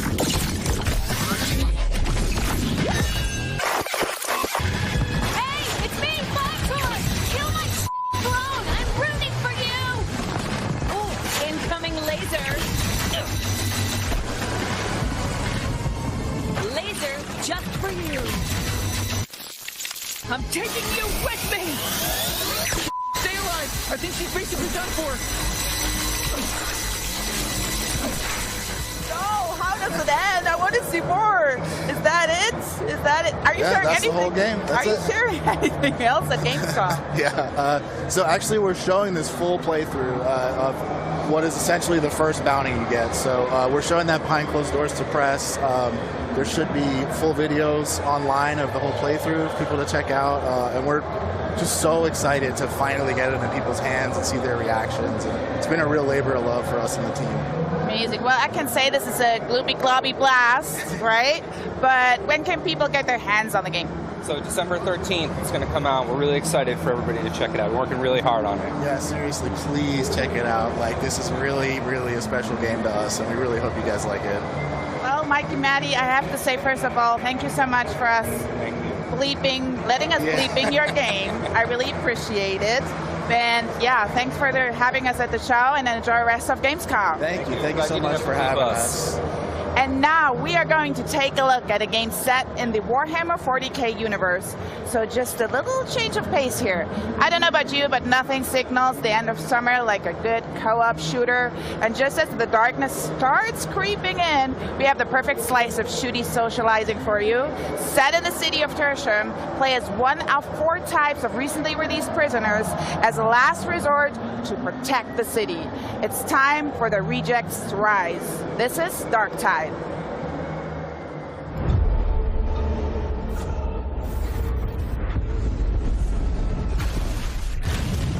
Darktide is a first-person co-op game set in the grim dark future of Warhammer 40,000. Welcome to Tertium, a sprawling hive city on the brink of destruction. You are a reject, a convict freed to serve the Inquisition in this darkest of hours. It is your duty to fight, and, if necessary, die for the Emperor. You can expect no help, no reinforcements, reinforcements. You are Tertium's last line of defense.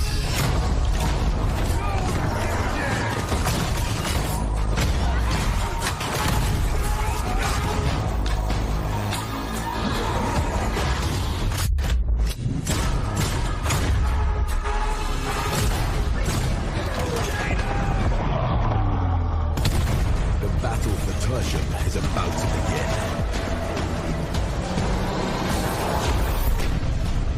Rejects will rise.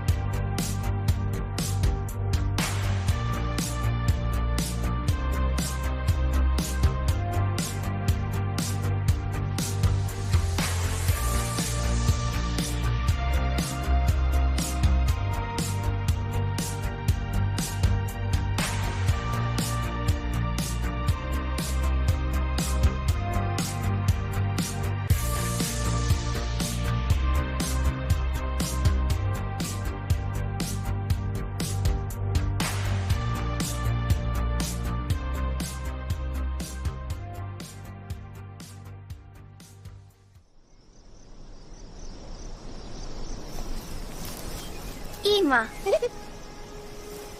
Hola, Imui.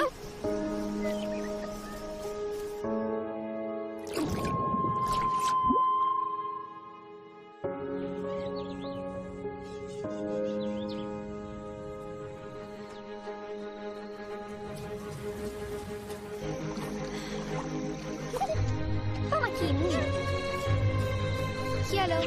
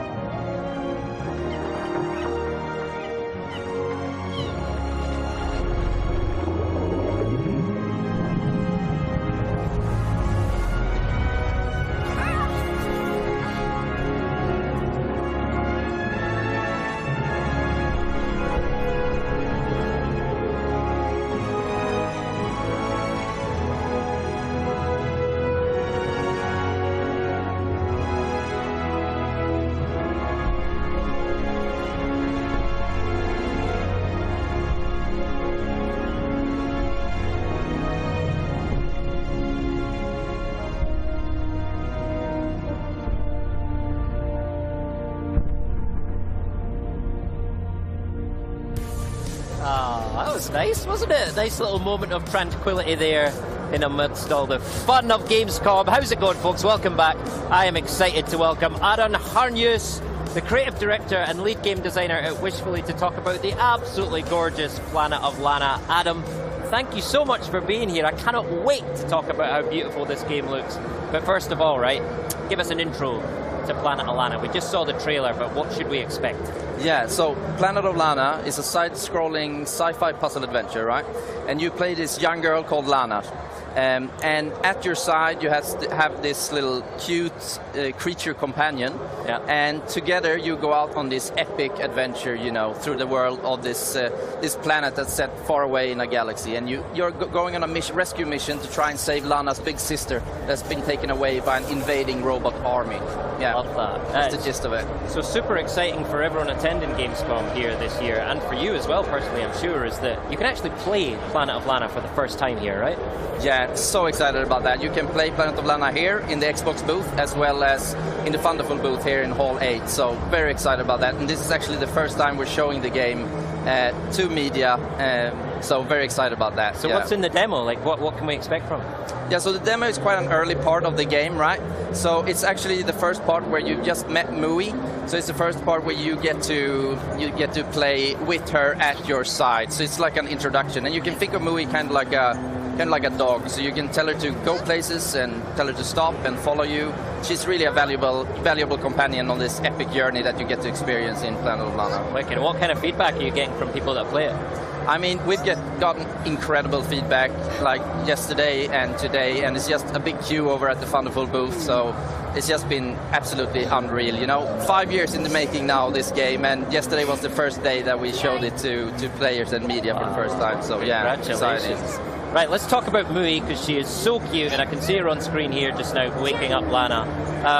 Tell us about Mui and what she brings to the party in Planet of Lana. So, Mui, what she brings to the party, as I said before, you know, Lana is this, like, you don't have any weapons in this game, right? You're playing as this 11-year-old girl, and this creature companion that you meet and that you befriend, she's quite agile, so she can jump higher than you and reach places that you cannot. But she can also like bite off cables and do things like that, push down things for you to reach. And then she also has this hypnotic ability that you might have seen in our like in the gameplay trailer intro we had just there.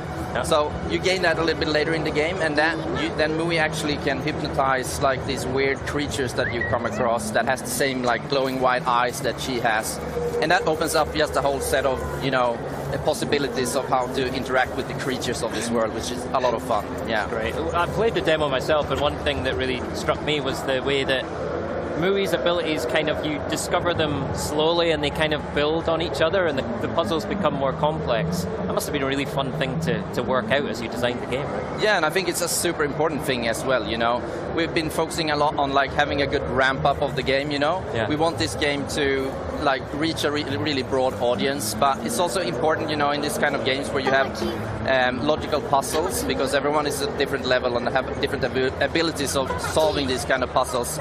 So, it can't be too easy, because that will get really boring. It can't be it can't be frustrating either. You just have to, balance that challenge of just right, I think. So, yeah, and that is a challenge in itself, but I think we've done a really good job. Did you ever consider like a co-op mode where two people can, play as Lana and Mui and solve those puzzles together? I mean, a lot of people asked us that, like, throughout development, but it was a very conscious, creative decision from the, core idea from the get-go that we shouldn't have that, because, I mean, we're going for this relationship with Lana and Mui that you kind of have in real life with a dog, like the relationship with a human and a dog. So, and if we would have another controller and put that in the hands of a friend to control Mui, you will lose that kind of magic, that we feel, because Mui is very much her own creature with her own personality, Right. So, yeah, and I think that really comes through in the relationship you see and hear between Lana and Mui. It's so adorable the way they communicate to each other.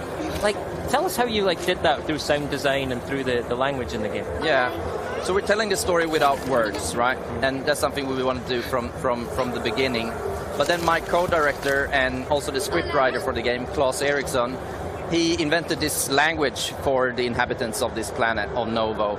And it just adds so much. It adds that extra layer of a way for the characters to be able to express emotions, And also since Lana and Mui is constantly communicating with each other, so it's just it's details that I think really makes world building so fun, and that's something that we really focused on in this game. I love it. For sure. Yeah, I mean it's a new language, but you totally get what's happening, the way they talk to each other, communicate, the little chirps. It's exactly. So it's a mix of the body language and the language and everything. Yeah. All right. So we talked about Lana and our faithful companion Mui.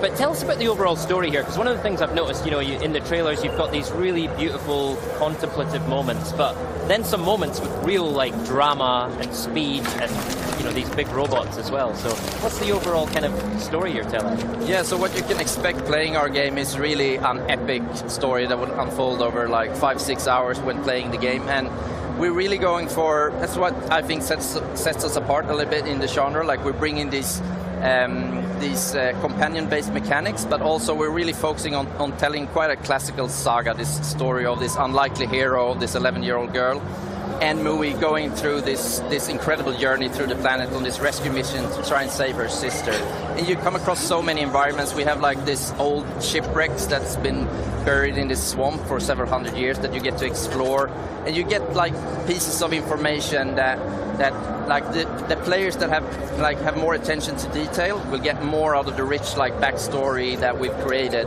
for this world and the lore of the world. So that's really exciting. And then also all players will get an answer to why humans are living on this planet and why the robots have come and why they've invaded the planet and so forth. So yeah, it's really a classic epic adventure that you get to experience with a lot of twists and turns as well that I won't spoil right now. Love that. Now we've got to talk about the art style. It just looks so special. Tell me about your inspirations and how that art style has evolved over the 5 years you've been working on the game.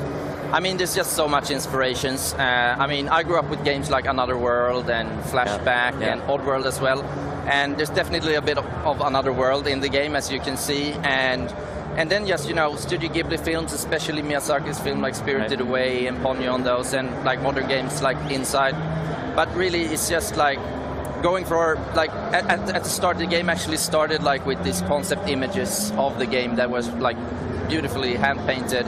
and then going from that concept art into the game that we have today was a long process and a lot of iterations to, because we wanted to create that, depth and immersion that we have in the world now, but still keeping this hand-painted style. So it's like this 2.5D mix of 3D and layering of 2D layers, and then we also have put a lot of emphasis on bringing these art style to life as well. So we have this wind system, for example, that our talented programmers have created, where we can go from calm to full storm.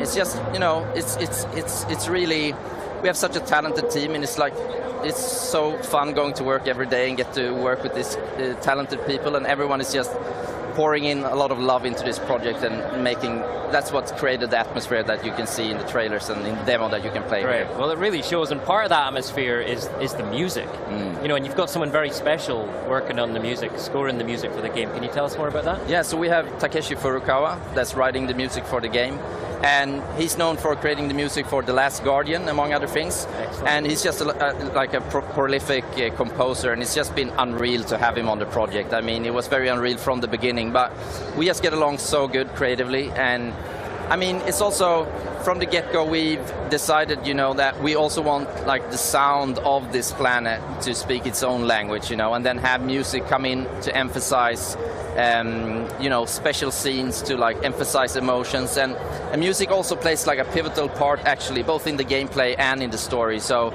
it's just been so great having him on board, and he's just doing an amazing job, I think. Wicked. Now, you've also announced that Planet of Lana is coming to Game Pass, which is amazing news for all of us Game Pass subscribers. What does that mean for you as an indie developer, especially with this being your first title as an indie? Yeah, I mean, I can't emphasize how much that means to us, honestly. I mean, having the game on Game Pass day one, it will just we're making this game, we want as much players as possible to experience the game. And having it on Game Pass just lowers that barrier of entry of people to experience it. So it's just amazing. And also I just have to say that Xbox has actually played a pivotal role in the success that Planet of Lana has gotten up until this point. I mean, we got so much support from Xbox, and it's just been really, really amazing. So very happy to have that collaboration with you guys. That's amazing to hear. Listen, we're happy that you're here. This is absolutely incredible. It's great to talk about it. We're going to hit Game Pass day one in spring 2023, right? Yes. Why do we have to wait so long, Adam? I want to play now. Yeah, so, I mean, it was a week ago we announced that we're delaying the game. We were planning originally to have it released in this year, 2022. But, I mean, it's both. I think it's, this game that we're making, it just needs to be at a very high level of polish to really create the vision and experience that we want to create. So it's just the right decision, I think the players will be happy in the end that we made the decision not release the game prematurely. Yeah, I think that's always a good decision. Yeah, no, you're quite right. Something special deserves all the time it takes. So that's great. Right, before you go, is there anything else you would like to share with our audience? Any highlights from Gamescom? Or? I mean, it's just unreal being here, really, just experiencing all the love and support that we have gotten from the game over the years and here at Gamescom. And yeah, just thanks for everyone's support. Yeah, and very happy to be here. Adam, absolute pleasure.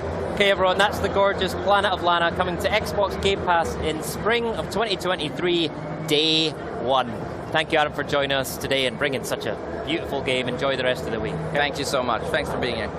All right, coming up, my co-host and pal, Charlie, will be speaking with Shyla Schofield from Obsidian Entertainment about the much-anticipated release of Grounded 1.0.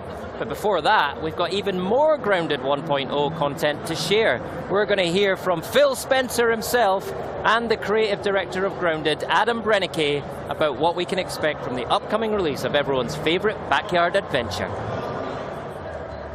So what I like most about Gamescom is that I come together with different people from around the world that I usually don't really see very often because we don't live in the same city or country.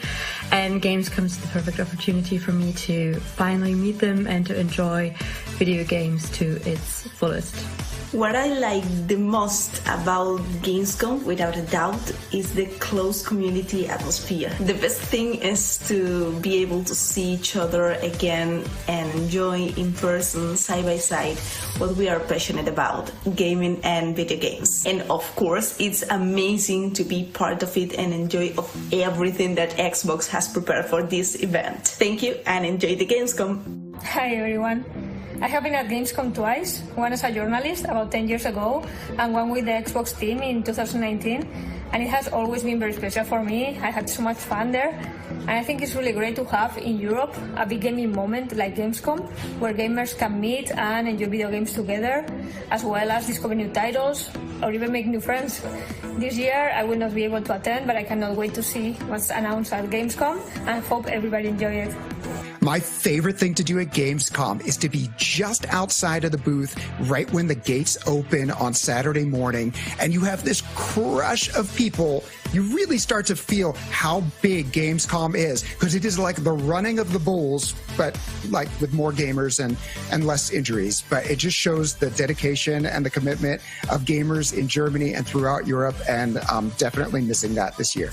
I miss Gamescom. I'm not there this year. I miss walking around the show floor. The show floor is just massive, and there's thousands of people, and just seeing what's new in the games industry. Certainly I work in it, but seeing it with other fans is a ton of fun. I miss that. I miss Xbox Fan Fest, and of course, I miss the Curryburst.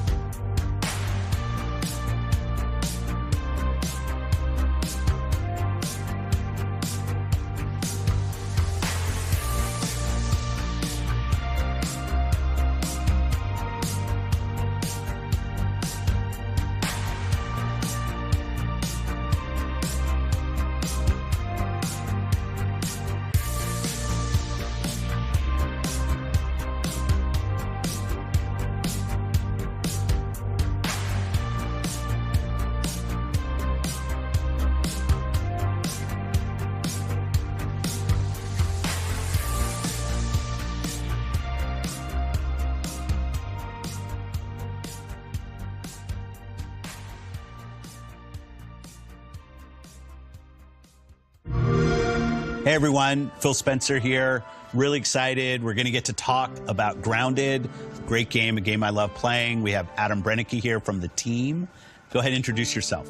I'm the game director, and thanks so much for having me. I'm super excited to, be here finally. We're at the end of the runway for Grounded, and it's a super exciting time. Yeah, I mean, Grounded is a game we've been playing, for like a couple years now. Started in Game Preview, in Game Pass. I think it's been amazing to see what over 10 million people have played the game to date. I've played a ton. I love it. Can't wait for the 27th of September when we get 1.0, GA, story mode, all of the great things that are coming. To me, when I think about all of the games that we're building, one of the things I really love about Grounded is you find a passionate team, which you lead, a passionate team that has a real creative idea, maybe something that isn't exactly expected from the studio, but you had a vision about something you were going to go build, and that we could work together, foster, grow that to the point we're at now, where it's getting ready to release. I think it's fantastic. Yeah, it's wild to be in this position to be able to make something so creative. If this is the first time you're hearing about Grounded or seeing Grounded, Grounded is a survival game, and you have to survive in this backyard environment. The main goal is to get home. We're at the end of our journey of building the game and with the community, and this is the final update for the full, complete yard. It's the biggest update yet, right? Yeah. We have a bunch of cool surprises, a lot of cool new environments that are going to be really fun to explore. Yeah. The team's pouring their hearts into it right now, and I think it's just been so fun to work alongside the community too, that we built with the early access and game preview programs. So many players have given us great feedback along the way, and it's really shaped how we developed Grounded. Right now, we're actually checking out one of the early adventure areas in the game. It's the hedge. You're shrunk down to the size of an ant. Yeah. And actually, I think the ants are bigger than you are. They're a little bit bigger, right? Yeah. The players right now are going through this hedge maze, and it's nestled on the side of the house. You're trying to figure out how you got here and how you're going to get home. Part of the adventure is exploring all these cool areas and environments of the yard. One thing that we're really proud of for our final 1.0 release is our story. Yeah. And I think that's one thing that really separates us from most survival games. And we spent a lot of time world building, adding a lot of characters and storylines to the world. Yeah, I think there's, for me, I played in Game Preview, Game Pass. It was a great co-op game because we get together as our friends. One of the fantastic ways to go play, build our base. I happened to go visit right around the Xbox Bethesda showcase. It was fun to come out to the studio, you and I getting together. Got me re-energized, so I went back into the game, but so much had changed. And now I'm so waiting for that story mode, the setting, because the story, it's a great setting for a story, kind of have a guided beginning of the game, and then the sandbox will obviously just open up for players. And how will you deal with, I assume you'll have some players who will be like me, returning, of the 10 million people who have played when it comes out. And then you have other players who are brand new, where the idea of, okay, now it's at 1.0, now is when I'm going to go dive in. You as a team, how do you think about those kind of different players coming, and how do you design for that? Yeah, so I think the one thing that, we want to invite all the players that have tried Grounded, even 2 years ago. We want them to come back and try it again and experience the full story, experience the full yard, because there's so much content in this yard. It's a big open world. There's so many cool environments, cool creatures to find. But I also, for the brand new player, it's a survival game first and foremost, but it's definitely a different twist on a survival game. There's one thing that we're really proud of is the accessibility and approachability. So even just right now, we're looking at the Broodmother fight. So this is one of our boss fights in the game, where you fight this giant spider in her spider den.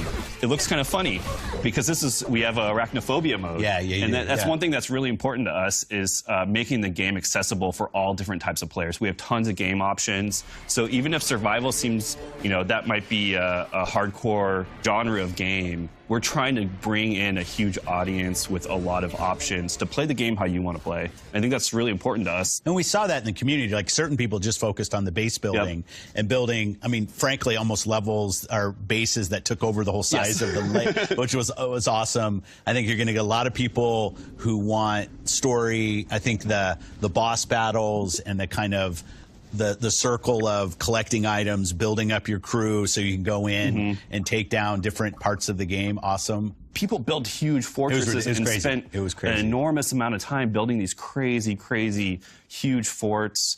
And then that gave us ideas of adding more. So we added mushroom bricks, and we want to add more building materials in the future. Well, and that loop that you're commenting on now, I don't think that it's not always recognized how important that is. Is like a team has a vision.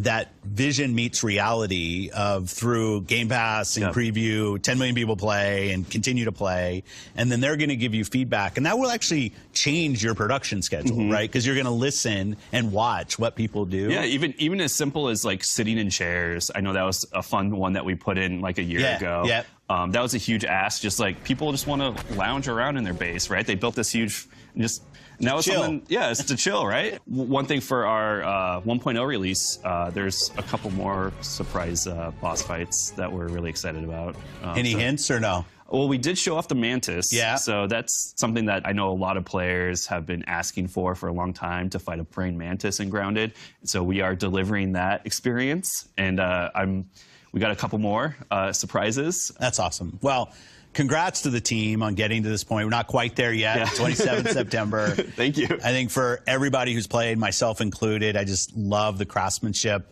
and passion that clearly the team has in putting together such an amazing game. That's a great game to play either by yourself or with your friends. Can't wait to see it come out. And it's great to be here and get to show people more of the game. So thanks for all of that. Yeah, thank you.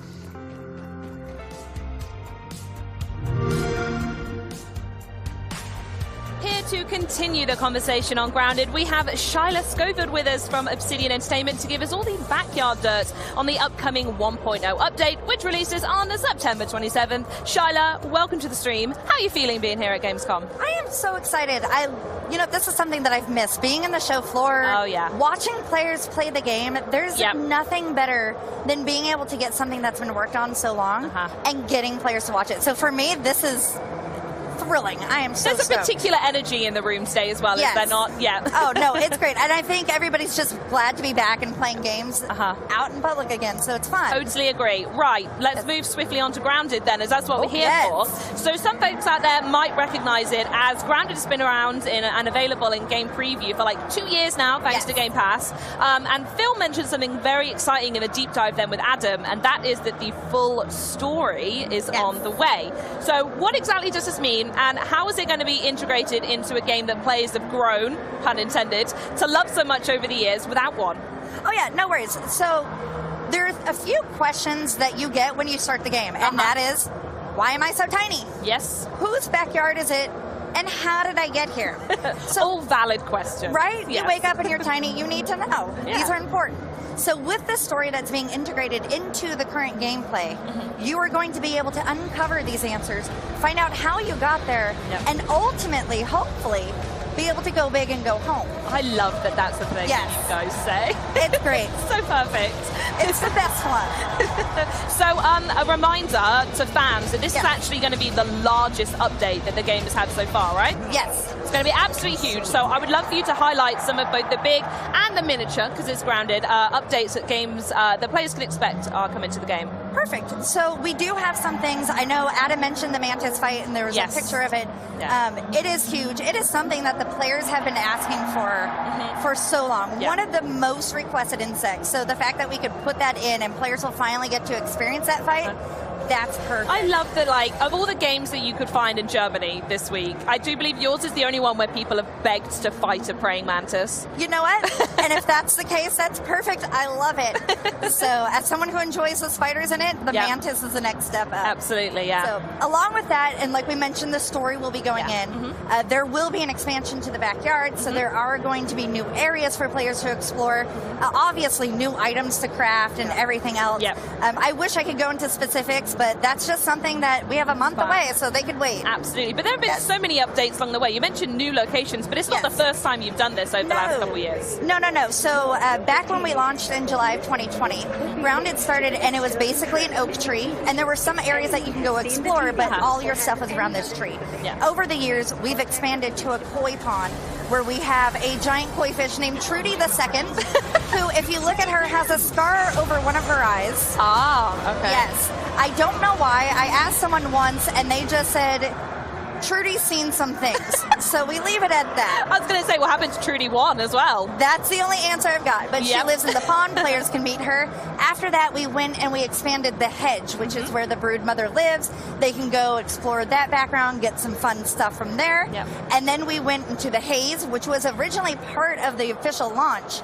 But when we wanted to go back and do it, like it was there, we were cool with it, but we had so many more other plans that the team was able to go through and redo the haze to make it something that they wanted. They added a sandbox, which has a very angry crab face that I love, because one of the first times you get into it, you're zip lining in and you just go right past this angry crab. So it's perfect. There's a picnic table, which has a tabletop game that is called Minotaurs and Myrmidons. Volume 2, obviously. Yes. And so you actually get to go through the tabletop castle that they've built, because whoever lived there left some miniatures and everything playing around. So cool. And then the most recent one that they just added was the upper yard area, which includes a wood pile and the termite den. So not only do you get a knocked over barbecue pit and you get to go explore that, but now you get to go meet the termites, which are always a blast. Meet the termites. Love it. So how many updates have you done now? For those who may not have been following, how many are we up to?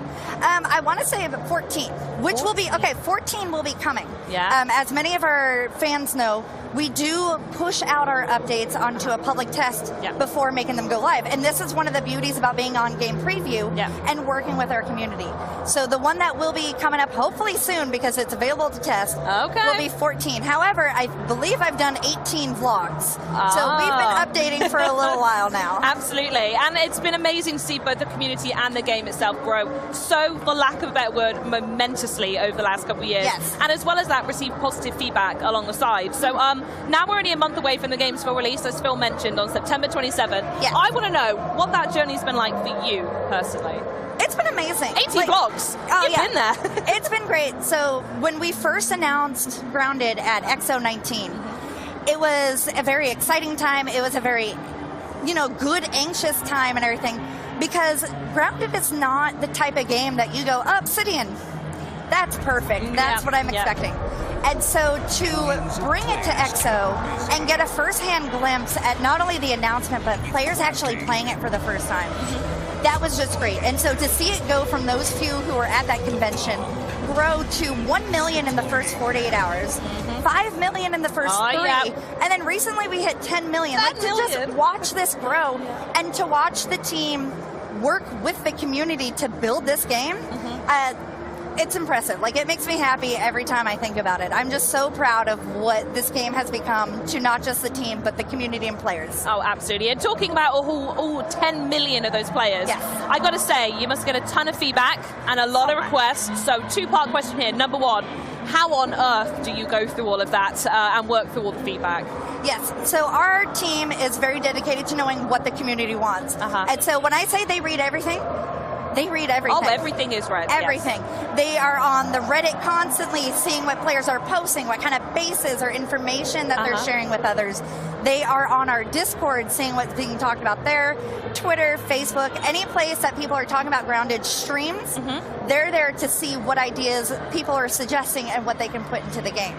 And so in order to have that and have a way that we can parse through everything, we have an official Discord where we encourage players to go and join the Discord and join the suggestion channel. That's a great idea. It is, and it's what's nice is it's very a community-focused type of way of getting suggestions in, because they can go and suggest something, and then the community can vote.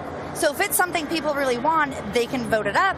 If it's not something that they really care about, they could just leave it alone. And once these suggestions reach a certain limitation, then they're put onto an Excel file, and then they're brought in front of the game director and the QA lead, and our community manager and player support specialist, bless their hearts, they go through everything with them, and they make sure that the community is being heard in front of the dev team. Fantastic. So my follow-up question on that then is, I'd love to know how the community has actually shaped Grounded over the years, and if you can give any in-game examples that actually only exist because people have shouted so loud about it. Yes, so one of the ones, like Adam mentioned, sitting. Well, yeah, we saw it just then in that clip. Who'd have thought sitting is what people want in their games? Right, but it makes sense because we introduced chairs and sofas, and so people were able to decorate their bases, and decorate them they did. But then it would just be like, come to my base, but we can't sit. Don't you dare sit down. No.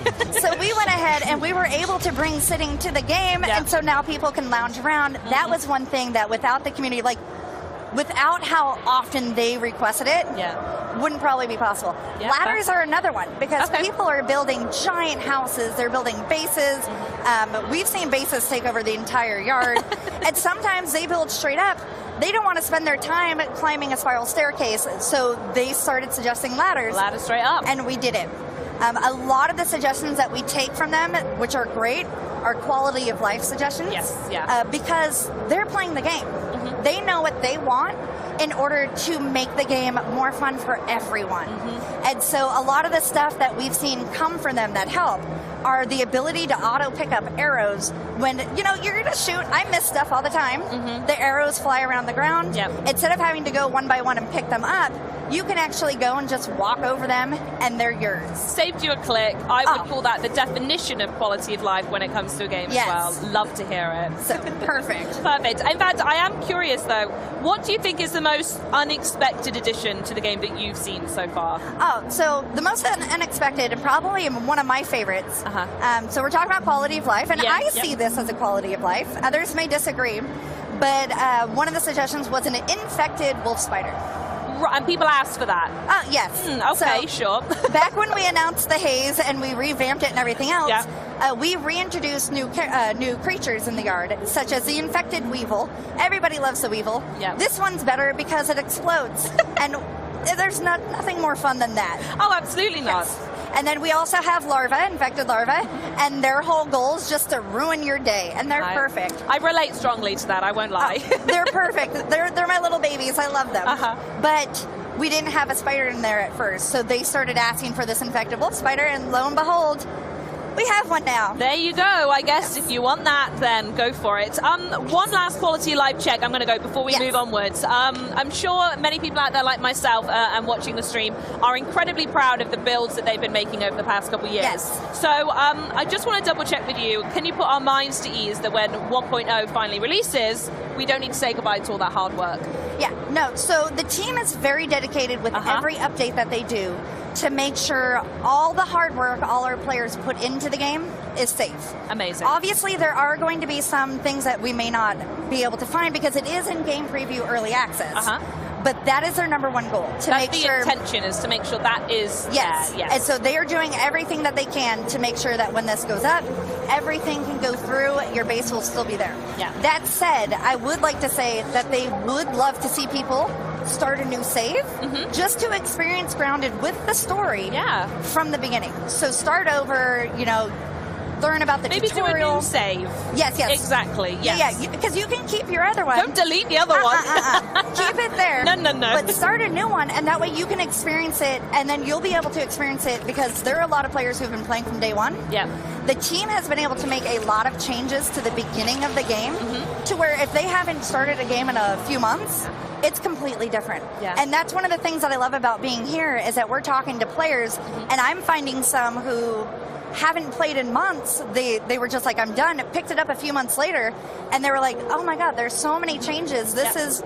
And they've just been hooked because now they find some ease in this tutorial. Well, that feeling of survival's come back again, right? I imagine, I mean, I don't want to put words in people's mouth, but for the people who are endgame building. They're in these massive mansions. They've got every material possible. Yeah. When story mode comes along, they're going to be able to dive right in and they're fully prepared. So it's whether or not people want to really go back to those roots and that survival and get themselves from the ground, well, grounded up again, I suppose. Yes. And the thing about the story, too, is when this update does come out, the story is going to be integrated into the game. So it's not going to be a separate mode. Like, they're not going to go through and pick new game, story mode. Yeah. It's just going to be in the game, like quests and everything else. Yep. So people who have been playing will also be able to join the story mode without having to do any fancy stuff to get it to work. Fantastic. And while we're talking about stories, you know I have to do this, so I'm so sorry, Shyla. Can you give us a little foreshadowing on the full story that players will unlock in version 1? You know what? I really wish I could, but I know Omnet Practicals Technology is watching, and I just...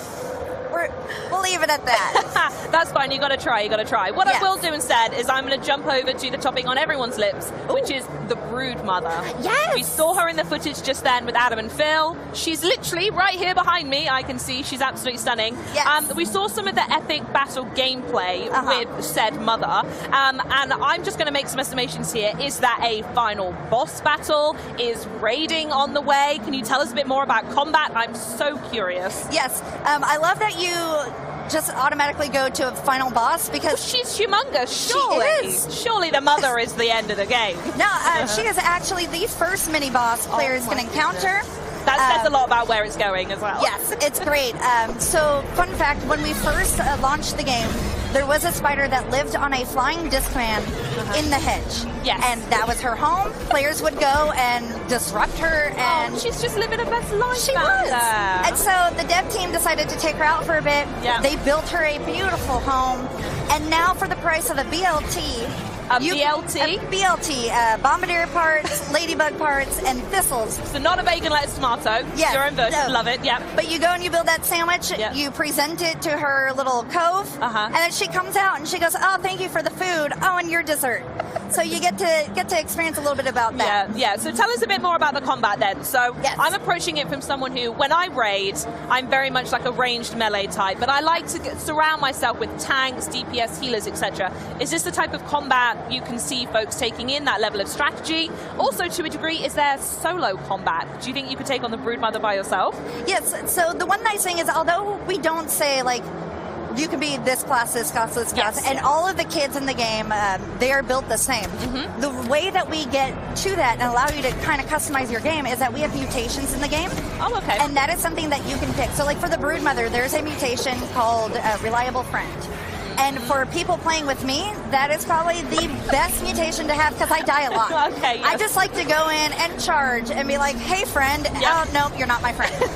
And so with the Reliable Friend, they're able to pick someone up much quicker so you can get back into the fight because there are babies and ads that come in, and that can be pretty hard to pick someone up as you're being picked at by a few different spiders. Yeah, no, that makes perfect sense. So there is a way to do it with friends and get yourself ready, get all the equipment ready. In fact, is there any gear that maybe like you've eyed up? Because we were talking just before we were saying here, and you actually were doing that gameplay in the background of Phil and Adam's conversation. So as someone who's taken on the Broodmother themselves, what's your number one tip that you could give us, maybe to prep and think about? My number one tip is that, like most people know, spiders are afraid of fire. And so if you get some spicy stuff on your weapon, spicy. So we have different modes, so you can collect mints and collect transmute your weapons that way and stuff.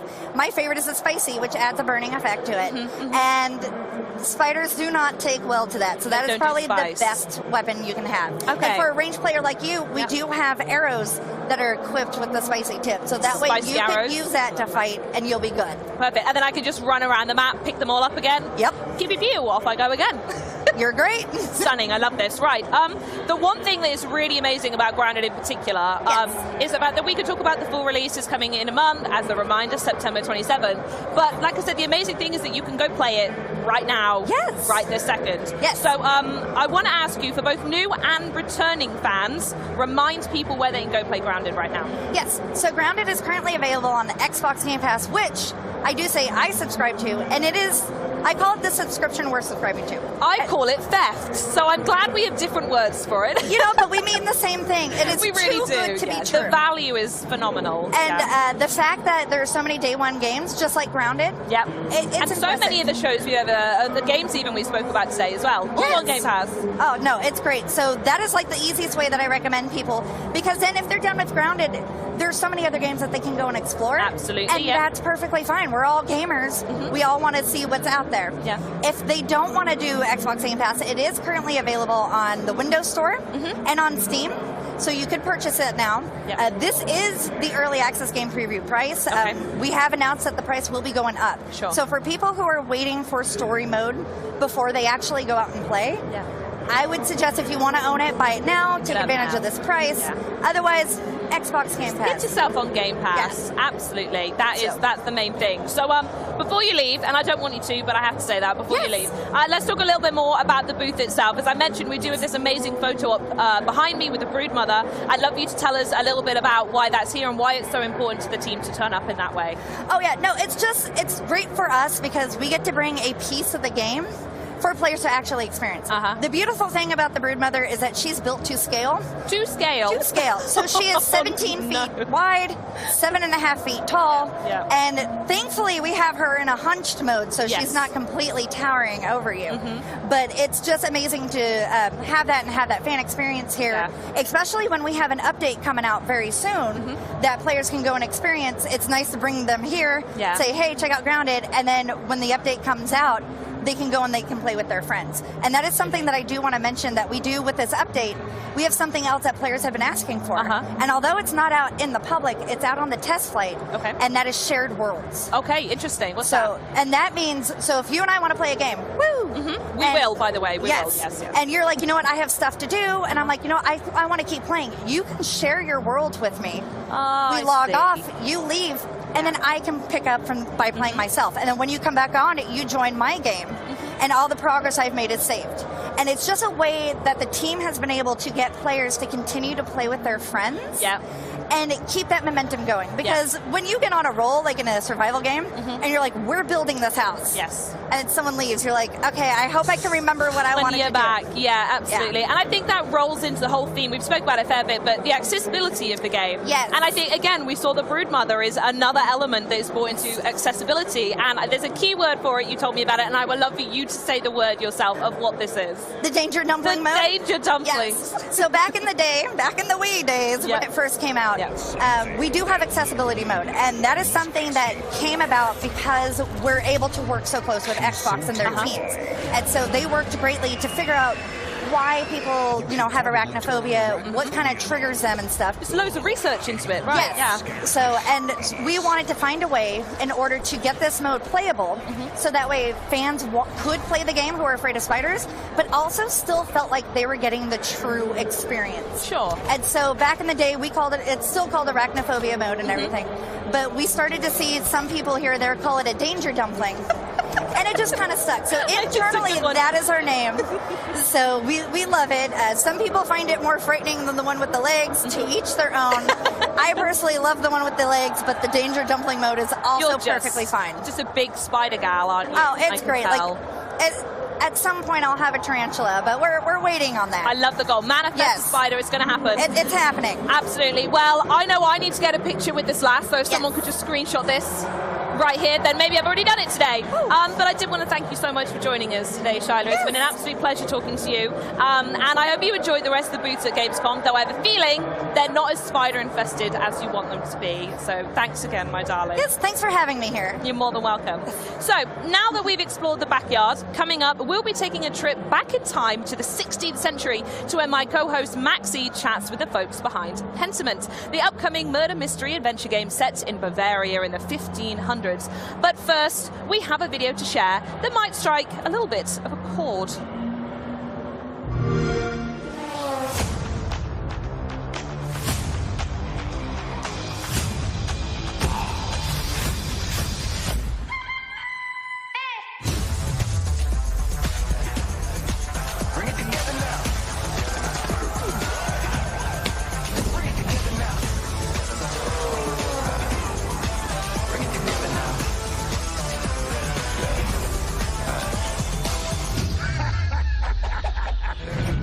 Now we're talking. All that you need, know we got it all. Infinity goes on and on. From the truth to the lie, the depths to the highs, left, right to the center now. Our different desires, we bridge the divide and we bring it all together now. You gotta help me rescue my friends. Bring it together now. Bring it together now.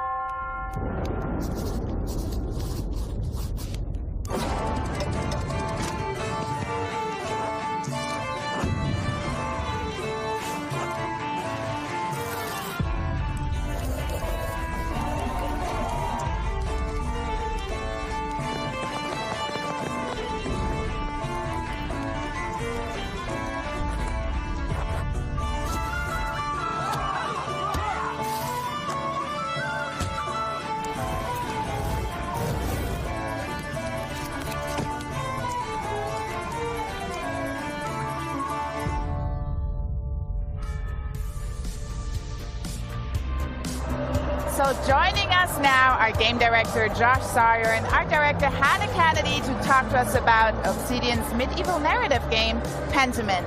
Because the game is set in Bavaria, I can finally bring out my inner Bavarian and say, Servus, nice to have you. Thank you so much for joining us here. Thank you for having us. Yeah, thank you. And I also want to call out that I really appreciate that you are the only two guests who have set a game in Germany. And Josh, du sprichst auch ein wenig Deutsch, oder? Ja, stimmt. Und wir freuen uns, hier zu sein. So he just gave you a race, basically. Wonderful. No, continue, please. Yeah, no. He said nice to be here, but I think we would appreciate if we stick to English if you're okay. Natürlich. Okay, perfectly fine. So now that the game is set in Bavaria, and I'm a little biased here because I live in Bavaria, I've had my share of Oktoberfest, but I think what's really interesting, why did you choose that region?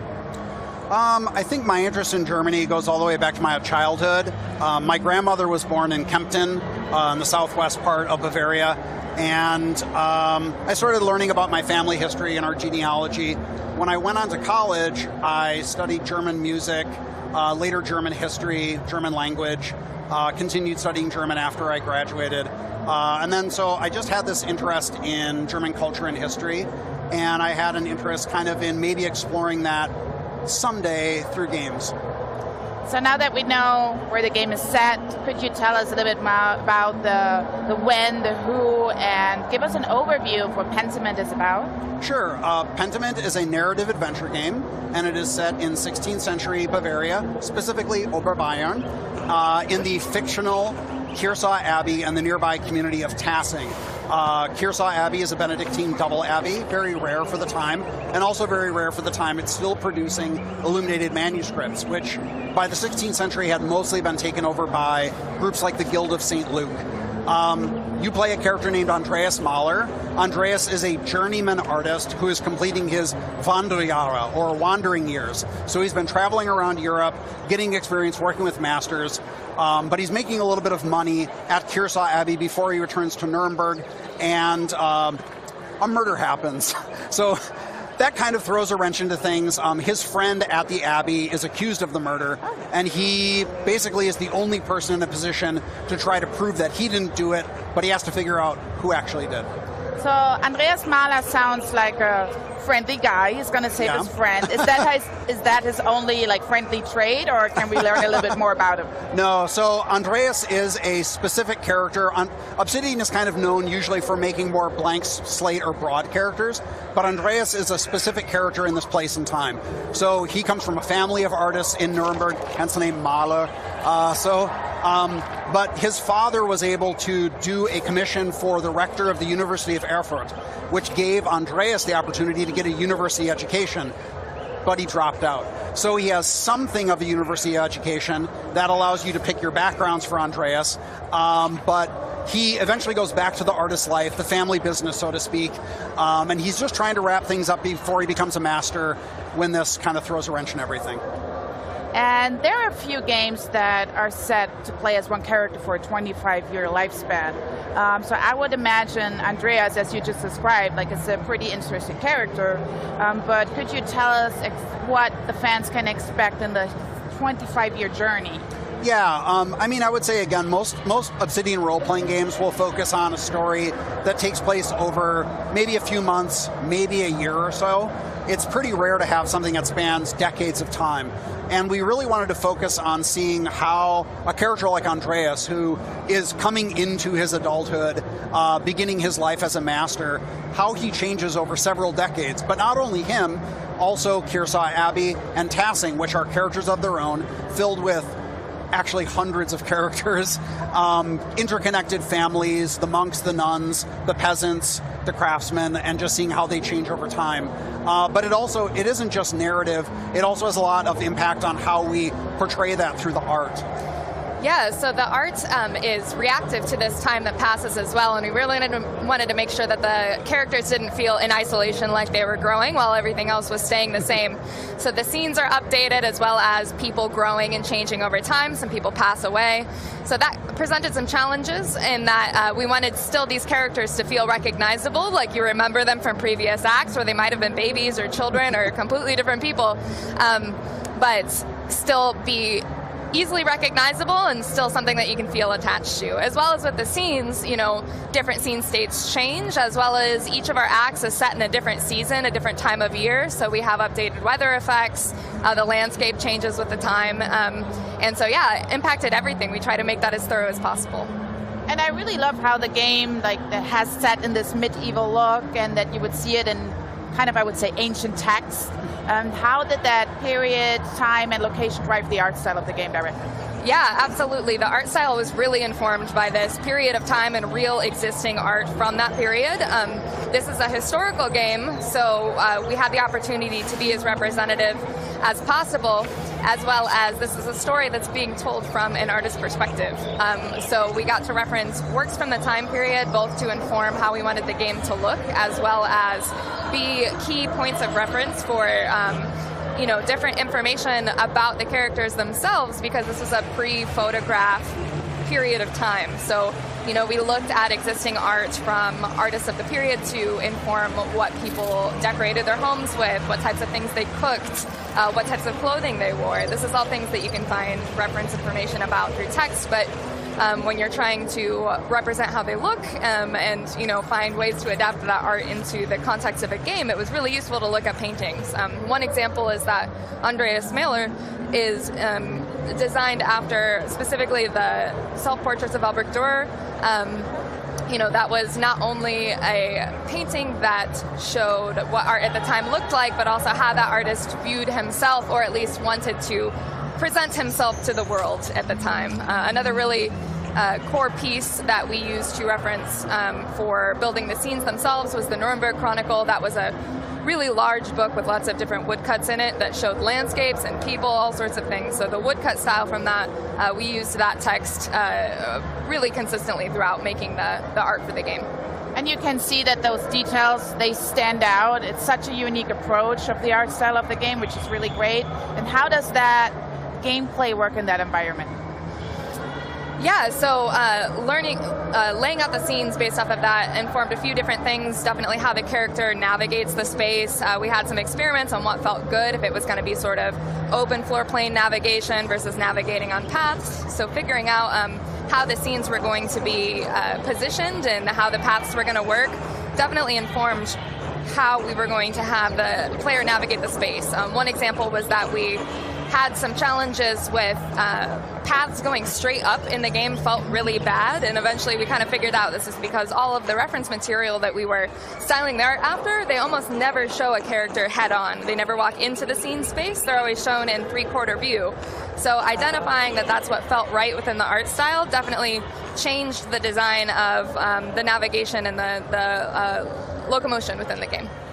And one definite style really stands out to me, and I think I saw some tattoos that also have this type of font, Josh. Like, what are the fonts that you are using in the game? Yeah, so fonts are a really big part of the game and the art that we wanted to have really custom made and bespoke for what we were doing here. So we worked with a partner studio to design a number of different custom fonts for the game, and we wanted them to be different for different types of people, both in different social classes, different cultural backgrounds. We have a peasant script, we have a special font that's just for the monks, and that process was really important. I think it was Josh's kind of pet idea. He wanted to incorporate this to round out the characters within the game. But yeah, I think we have 6, right? 6 different fonts? I think so. Yeah, and we also put a lot of effort into custom features for rendering the fonts. So we have all these different typefaces. Most of them are actually scripts, so they're handwritten. And the way that we convey that, we stroke mask every single character. So every stroke of the letter comes in one at a time. And the way it comes in initially as very dark, glossy ink with a highlight, and it quickly fades and goes into the page and dries, and it bleeds around the edges. Additionally, people make mistakes, and they actually will make mistakes in real time, and you'll see them scratched out and redrawn. Also, even things like we use different special colors. This is found in a lot of illuminated manuscripts. For example, the word God you'll see a piece of dialogue written out, but God will be written last in red ink, which was the way that they would do it. And then finally, another feature is that our one printed typeface, because this is the birth of print in this era, that typeface is actually pressed in. So everything else is written in, but the Drucker type is pressed into the page, and it has a procedural void and bleed effect to represent under and over inking the letter forms that actually press in. I love these details. I can talk about fonts forever. I love them. Yeah, we could too. The whole show is going to be fonts now from now on, guys. I'm sorry. with that. I'm sorry. No, but you are making a game. You're making sure that anybody can play that game and it is accessible. Could you tell us a little bit about that feature? Yeah, so I mean, one of the things that we found very early on is that because of all these special fonts, and also because we have a game with so much writing, people were being challenged by a lot of those fonts. I mean, they were hard. They even made jokes in that time period about how hard to read those handwriting forms were. So we have an easy read mode. So at the beginning of the game or any time in the game, you can say, I don't want the super complicated fancy fonts. I just want the easy read fonts. It replaces everything, makes it much easier to read. You can scale all the text up very large. We have a high contrast mode. We also have a text-to-speech option. That helps a ton. And then there are other features for like cognitive challenges, or even just if you don't know anything about history. So I think there are going to be a lot of people who see this, I hope, and they say, I love the art style, I like the idea of a narrative adventure, but I don't really know much about Germany or 16th century. So we have a glossary in-game. Anytime you see a term, Martin Luther. Who was Martin Luther? Erasmus. Who was Erasmus? You'll see it underlined, and you can go into the margin, get a quick definition, enough to understand the context and go back in. That goes into your journal so you can reference it at any time. And then because we have such a huge cast of characters, we also found that people were saying, I can't keep all these people straight. So when a character is not in the scene, but they're mentioned, their name is underlined, and you can go into the margin, you'll see a picture of them to go like, oh, that's Brother Guy. Oh, that's Mother Cecilia. Now I remember. So we have all these features in there to make it easier for people who might be challenged by some of these things.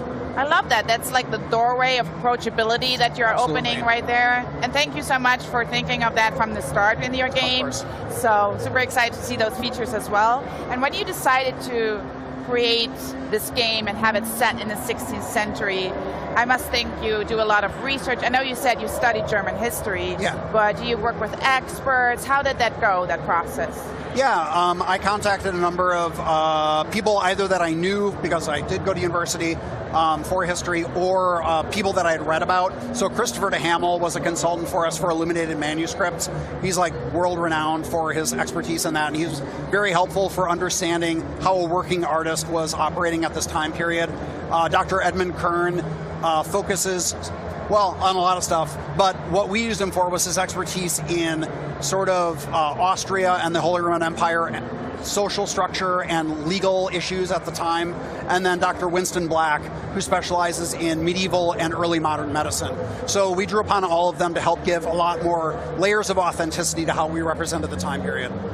Amazing. So I'm going to expect a lot of details in there. I'm going to learn a lot. I feel like I'm going to learn a lot. So even though this is a very different type of game than the Obsidian is known for creating, are there any elements that you would say that continue the hallmarks of the Obsidian titles? Yeah, I mean, you know, we wanted to make something that was different and more approachable and sort of narrative focused, but we also wanted to give players some choice about how they define Andreas. One of the things that's nice about saying that Andreas went to university is that you can choose what he studied, or really what he was interested in. So, you know, you can say, I was a Latinist, I specialized in grammar. So he knows Latin, he knows things about the Roman Republic, and that can come in handy in his investigations. Tassing is actually built on Roman ruins. We're in Cologne. This is a common thing in this region. He can also choose to say he studied the occult, because some people don't realize that in this time period, books on magic were largely circulated among the clergy who were in university settings. So this gives you the opportunity to unlock these aspects of his educational background or is how he lives his life. For example, did you live as a hedonist where you just indulge every pleasure? Or are you a businessman who focuses specifically on making connections and making money? All of these things open up choices in conversation and how you can go through the mystery. But then also it's very important that you feel like you can shape the story. This is a personal story and the story of a community, but you need to be able to influence that.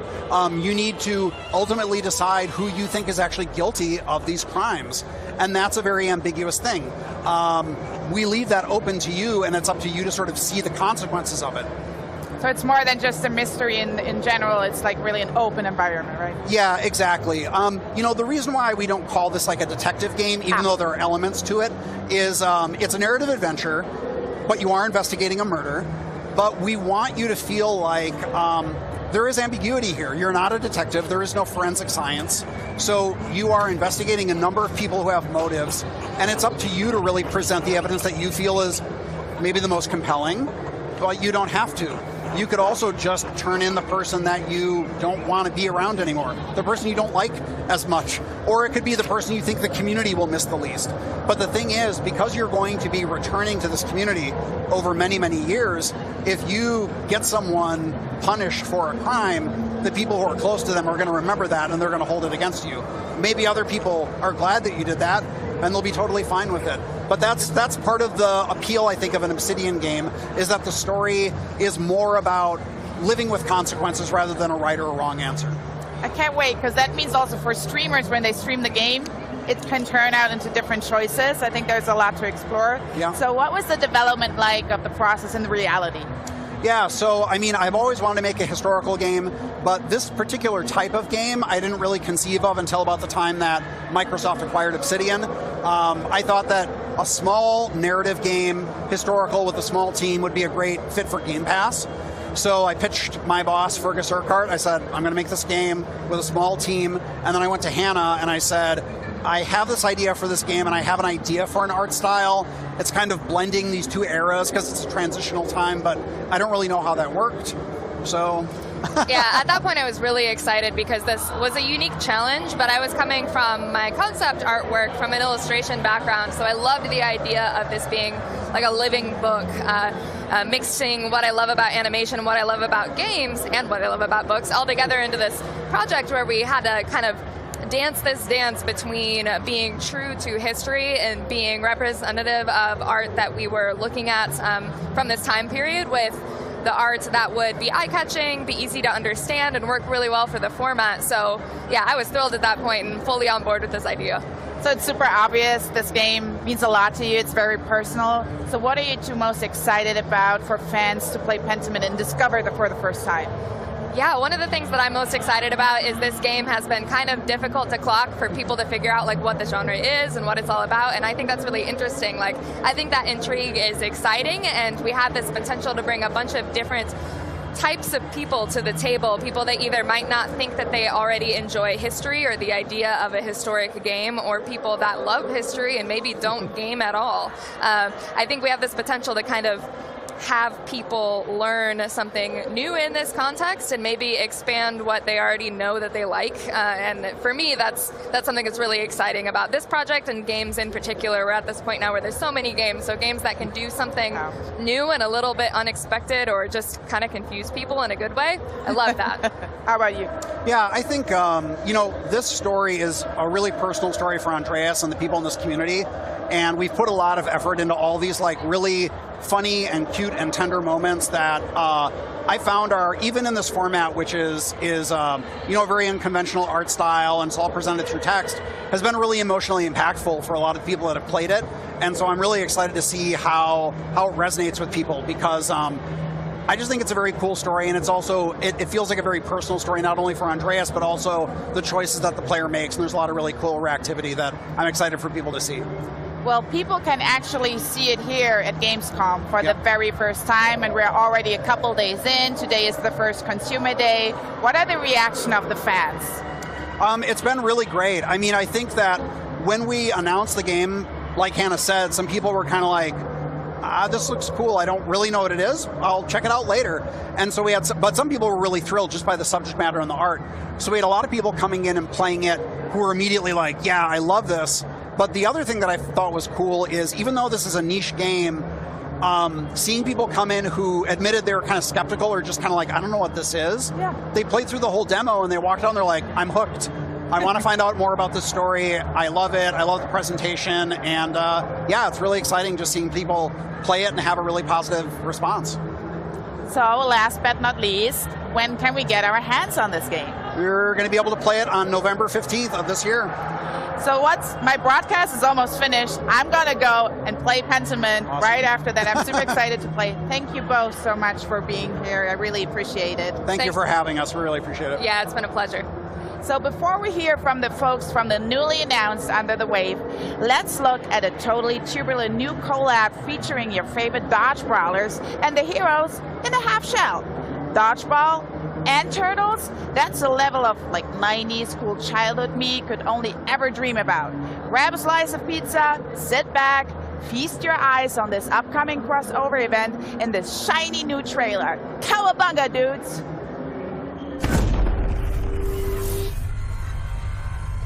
People of Knockout City, you've been lied to. We've been forced to live beneath your feet. It is time you saw the truth. We will live in the shadows no more. Go, go, go! It's time for us to step into the light.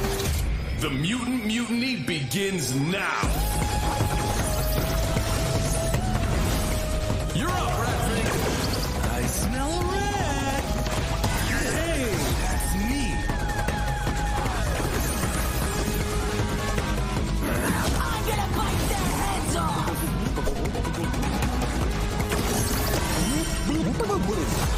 Whoa, Goober, watch your language.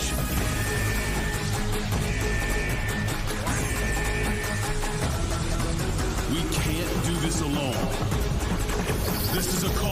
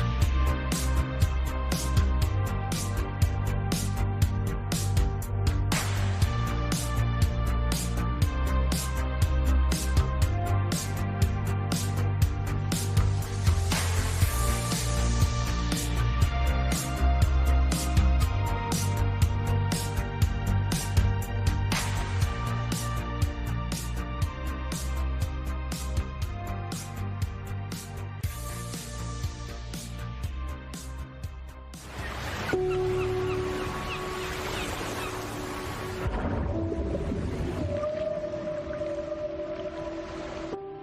leave so many things behind us.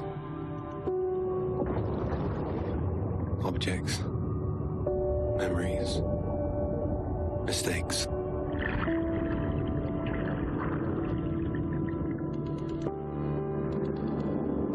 They sink in time, touch the bottom and go to sleep.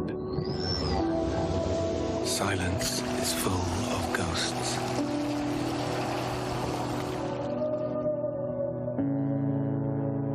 And here, voices can only come from the deep. Deep under the waves.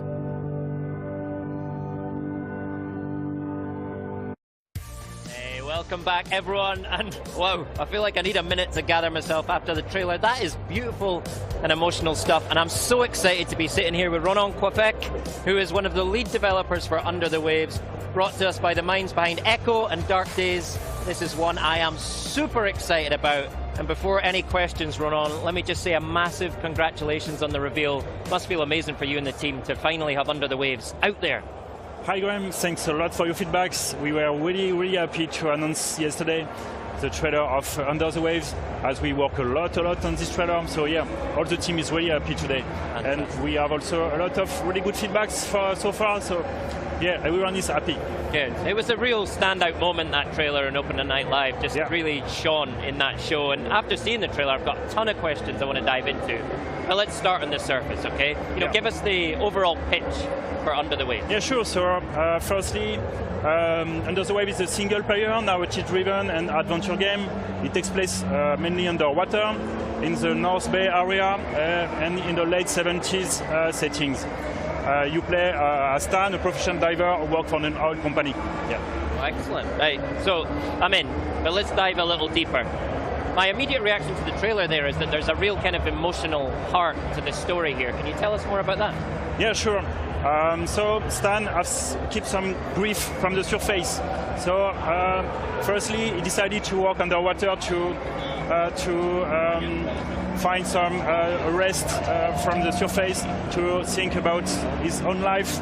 So as the game has a lot of mature topics, we really work on the atmospheric side of the game and the emotional side of the game. So yeah, the main idea was to create a very emotional game. Yeah, you really get a sense of that kind of escape and that isolation for Stan when he's under the waves. It looks amazing, but I also saw some pretty surreal imagery in that trailer as well, like things you wouldn't necessarily expect to see under the waves. Tell us more about that and how it'll play into the story. Yeah, sure. So Stan have a lot of grief from the surface and also a lot of memories to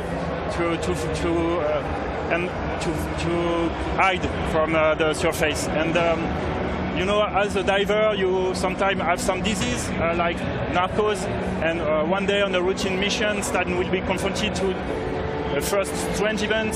So at this moment, this will be really the beginning of a journey of Stan underwater. And as Stan will move on those kind of memories coming back from his past, all the game will fall into some sci-fi things and yeah, a lot of eerie things also. It looks fascinating. Now, I've got to tell you, Ronan, this is really resonating with me because, you know, I grew up in Aberdeen, Scotland, right on the North Sea. That North Sea setting is really talking to me. My dad worked in oil, in drilling. What was it that drew you personally to that North Sea setting? Yeah, it's funny because my father was a sailor, so I live mainly around the sea also. And yeah, for me it was a really great inspiration for me to talk about, because yeah, I see a lot of things, for example, about pollution into the ocean. So we decided to set up the game in the North Sea because all the North Sea is quite polluted. You have a lot of oil company, you have a lot of pollution from the Second War. So we really would like to create strong messages about ecological things, etc. We decided to set up the game here and confront Stan to that kind of things. Yeah. Awesome. And it's kind of a world we never see, right? Under the waves, literally. I guess it gives you so much freedom to create an environment for players to explore. So how much will players be able to kind of, in an open world style, explore? So firstly, the game is really story-driven, so you have a main story to follow, but we really designed the game with very large area to explore. So basically, you live in underwater, but you are ready to swim under the sea. You will be able to drive a little submarine and in a very large area, so you can really move at your convenience in the world. But yeah, you have a main story to follow. And in the ocean, you will be able to find wrecks, to find caves. We really wanted to let the player be free in the ocean, to really create some also empathy with the ocean and with the sea life. And for us, it's really important to create this connection, also to fit our ecological message. Yeah. Love it. Something else I loved was this sort of 70s retro futuristic vibe you've got going on with the technology and the underwater technology. Why did you kind of choose that art style, and how are you bringing it to life? So it's all also come from my childhood. So when I was child, I visit a lot of boats with my father, and all the boats were in this kind of setup. And also I was a big fan of Jacques Cousteau sea documentaries, and as also the stories about really nostalgia, memories, and some stuff like that, we decided to be really inspired by those kind of old sea documentaries. So we fixed this kind of rendering. We had grain on the picture. We had vignetting.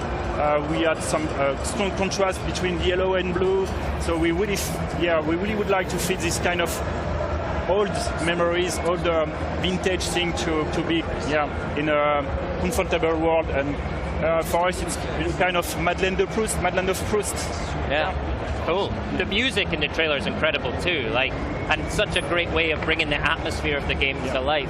Who's working on the music for you, and how are you using it to kind of raise those emotional states? Yeah, so the music was composed by Nicolas Bredin, who is also a co-founder of the studio. So in general, in all of your game, we work closely with the composer, with the writer.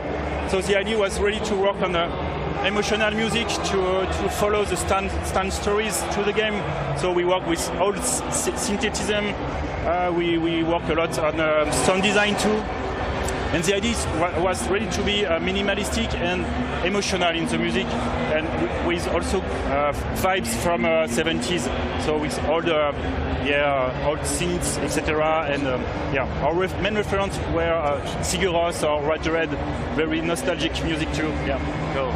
I really get the sense that there's a lot of personal connection to this game with you. But tell me more about the rest of the team. How is the process of creating Under the Waves been for you? So we are quite an indie team. We are a dozen of people, very talented people for all the team, and we come from a AAA company. So with Nicolas Bredin, the composer, and Sébastien Renard, the writer, we have created Parallel Studio to really craft strong narrative game, because we have a lot of idea. We had a lot of memories from our own past. So we decided to really create a game with many things from us. It's a really personal project from all the team, and we really would like to add this kind of thing in the game. Right. Now you've also mentioned there's kind of an ecological message at the heart of Under the Waves as well. Clearly in the setting with drilling and industry. So how are you bringing that to life, and how are you adding that into the world of the game? Yeah, sure. So mainly the idea was to focus the story and about human impact on the ocean, not to be just ecological, but to create a strong poetic message about life, the cycle of life. Right. Because to move into the life, we have to be confronted to the cycle of life itself. And when we take some breath from the life, we see nature, we see the life around us. So the idea was to create a poetic message around the story about the sea life, about the poetic sea life around you. And that's why we really decided to work on ecological strong messages in the game. So for example, you will be able to find some strong facts about plastic in the world. And of course, Stan will react about we'll have a lot of questions about his own impact as a worker in our company.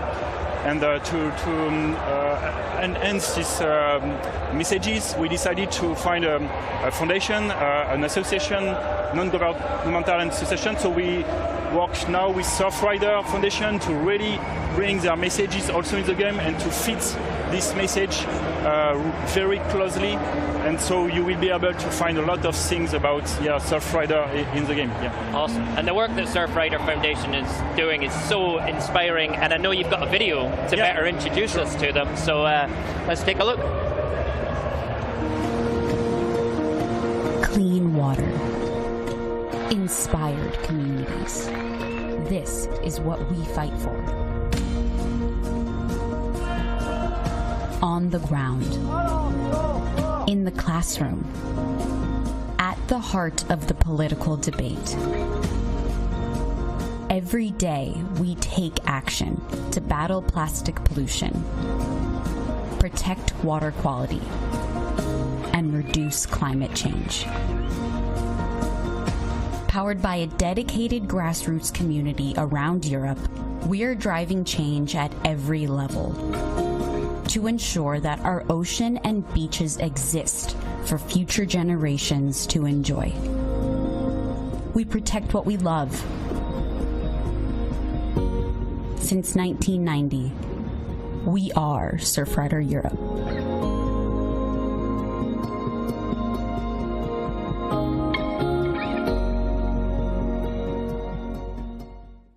Hello everyone, I'm Remy from Surfrider Foundation Europe.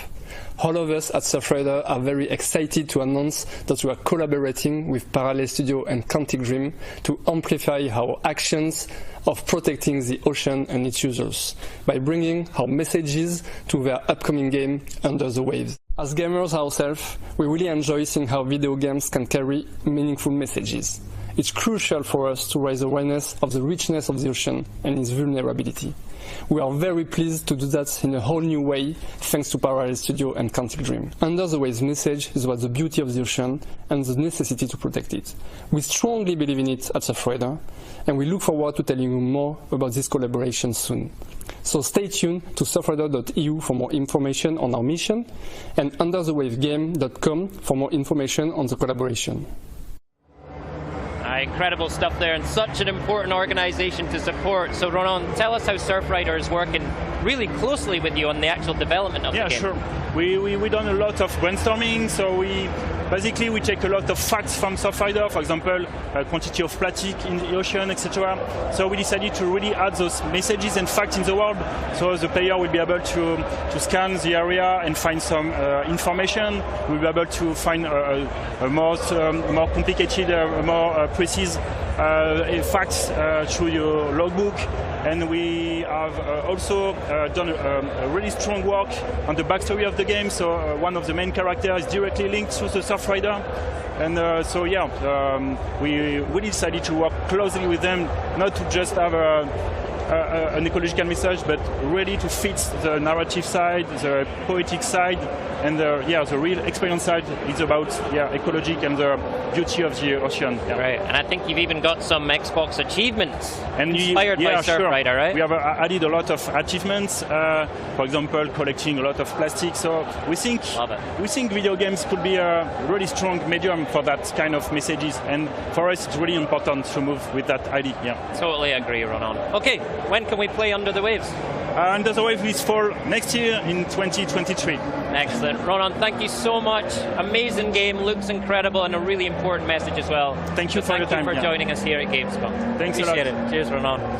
Okay, up next, we're hearing about a new era of Xbox gameplay without a console. Yep, you heard that right. Maxi is standing by with Harrison Hoffman from the Xbox Cloud Gaming team. Throughout the show, we have been highlighting great games that you can get your hands on later this year into the next. But for this segment, we're going to change it up a little bit and welcome Harrison Hoffman, who will walk you through the future of Xbox gaming without having to have an Xbox console. Now, I know I just said what I just said, but could you explain to us what that really means? Yeah, for sure. So what we're showing here today is the brand new Xbox app for Samsung Smart TVs. So this is an app that comes pre-installed on all 2022 Samsung Smart TVs, and all you have to do is launch the app, sign in with your Microsoft account, pair a Bluetooth controller. We actually support both Xbox as well as PlayStation DualSense and DualShock 4 controllers, and you can just jump right into the game to play. Well, we're right here right now. Could you walk us through a little bit what that app looked like? Yeah, for sure. So right here, we're on the home screen of the app. So the first thing that you'll notice when you come in here is we've filled the top of the screen with your recently played games. So we know from our experience with the console that the most common thing that people do when they come back to play is just jump right back into something that they were playing before. So we made that really, really easy. Now, if you want to find something new to play, you can just kind of scroll down from here. So you may have heard recently we made Fortnite free to play on Xbox Cloud Gaming. So again, all you need is that Microsoft account and you can just jump right in and play Fortnite.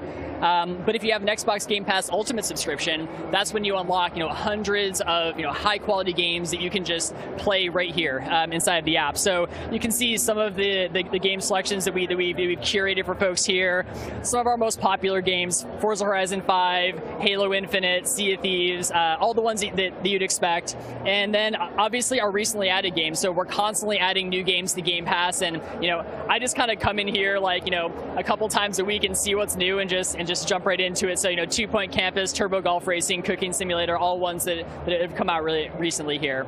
Can we jump into a game right now? Yeah, let's do it. So let's check out Grounded. So I'm super excited for the 1.0 release of Grounded that's coming up here, and I've been checking it out a bit lately. So let's just load up into the game here. So what's happening right now is we are connecting you to the best Xbox Cloud Gaming server for your session here. And when you're playing in Xbox Cloud Gaming, you are playing in the Xbox ecosystem. So that means that all of your cloud game saves from your PC or your console or your phone are all automatically saved to the cloud, so you can pick up right where you left off from anywhere here. So you can see we're getting into this game, and we'll just go ahead and get the game started. And what's happening right here is this game is running on our hardware in the cloud and being streamed down to the TV in real time at 1080p 60 frames per second. Can I try it? Yeah, for sure. So let's just load this game up here, and then we'll let you have a shot at it. So all right, so here we are at the beginning of Grounded, and you can see I'm running around, and one of the most important things when we were developing this app is making sure that the gameplay feel is right. Like the latency between when you do something on your controller and what happens on TV has to be super low, and you have to feel like you're really in control of the game. So you can even see as I'm coming around here, how responsive this is. Like you can see I'm just jumping here, and it's just being instantly reflected on the screen. So let me actually let you take a shot at this. Can I take the PlayStation controller? Yeah, you can take the PlayStation controller. So let me swap controller for microphone here. Oh, wow. This is the first time for me playing an Xbox game with a PlayStation controller. But I know what you mean. Like the input feels great. I see no latency. I mean, it depends on the internet that you have at home, but this is a big step for gaming without having to have additional hardware. Yeah, for sure. I mean, obviously, here at Xbox, we have been making consoles for 20 plus years. And I actually personally worked on, Series X from early planning all the way through launch. So myself and the team have tremendous respect for the gaming experience that consoles bring to TVs. But we also know that not everybody is going to buy a dedicated gaming device like a console to play. So, all you have to do, if you have a TV that this app works on, you just have to launch the app and you can play. So this is a multiplayer right now. How can I team up with my friends here? Yeah, so obviously multiplayer, a huge part of the Xbox experience. So that's why whenever you're in a game, you can hit the Xbox button here. I'll just grab my controller back. I can take this for you. No, we're handling this fine. We're great. Okay. Exactly. So you can come into the guide here to see all of your friends. You can see what they're doing. You can invite any of them into your game. If one of them invites you to a game, you can come in here to view your invitations as well. Just join right up. Also, achievements, a huge part of playing on Xbox. You've got to be able to unlock those achievements and get your gamer score. So you can do that here. All the achievements that you unlock on your TV are reflected across the Xbox ecosystem. So I can come in here and just really see what I need to work on. Thank you, Cloud, I would say. Yeah, oh yeah, for sure. All right, how about we check out a different game? Which one are you trying? Well, I've been really into this new game called Turbo Golf Racing lately, and this game is brand new on Game Pass. It's actually in game preview. So let's just hop right into this. And this is one of those games that, when I saw it come up on the recently added list, I don't have to download it. I don't have to update this game, so it was just super simple for me to just go and try it out. And it turns out that I really like it, and it's super fun. So are you go for yourself then? I used to be more of a golfer than I am now, but I do still enjoy it from time to time. And this is different. Well, I can drive, but I don't golf, so I got 50% chance that I'm good in this game. Okay. All right, let's just get right into a game here. So just pick a solo map here, and we'll see what we can do. So how often would you switch a game in one session, for example? I mean, it kind of really depends on the mood that I'm in. Like sometimes I want to go and just try out a bunch of different games. Sometimes, you know, I'm super invested in a game that I've been playing for hundreds of hours, and that's just kind of what I'm into. And that's just the sort of flexibility that you get with cloud gaming here, just being able to jump into any of these games without any hassle. And, you know, obviously over the years, people have gotten, oh, I bounced it off the tree there. Obviously over the years, people have gotten super used to, you know, streaming their movies and TV shows from apps on their TV like Netflix and Disney Plus. So like we really just want to make it as easy to stream an Xbox game to your TV as it is to stream like a show from Netflix. So well, it looked like you're already pro here and you have been dedicated some sessions to it. Yeah, struggling a little bit right now, but I swear I'm better when I'm not on camera. Okay, so I do have one more treat for you here. So follow me this way. I will follow. We will go to the next station. I'm thankful we're having 2 stations right here. Okay, let's do it. What are we having here? Flight Simulator.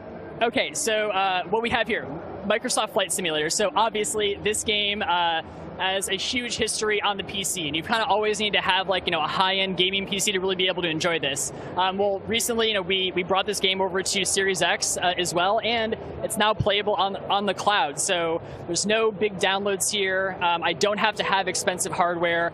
I can just come in here and fly and explore. So I'm just kind of coming into beautiful Naples, Italy right here. Do you want to give it a shot? Yes, of course. I never say no to gaming. Yeah. Thank you so much.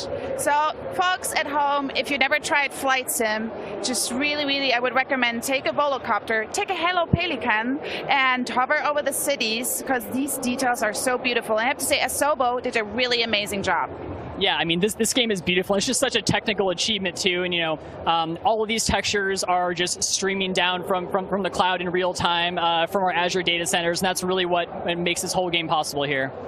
And when is this coming out? This is out right now, right? Yeah, it's actually already out. So if you have a 2022 Samsung Smart TV, this comes pre-installed. If you just go into the gaming hub on your TV, then you'll be good to go.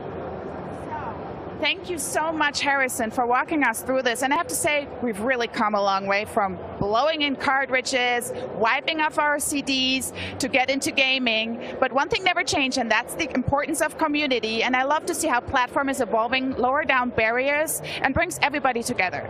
And there's one franchise that brings the community together like no other, and that is Minecraft. I'm handing it off to my co-host, Graham, who's going to talk about the upcoming Minecraft Legends.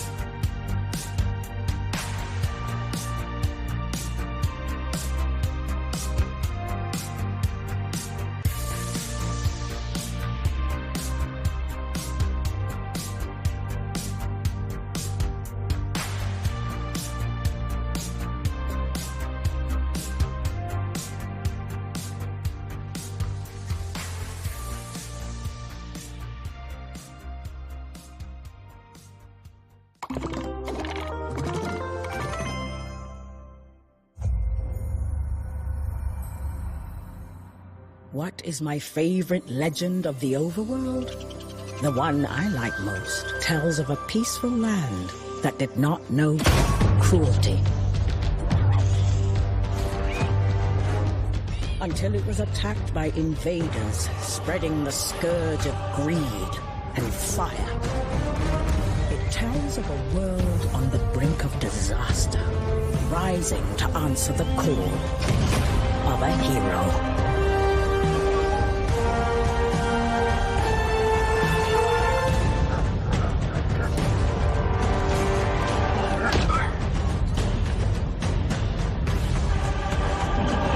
It tells of struggles and sacrifices.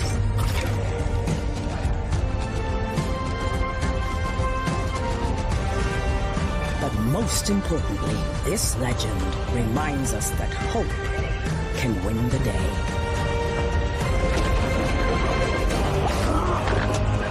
And that when fiery foes seem never-ending, that is when the world needs legends the most.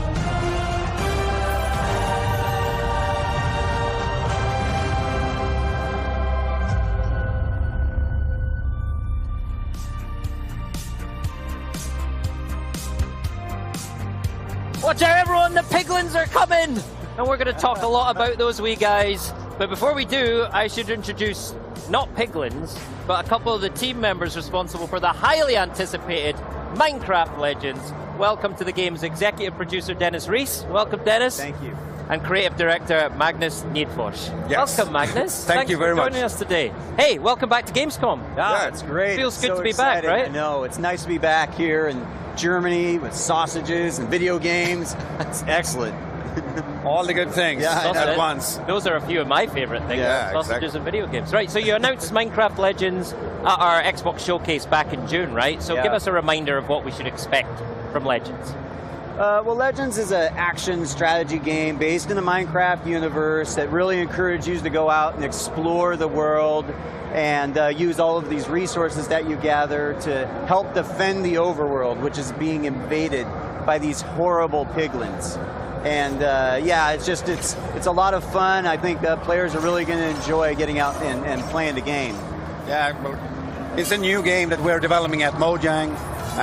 We're doing it together with Blackbird Interactive. It is a little bit of a different game because the easiest way to describe it is action and strategy. So it's a kind of a unique combination of gameplay.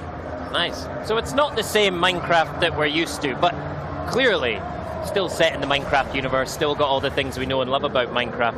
But it must be so exciting to take that universe in a different direction, right? So why did you choose to do that with Minecraft Legends? Well, with Minecraft, we really like to, at Mojang, we really like to create games that we love to play.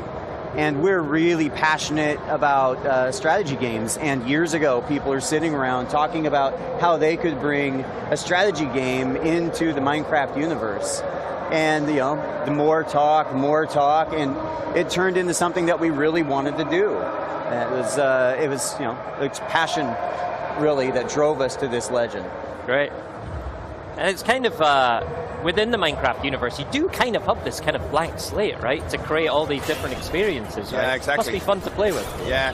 No, that's one of the great things. Minecraft is such a treat. It's like it's for everybody in so many ways. We do have, the original game that we usually call vanilla. We have done Minecraft Legend. No, sorry, we're doing that now. We have done Minecraft Dungeons. Yeah. And now we want to bring yet another game to broaden the experiences that player can experience within the Minecraft universe. So. Right. So once the idea or the sort of seed for Minecraft Legends developed, how did you build the team around it? Who did you bring together to work on the game? Well, we knew that when we started to go out and build this, there were a couple of problems we had to solve. Number one, Mojang isn't a strategy game developer. It's not something we do. And number two, as Magnus mentioned, a real Minecraft or original Minecraft is called vanilla to us. And for us, vanilla is really important, and the studio focuses mostly on vanilla. So we had to go find a partner, one who knew how to build strategy games, and one who really had a passion for Minecraft. And so we started looking around, and we uncovered Blackbird Interactive. Okay. They were known for making this strategy game called Deserts of Karak. And they were a pretty newly formed company at the time, but their experience ran deep with strategy games. And the more we looked at them, the more we realized how passionate they were also about the Minecraft universe. We really thought they could be a great partner for us. And so that's when we started moving forward. Right. And when we started to work with them, they also, you said they were already passionate, but they were also eager to learn what's the secret behind making a Minecraft game. So it's been super interesting to work on them, like their creative team, just tossing ideas around. And could it be this? No. Could it be this? Yeah, great idea. And we are kind of like just throwing ideas back and forth, what's good for Minecraft and what's not good for Minecraft. Right. Yeah. It must be great to bring new people, new ideas into that kind of Minecraft melting pot. That must be a ton of fun, right? Oh, so much fun. And actually, the team started very small. Just a few of us kind of getting going. And then once we had a good idea as to how we wanted to progress, it slowly got larger and larger. And then, new people with a lot of new experience came on board. And I remember Magnus, actually. Magnus came on, 2-3 years ago? And when he came on, his experience with open world games completely changed how we wanted to think about Legends. And we were able to take a lot of his experience and apply it to Legends to really create a better experience. And that's the story across the board with lots of the folks from the team as it grew. And I really enjoy it. It's been a great experience. Wow, Magnus. Yeah. Nice work. Yeah. Well, thank you. It's a pleasure to work with them, and the whole team is fantastic to work with. And as Dennis said, I came aboard a couple of years ago. But I also saw the energy that already existed there. Like everybody was so excited, and it was great for me to learn a new environment and a new type of games. I come a little bit from a different background. Yes, I made open world games, so I can bring that experience. But Minecraft is so different, so it was a lot of super fun learning for me as well. Coming to Mojang, really of course I played it almost since day one, because back in the day Mojang was a studio across the street from me, so we've known it. I've known it for a long time, but just getting to know it for real, working with all the creative people, both at Mojang but as well as Blackbird. Just that's what I like to do as in my creative leadership. I kind of like to lead the teams, just get them together. But there's so much creativity going on, and get that snowball effect of just talking about ideas and so on. It's so fun. That's awesome. He even listens to me, the executive producer, every once in a while. Every now and then. Every now and then. What a team. That's amazing. No, speaking of the team, though, one of the things that fascinates me about this is that Blackbird are in Canada, right? Yeah. Magnus, you're in Sweden. Yes. Dennis, you're in Redmond, near Seattle, right? Yeah. So you've got 3 completely different geographical locations. How do you pull all that together? Well, it's a lot of work and dedication from the team in general. But that's the thing. We've managed to change our hours when we need to. And also BBI has been very accommodating when we all need to travel to a location and be on site, work together. We just make it work. But really it comes down to that passion and working together. Let's say it's fun. We really enjoy each other's company. And what started as just sort of work relationships really has become more friendship. And so you're willing to endure some of that time zone change so that you can, enjoy spending time. I stare at Magnus on his screen so much. Yeah, you're crazy. You kind of I don't know when you go up. It's often before I normally go to bed, so I don't know. But yeah, but you're up pretty late too, so it's we just make it work. Yeah, exactly. But making games is always a bit of a challenge. It's not easy to make these kind of games, but I think it's an all that struggle that you, as Dennis said, you make friends in real life and so on, and just get along together and have a good time. Struggles makes people come together in a good way. Yeah, absolutely. So, you talked about Minecraft Legends as an action strategy game, right? Why did you choose that genre And tell us what that means from a gameplay sense. Well, so what we wanted to make sure that when we choose any games within the Minecraft universe, that they're unique and different. And really, you can look at Legends, for example. We did that where we wanted to bring a dungeon crawler experience into the Minecraft universe, and so in doing so, we wanted to make it feel very Minecraft. And that's what we did with the strategy game here with Legends. Is we really wanted to make sure that we are authentic to what Minecraft was as we bring it into a strategy experience into the universe. And that's a big piece. What Danny said, in the beginning, it was an idea that hey, we should have a strategy game within the Minecraft universe, and that would be cool. But another aspect of Minecraft is that we always have a hero character. So the hero character is there, and that's not common in strategy games. You usually control a strategy game by a mouse pointer or something like that. Right. So bringing that hero, like letting the player feel like they're part of the game world, is super important in all our games.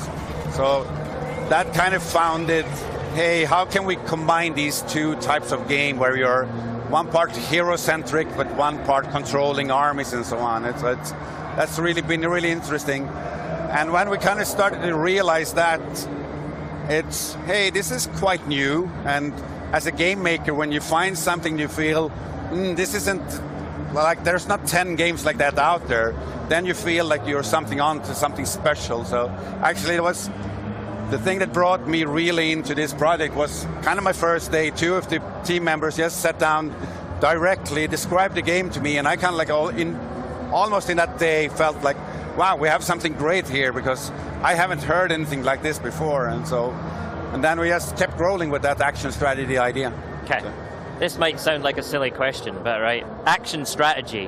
Where do you find the balance, right? Because action is quite immediate, it's quite visceral. Strategy is a little bit more step back, assess the situation. So where's the balance in Legends?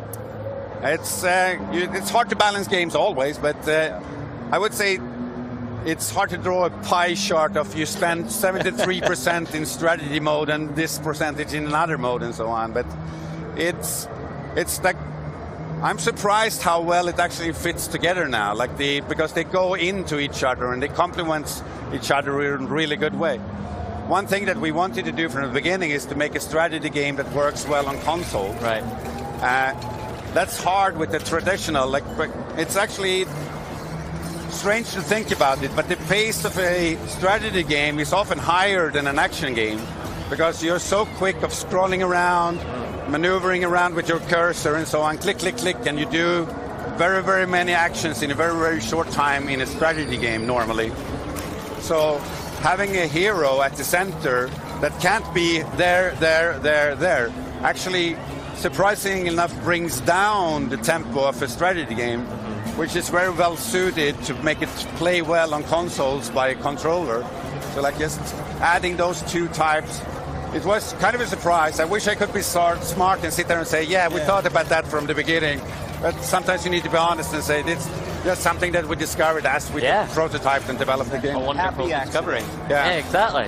And that's one of the things I find really interesting about this is, you made the point, you're not controlling a cursor, you're actually controlling a character. You have to deliberately traverse the environment and, physically move within the game, right? So how do you handle that within the game design, like actually getting around the world?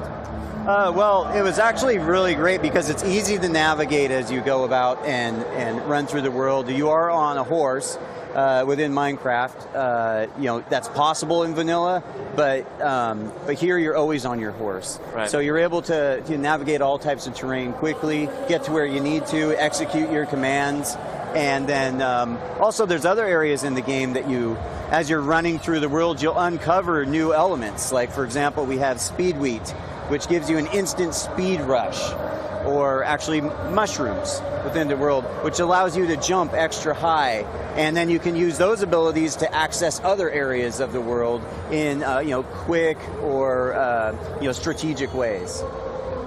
Oh, and given that you've gone in a slightly different direction here, a different genre, what inspirations did you pull from within, other things you've done within Minecraft as well, but then maybe some external influence as well, other games?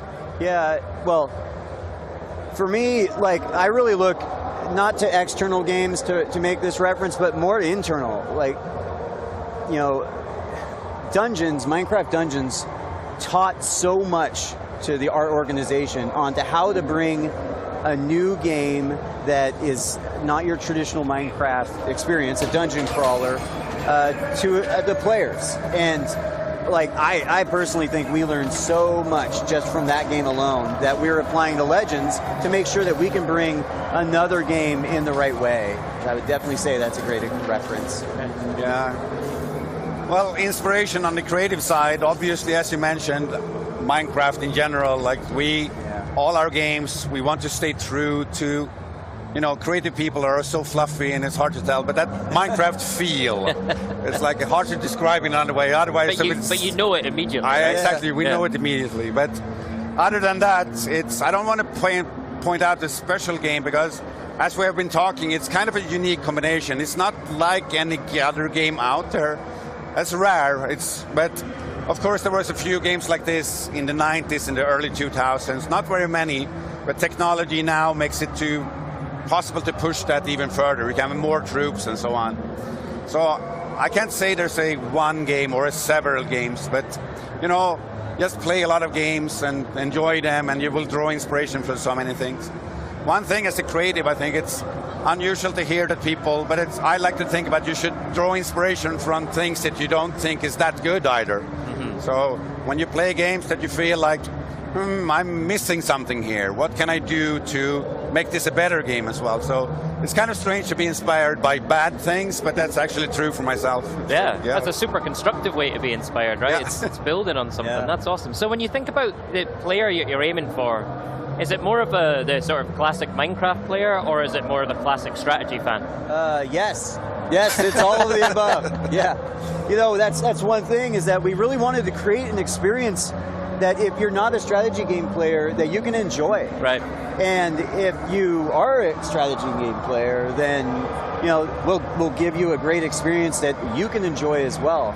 And I think that we're really nailing it. Like, we're actually, it's coming along. I was not a traditional hardcore strategy game player, but I found myself really, really enjoying what we're creating, to the point where I've started experimenting. So I'm playing some other games now, and it's kind of broadened my exposure to the genre. And so I have a feeling there's going to be a lot of other players, you know, similar to me.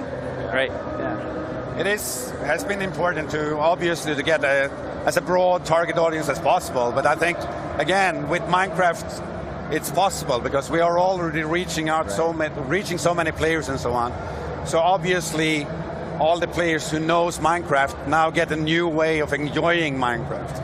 But at the same time, it's super important to remember that even though a lot of players play Minecraft or have played it in the past and so on, this game is also totally possible. You don't need to have played Minecraft. You don't need to know what Minecraft is to enjoy this game. You can come in, and this game will help you to understand what the Minecraft universe is and bring you into the wonderful, you know, thing we have going on there. Excellent. I want to talk more about the hero. We touched on the hero earlier. Yeah. I just find it really fascinating. Like, how did you center the experience and this idea of action strategy around that hero character? You know, the hero coming into the world and that element of exploring, I mean, it's very Minecrafty, right? So applying it here was just something that we wanted to make sure we did. And I don't know, Magnus, you could probably touch on a little better than I could. As you say, the hero is important, but it's kind of like, because it's important in all our games. Like, that's the center. We want that to be a extension of a player almost. Right. So the kind of like there is a story told about a hero coming into this legend and so on, but the game structure is relatively open, so you can play it however you want, in the order you want to and so on. Yeah. And we'll push on the story depending on what actions you take with your hero. So you move through the story in the campaign. But at the same time, as we want that to be the core of the game, it's not in gameplay everything. It's so much more about that you are a character coming to this world and, you know, uniting everybody who is here against the threat that the piglins are. So you need to come here to make a lot of friends and they will, together with you, help you to defeat the piglins. So it's not about getting stronger or you're not getting a new arm or anything like that. Yeah. It's more or less make friends, play around with them, have a good time, and defeat the piglins together. It's a great message, though, isn't it? It's like it's almost like you're building connections, you're building alliances, you're uniting people against a common enemy. I didn't think about this, but I said before, like, it's kind of like game dev. I said, like, struggles makes you come together and you're able to overcome obstacles. And that's kind of what you do in the game as well as the hero. There is a struggle, the piglins are attacking, we need to defend, so everybody comes together, and then we defeat the piglins. So. I love that. And it's with your team as well. Yeah, exactly. You're bringing this team together from lots of different places. Yeah. It's very, very, very cool. All right. It's time to talk piglins. Ah, yes. We want to talk piglins. I mean, what's their deal? And why did you choose them as the bad guys? What's up with them? What's up with the piglins?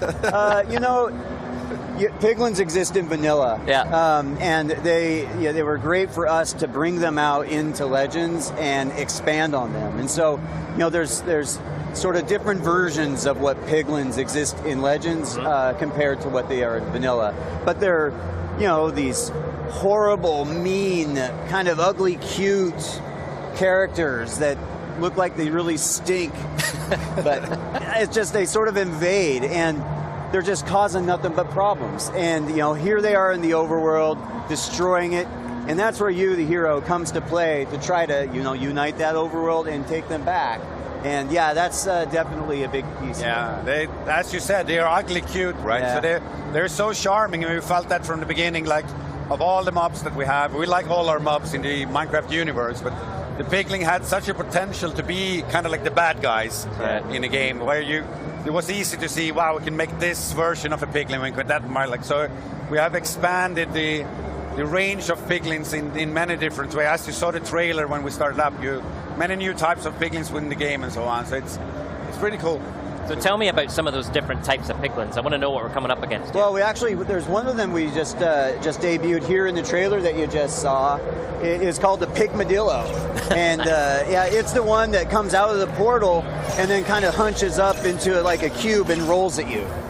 Very difficult to defeat, and one of the more fun ones. Another one is the Bruiser. It's another one you've seen in the trailer. It comes out and has like two kind of razor blades on its arms and does some really wicked moves as it comes and attacks you. But yeah, that's a very fun one too. There's lots of different types of piglins. Yeah, we have expanded in so many ways. So that's a couple of like detailed units. Another thing that we have done is to kind of like build up almost like a society. Like we have different hordes, as we say. Here at Gamescom, so we have been presenting a horde of the Bastion. And so the different hordes differentiate both in look, but primarily in the game how they play, how you play against them and so on. So you need to think about how you engage in combat with the different hordes in different ways. So they look and feel different, and it's just fun to engage with them. Right. So what kind of units do you, as the hero player, then bring to bear against the piglins? Well, I mean, for example, Magnus referenced how the Horde of the Bastion has a lot of structures. So one of the units you're going to want to use on your side is one called the Cobblestone Golem. That's very good against structures. So you can take the Cobblestone Golems and attack and get a lot more results, a lot better results. Another one is the Plank Golem. You saw a horrible demise of a Plank Golem in the trailer, actually. But that's one of the ranged units. And that's very, very good as you attack to use those in tandem. I don't know, any others you can think of? Well, I'm thinking more about the way that you need to engage with them, because as I said, the hordes are playing differently. The Horde of the Bastion, for example, it's almost hear it at the name, right? They like to build forts, they entrench themselves and so on. So you need to like grind your way into their bases and to defeat the portals at the center of it. While others are more open and so on. So it's how you think about your unit composition, which friends you bring with you in each fight and so on. And also the way you lead them. Like you can lead your friends into battle in so many different ways. Yeah. I love exploring the bases like take get to the high ground, look at the base, and evaluate what is the best way I want to attack this base. And then use the tools, your units, as you see fit to go and do the best results possible. Yeah, it's good variation. So a lot of gameplay variation, a lot of different units. We will show more as we go along up until the launch of the game. So it's great. You know, as you're talking through there, it feels like, yes, you're taking the genre in a new direction, but it's also giving you a new direction to talk about the lore of Minecraft world and the mobs that we already know and maybe love, and finding out more about them. Is that right?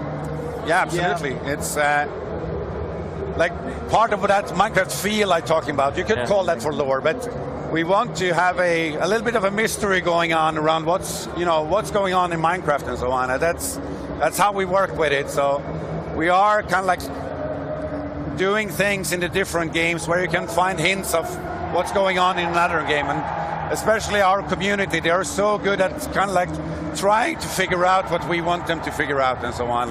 So we bring some secret messages and they try to decipher them all the time. And it's like, I want to be clear, when we announced the game, I mentioned that Jens had a shirt on, which was a hint as to what Badger became today. None of us are wearing any sort of hints about future games, so just let you know. I've been very closely examining Magnus' t-shirt here, trying to figure it out. Take a freeze frame of that, everyone. or don't. All right, amazing. Magnus, Dennis, thank you so much for your time. It's been great just to talk about Minecraft Legends.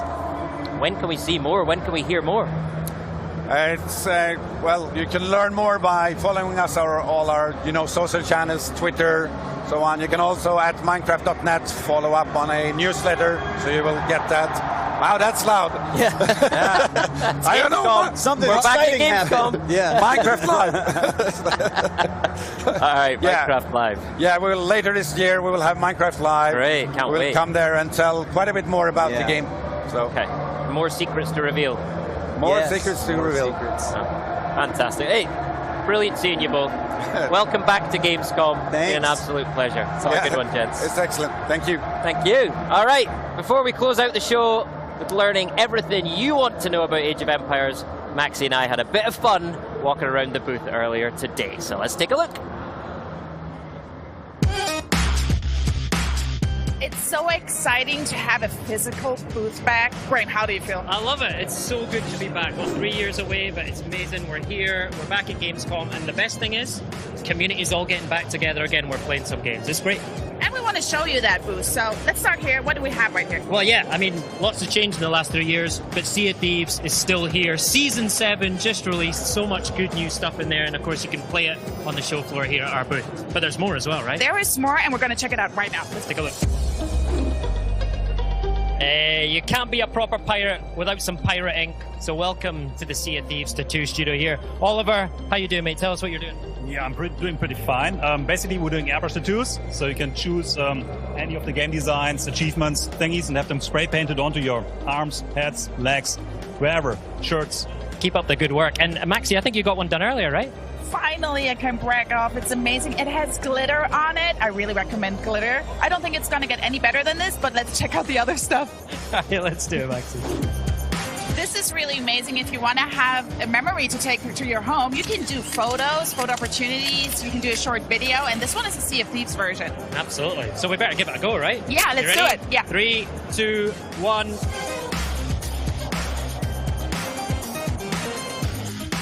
So this is a trigger warning. If you have arachnophobia, close your eyes right now. Absolutely. There's no danger dumplings here, folks. Say hello to the grounded broodmother. These guys don't look too scared, do they? Oh, it's totally fine. It's totally fine. So Grounded 1.0 is going to come out in full campaign mode with the first boss encounter, the Broodmother, on the 27th of September. On Xbox Game Pass, right? Yeah, that's correct. Oh my god, it just touched me. Graham! Come on, let's get out of here. Let's go. I don't like it. Now, one of the most exciting games on the booth, especially for the German crowd, is Pentiment, right, Maxie? Yeah, especially for me because the region is set in Bavaria, and Bavaria is my home state. I live in Munich, and it's Obsidian medieval narrative game, and you play Andreas Mahler over a 25-year lifespan and just solve mysteries. Great. But listen, there's even more to play. Let's take a look. You see? Told you there was more to play. It is. I see you suck at parking, like the Frontier, Planet of Lana, Incolinati. Amazing. It's great, isn't it? And in the 18-plus area over the back, we've got a Plague Tale Requiem, we've got Benedict Fox, and then, of course, the game that everyone's talking about, Lies of P, and it's coming day one to Game Pass, right? But that's not it. We even got more to play, so if you're here, super excited, and let's go on with the stream. It's great to be back, everyone. We'll see you soon.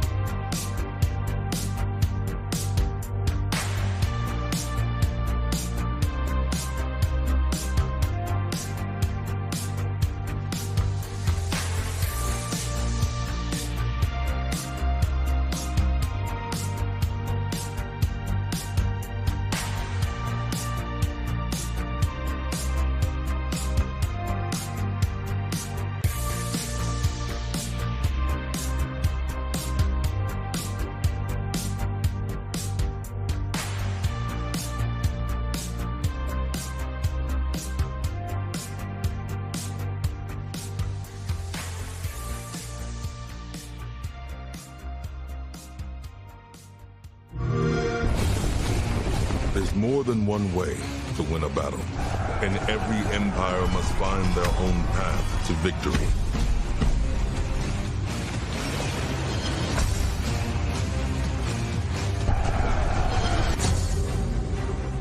Whether you strike from afar or ambush up close, the Malians will use wit and strategy to outmaneuver their opponents and gain the advantage on the battlefield.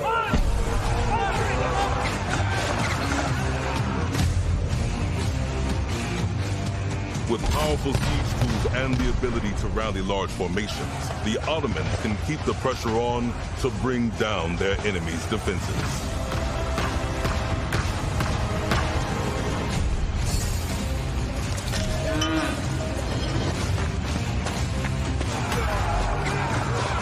When the drums of war beat, how will you emerge victorious?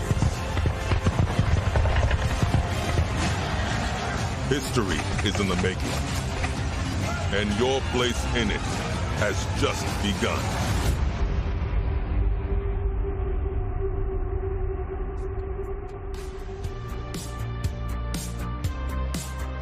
I swear I could watch that trailer 3 more times at least, but alas, we are coming to the end of the show today, so we wanted to make sure we go out with a proper bang, or in our next guest case, an ancient battle. And what better way to do that than to talk Ancient Conquest with Bert Beekman, studio head from Forgotten Empires. Hello and welcome, Bert. Hey Charlie, good to be back at Gamescom after all these years with Age of Empires. Absolutely, yeah. And I tell you what, before we dive into anything, I do want to ask you how good it feels to be back with the German fans, because I know how much Age really resonates with them. It is amazing. Yeah. Like, there's such a massive fan base here in Germany. Like, just walking around all the halls with your Age of Empires shirt, people are just stopping you like, wait, Age, where can I play Age? Where can I find Age? And they have stories to tell as well. Like, hey, I played this for years. I played it as a kid. I'm still playing it. It's amazing. It's such an amazing franchise. And I have got to say, we did do Xbox Fan Fest last night, and I was over in the corner playing it for 90 minutes instead of talking to anyone. And I don't regret a second. It feels at home when I'm playing Age, you know? It's just so lovely and warm. A perfect good use of your time, yes. Yeah, that's what I think. Right, exactly. Okay, let's dive into it and start talking about it from there. So in the trailer we just saw, we saw that there are 2 new civilizations on the way joining Age of Empires 4, and they are the Ottomans and the Malians. So we're going to talk about both of them, but I want to kick things off with the Ottomans. So what have you got to tell us about them? Loads. So let's start with the history, because in the end, everything in Age of Empires is grounded in history, right? Absolutely, yep. So we're looking at the Ottoman Empire, what was all happening in Anatolia in the Middle Ages. Yep. If you think about that, it was an empire that lasted a very long time. It was very based on military, very militaristic, very organized, a lot of military science going on, very regimented army that really controlled a massive area in the Middle East for a very, very long time. And then the question was, how do we turn that into a game? How do we turn that into Age of Empires? And it was really like, okay, we have all this military piece. That sounds like something we can translate. And I actually want to dive straight into the gameplay. So, for example, the Ottomans, they have the military school. It's a brand new building. They can build it in the Dark Age. Straight from the beginning? Straight from the beginning. Okay, I don't know what this building does yet, but that sounds like a game changer that it's immediate. It's actually a game changer. Absolutely, absolutely. So you build a military school, and it automatically trains a unit that you select. Like, you have all toggles for all the units in the Ottoman roster. Wow. And you can select which one you want to create for free. I feel like there's a but coming, though, right? There is a but coming. There is a but coming. The training goes very, very slowly. Okay, but I suppose the sacrifice of a slow training is free armies. You still get a free army. Especially for those folks who want to go for combat victories, if you're not draining your resources, you can just build this massive empire of minis to go beat everyone up. Exactly. So it's and that's also kind of how the Ottomans play out. Like, you jump into the game as the Ottomans, and it's really all about the military and the military conquest and winning through very military means. That's how you win as the Ottomans. Yes. What's also nice about the Ottomans is, like, the first time I played it, like a pretty advanced version already, it's like you feel straight at home. Like, you have played other Age of Empires 4 civilizations, and they're all quite different from each other. Yeah. But you get the hang of it quite quickly. So it really resembles the rest. You feel at home, and So there's not a steep learning curve on it? Not too much, no. Oh, not too okay. Much. So, can you tell us any more about any of the military units or any of the buildings that come with the Ottomans? So we had the military school, right? And yes, they can trade all the units, and they have quite a few unique units as well. First, they have the Janissary. A bit of a fan favorite. Like the Janissary was in Age of Empires 2, was in Age of Empires 3. It was always like the way that the Ottomans got their gunpowder earlier than any other civilization in the game. Tactical advantage, yeah. Oh, yes. Yep. And it's the same here in Age of Empires 4, so we're continuing this tradition. Yep. They can build a Janissary. It's a hand cannoneer that they create in the Castle Age, so before anyone else. So yeah, you can rush to your guns. Yeah, they really do. They definitely have that combat edge, right? Oh yes, yes they do. Amazing. So what I want to know though is if I was to go over that booth over there, or when I play it when it comes out, what's the strategy behind them? Is it literally just to build an empire constantly, or is there a pace to it? Like, how would you recommend fans approach it? There's one completely novel thing that the Ottomans have, and it's the Imperial Council. Oh, okay. And that will play a big part into your strategies and how you kind of play the Ottoman civilization. The Imperial Council is kind of, as you build your empire, no matter how, like researching technologies, going to the next age, training units, you kind of gain experience, I say experience points, you get viziers that look at your empire and say like, this has my approval. I shall grant my services to you. Yeah. And those viziers can then say, okay, I'm going to give you tactical advantages. Like, hey, I'm going to make sure that you can conscript some Janissaries from the town centers, and you can use those to your advantage in your next attack. Oh, okay. So it's really like you have to pick, like, do I go for something more military, go something more economical, something more building up? Yeah. A lot of options there. And I know you guys like to do something a bit zany, so is there anything a bit different about the Ottomans? Any other characters we want to talk about? There is definitely one unit that is a bit different from everything else. I hope you're going to say what I think you are. We have the Mechter coming up, and apologies for my Turkish accent there, but it is it's a cavalry unit. Yeah. But he doesn't fight, but he makes sure that people around him fight. So it's a drummer cavalry, and depending on the beats he's drumming, he kind of has an aura around him to improve nearby units. Okay, so if he's doing like metal music or drum and bass, everyone's getting a different vibe and going for it, Yes, exactly. Like, I don't know, with rock music you go faster, with metal music you get a bit angry, I'm not sure. I think so, it'd be like an attack buff, wouldn't it? If you put like some Slipknot drums on or something like that. There we go. Very angry Janissaries next to you, but yes. Very, very good. Okay, wonderful. So we're going to jump from them now to the Malians. Do they have any little drummer boys? But if not, what do they have going for them? They have a lot going for them. I kind of want to start in the history again. So 100%. We said this is a game about history. Let's always start there. Yes. So when we look at the Malians, the Malian Empire actually was a massive empire in Western Africa. The most famous Malian ever was Mansa Musa. And the reason he was so famous is because he was the richest man to ever have lived in the history of humanity. Oh wow, what, up until like even now or just? Up till now. Oh, up till now. Can I just say, this is literally better than going to school. I learned so much about history playing this game, it's absurd. There are stories about him that he went to, he liked to travel. Like he liked to trade with his trade caravan through the deserts and visit towns. And he was known for going to those towns, spending so much gold, because he had so much gold, that he completely crashed the economy of any village that he passed. So that's Mansa Musa. Anyways, it's a nice background to have, because we're talking about all this gold, and the Malians are all about gold. When you build up your empire as the Malians, you have this special building called the Golden Pit, and you can build it on a gold mine. And it then automatically extracts gold from the gold mine. Automatically? Yes. You don't need villagers. And it also doesn't subtract gold from the gold mine. So technically, it's infinite gold. An infinite gold hack? It is. Yes. But it's not a hack, it's actually you've just put it in the game. It's not a bug, it's a feature. So, famous words, yes. That's huge though, especially for some of the late game builds where gold comes into play really heavily, or if you're in a map that's absolutely infested with enemies and you can't get to the next gold mine, that's humongous, wow. There is a catch, however, there's always a catch. There's always a catch. But yeah, I'm so sorry. You can build those golden pits, like the pit mines, all over the map. But you need to be able to protect them. Well, of course. And that's quite difficult. I feel like if I was an Ottoman up against a Malian, I would go for that first. You would, but then the Ottoman is trying to rush you, and then what? So it's like this. You get the the pit mine, all the way out in the map. How are you going to protect it? It's very, very hard. And this is where the strategy of the game. And this is where, exactly. That's this where is you the start to thinking. and fro. Exactly. Exactly. So, can you tell me any more about any buildings or any new units we're going to see with the Malians? The units, we don't have time to go through all of them, unfortunately. Dang but it. Okay. every single unit for the Malians is different. They don't have a standard roster. I say that they have a standard archer. That's it. we'll give them an archer. Yeah. Everything else is different. For example, they have a spearman. That is actually Donzo. Is their name. It's a unique spearman. It's different because he has 2 spears. Now I like them already.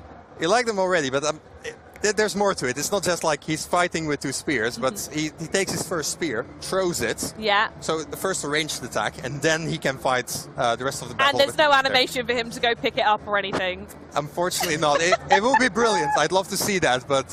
or if he missed and he had to go, oh God, no, let me go get it again. Or if he misses it, like, oh, come on.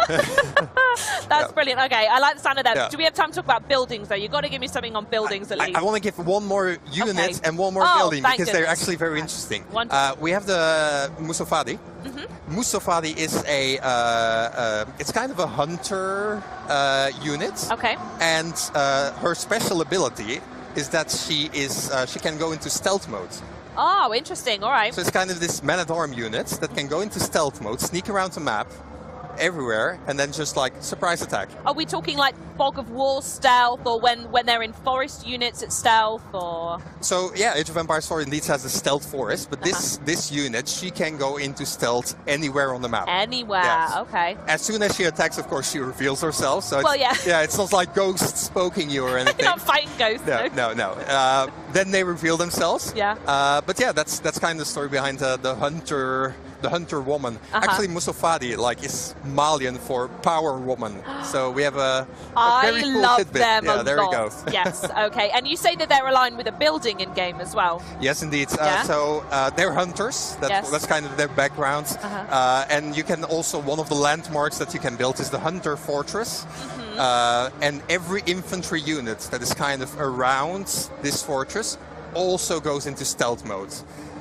So I don't even know what to say about that. Is that something that you found in your historical textbooks? Is that people would disappear around it? What was the logic behind adding that? The story is kind of like they were hunters. If you want to hunt and you want to hunt your prey, of course you need to be sneaky. You need to be stealthy. A little bit. Exactly. Yeah. And that's kind of the story behind that.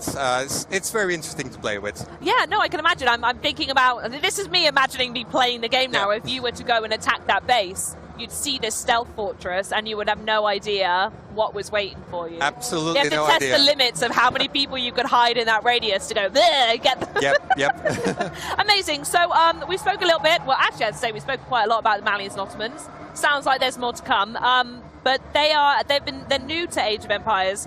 But the list is pretty long of how many civilizations there are now, right? Yes, we're now with 10 civilizations. Yep. So we had 8 civilizations that launched last year. We had the English, the French, the Mongols, Chinese, many more in Europe and Asia. And now we're expanding to Africa with the Malians and the Middle East with the Ottomans. You're probably going to say these two are the new ones, but I'm curious, do you have any personal favorites or any civilizations you think you've played the most? I mean, I really, really loved playtesting the Malians. Okay. And because there's one more that I really, really loved about playing them. I built this whole empire, right? With all my trade routes, my gold mines, my little mining towns. Yeah. And at the end of the game, okay, I won against AI. I'm not bragging. But a win is a win, my friend. A win is a win. I looked at my empire at the end of the game and I was like, this looks good. This actually looks like a big Malian empire. And it felt so good that you've built something. Yeah. You destroyed something, of course. Yeah. But like the victory felt even better. Yeah, I think aesthetic goes a very long way. It goes I so would love far. for you to start grading us on the aesthetic. 'Cause I'm very purposeful when I build about where I put everything. So I'm like, a normal village would have a house here. I've got to do my little housing area and a little suburb and whatnot. So exactly. I'm totally with you on that one. But I totally agree. The way that you could just build and create very realistic, authentic villages Yes. is incredible. I do want to touch a little bit, though, on the fact that it has been 10 months since Age of Empires 4 came out. How much has the game evolved since then? Relic and all their dev partners have been incredibly busy. So there have been many updates, many patches in many various ways. Like we've had features, new features coming in, like we've had color pickers for people, we had more remappable hotkeys, we've had loads of balance changes, we had new maps, new zoom levels, like yeah, loads. The list just goes on and on and on. And I'm going to take us back in time now, if there's anyone out here who didn't know. The Age of Empires was first released in 1997. Yes. And I'm curious how the developers keep building on a franchise to keep it new and fresh when the focus is on history. It's just so incredible. I mean, there's just so much world history and anything goes in Age of Empires. Like if it happens, we can probably put it in the game in some way. Yeah. And if we're just looking at the last 12 months, like we've had the release of Age of Empires 4, we've had 2 expansions, 2 DLCs for Age of Empires 2 Definitive Edition, and 2 DLCs for Age of Empires 3 Definitive Edition. Wow. So it's... And the fact you've got Definitive Editions as well is just, people want so much Age. People want so much Age. Give me Age. There's more and more Age to come, so that's we've got that squared away, and it's... Also thinking about, like, the franchise has been going around since 1997. Yeah, 25-year anniversary, right? Exactly. But it's the fact that, like, this is, if anything, the best time to join Age of Empires, because there's just so much going on. So even if you're like, hey, 25 years, I've never tried it, try it now. And I will say it's a very wholesome game with a community that's deeply devoted and beloved the game so much. And I wanted to ask what it's like to work on a franchise that is not only positive. We've seen so many games just on the show today that everyone loves and is really positive, but you're with someone that's been positive for 25 years and people love it. What's that like? I mean, it's amazing. Like, just looking at my own personal history, I've been working on the game for 10 years now. I started to play the game when I was 10 years old. If you told 10-year-old me that I would be sitting here today, I wouldn't have believed it. I'm going to stop you there and say if you told 10-year-old me I'd be sat here talking to you about it, I'd weep and I wouldn't believe it, but I'd probably ignore you and keep playing Age. So. and that's the beauty about it. Like, the community is so large, so vibrant, so active. Yeah. It's just amazing. It really is. Yeah. Yeah, it's such a treat. So what we're going to do is going to talk a little bit now about looking ahead, new stuff like that, and how these civilizations are introduced. So you're dealing with ancient armies and deciding which ones to add to the game. And so I'd love to know a little bit more about what the process is on deciding which ones you're going to go for and how to keep it historically correct and authentic, because I know that's something you guys really, really care about. Yeah. So let's take the Malians as an example. So first thing you do is you go to the library and you go to the section of Western African history. You take anything you can. Yeah, and you all become bookworms. Basically. You start reading, you start picking apart like the facts, the military battles, interesting things that happened, interesting buildings, interesting military tactics that they employed. And you just put everything together. And from that you start to distill gameplay and think like, oh, hey, we talked about the hunter woman. Yeah. We can do something with that. We can do something with that. And like that you kind of just evolve it. You have your design, you put it in the game. And at that point you kind of want to see like, hey, what do I have here? Is this still a bit authentic? Is this still a bit real? And we talk a lot to experts in the field. Like, we're not going to say that we're experts in Malian history. Not at all. You're enthusiasts at Malian history, exactly. Yes. And we love what we're doing, but we need to have a pro voice in there that says like, hey, what you're doing, is that actually still a bit accurate? Are you still representing Malian culture in the way that it was? What kind of voices answer that for you? Is it researchers, historians, universities? We get in touch with universities, we get in touch with experts like...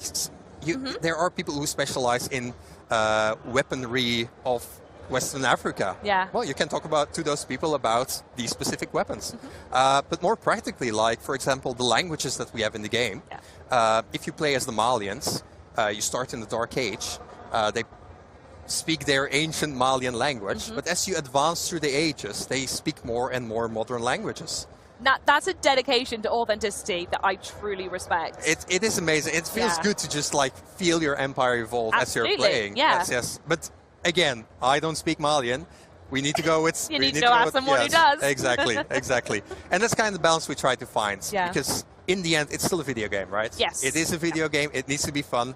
But we want to make sure that the civilizations that are in the game are represented in a way that is respectful.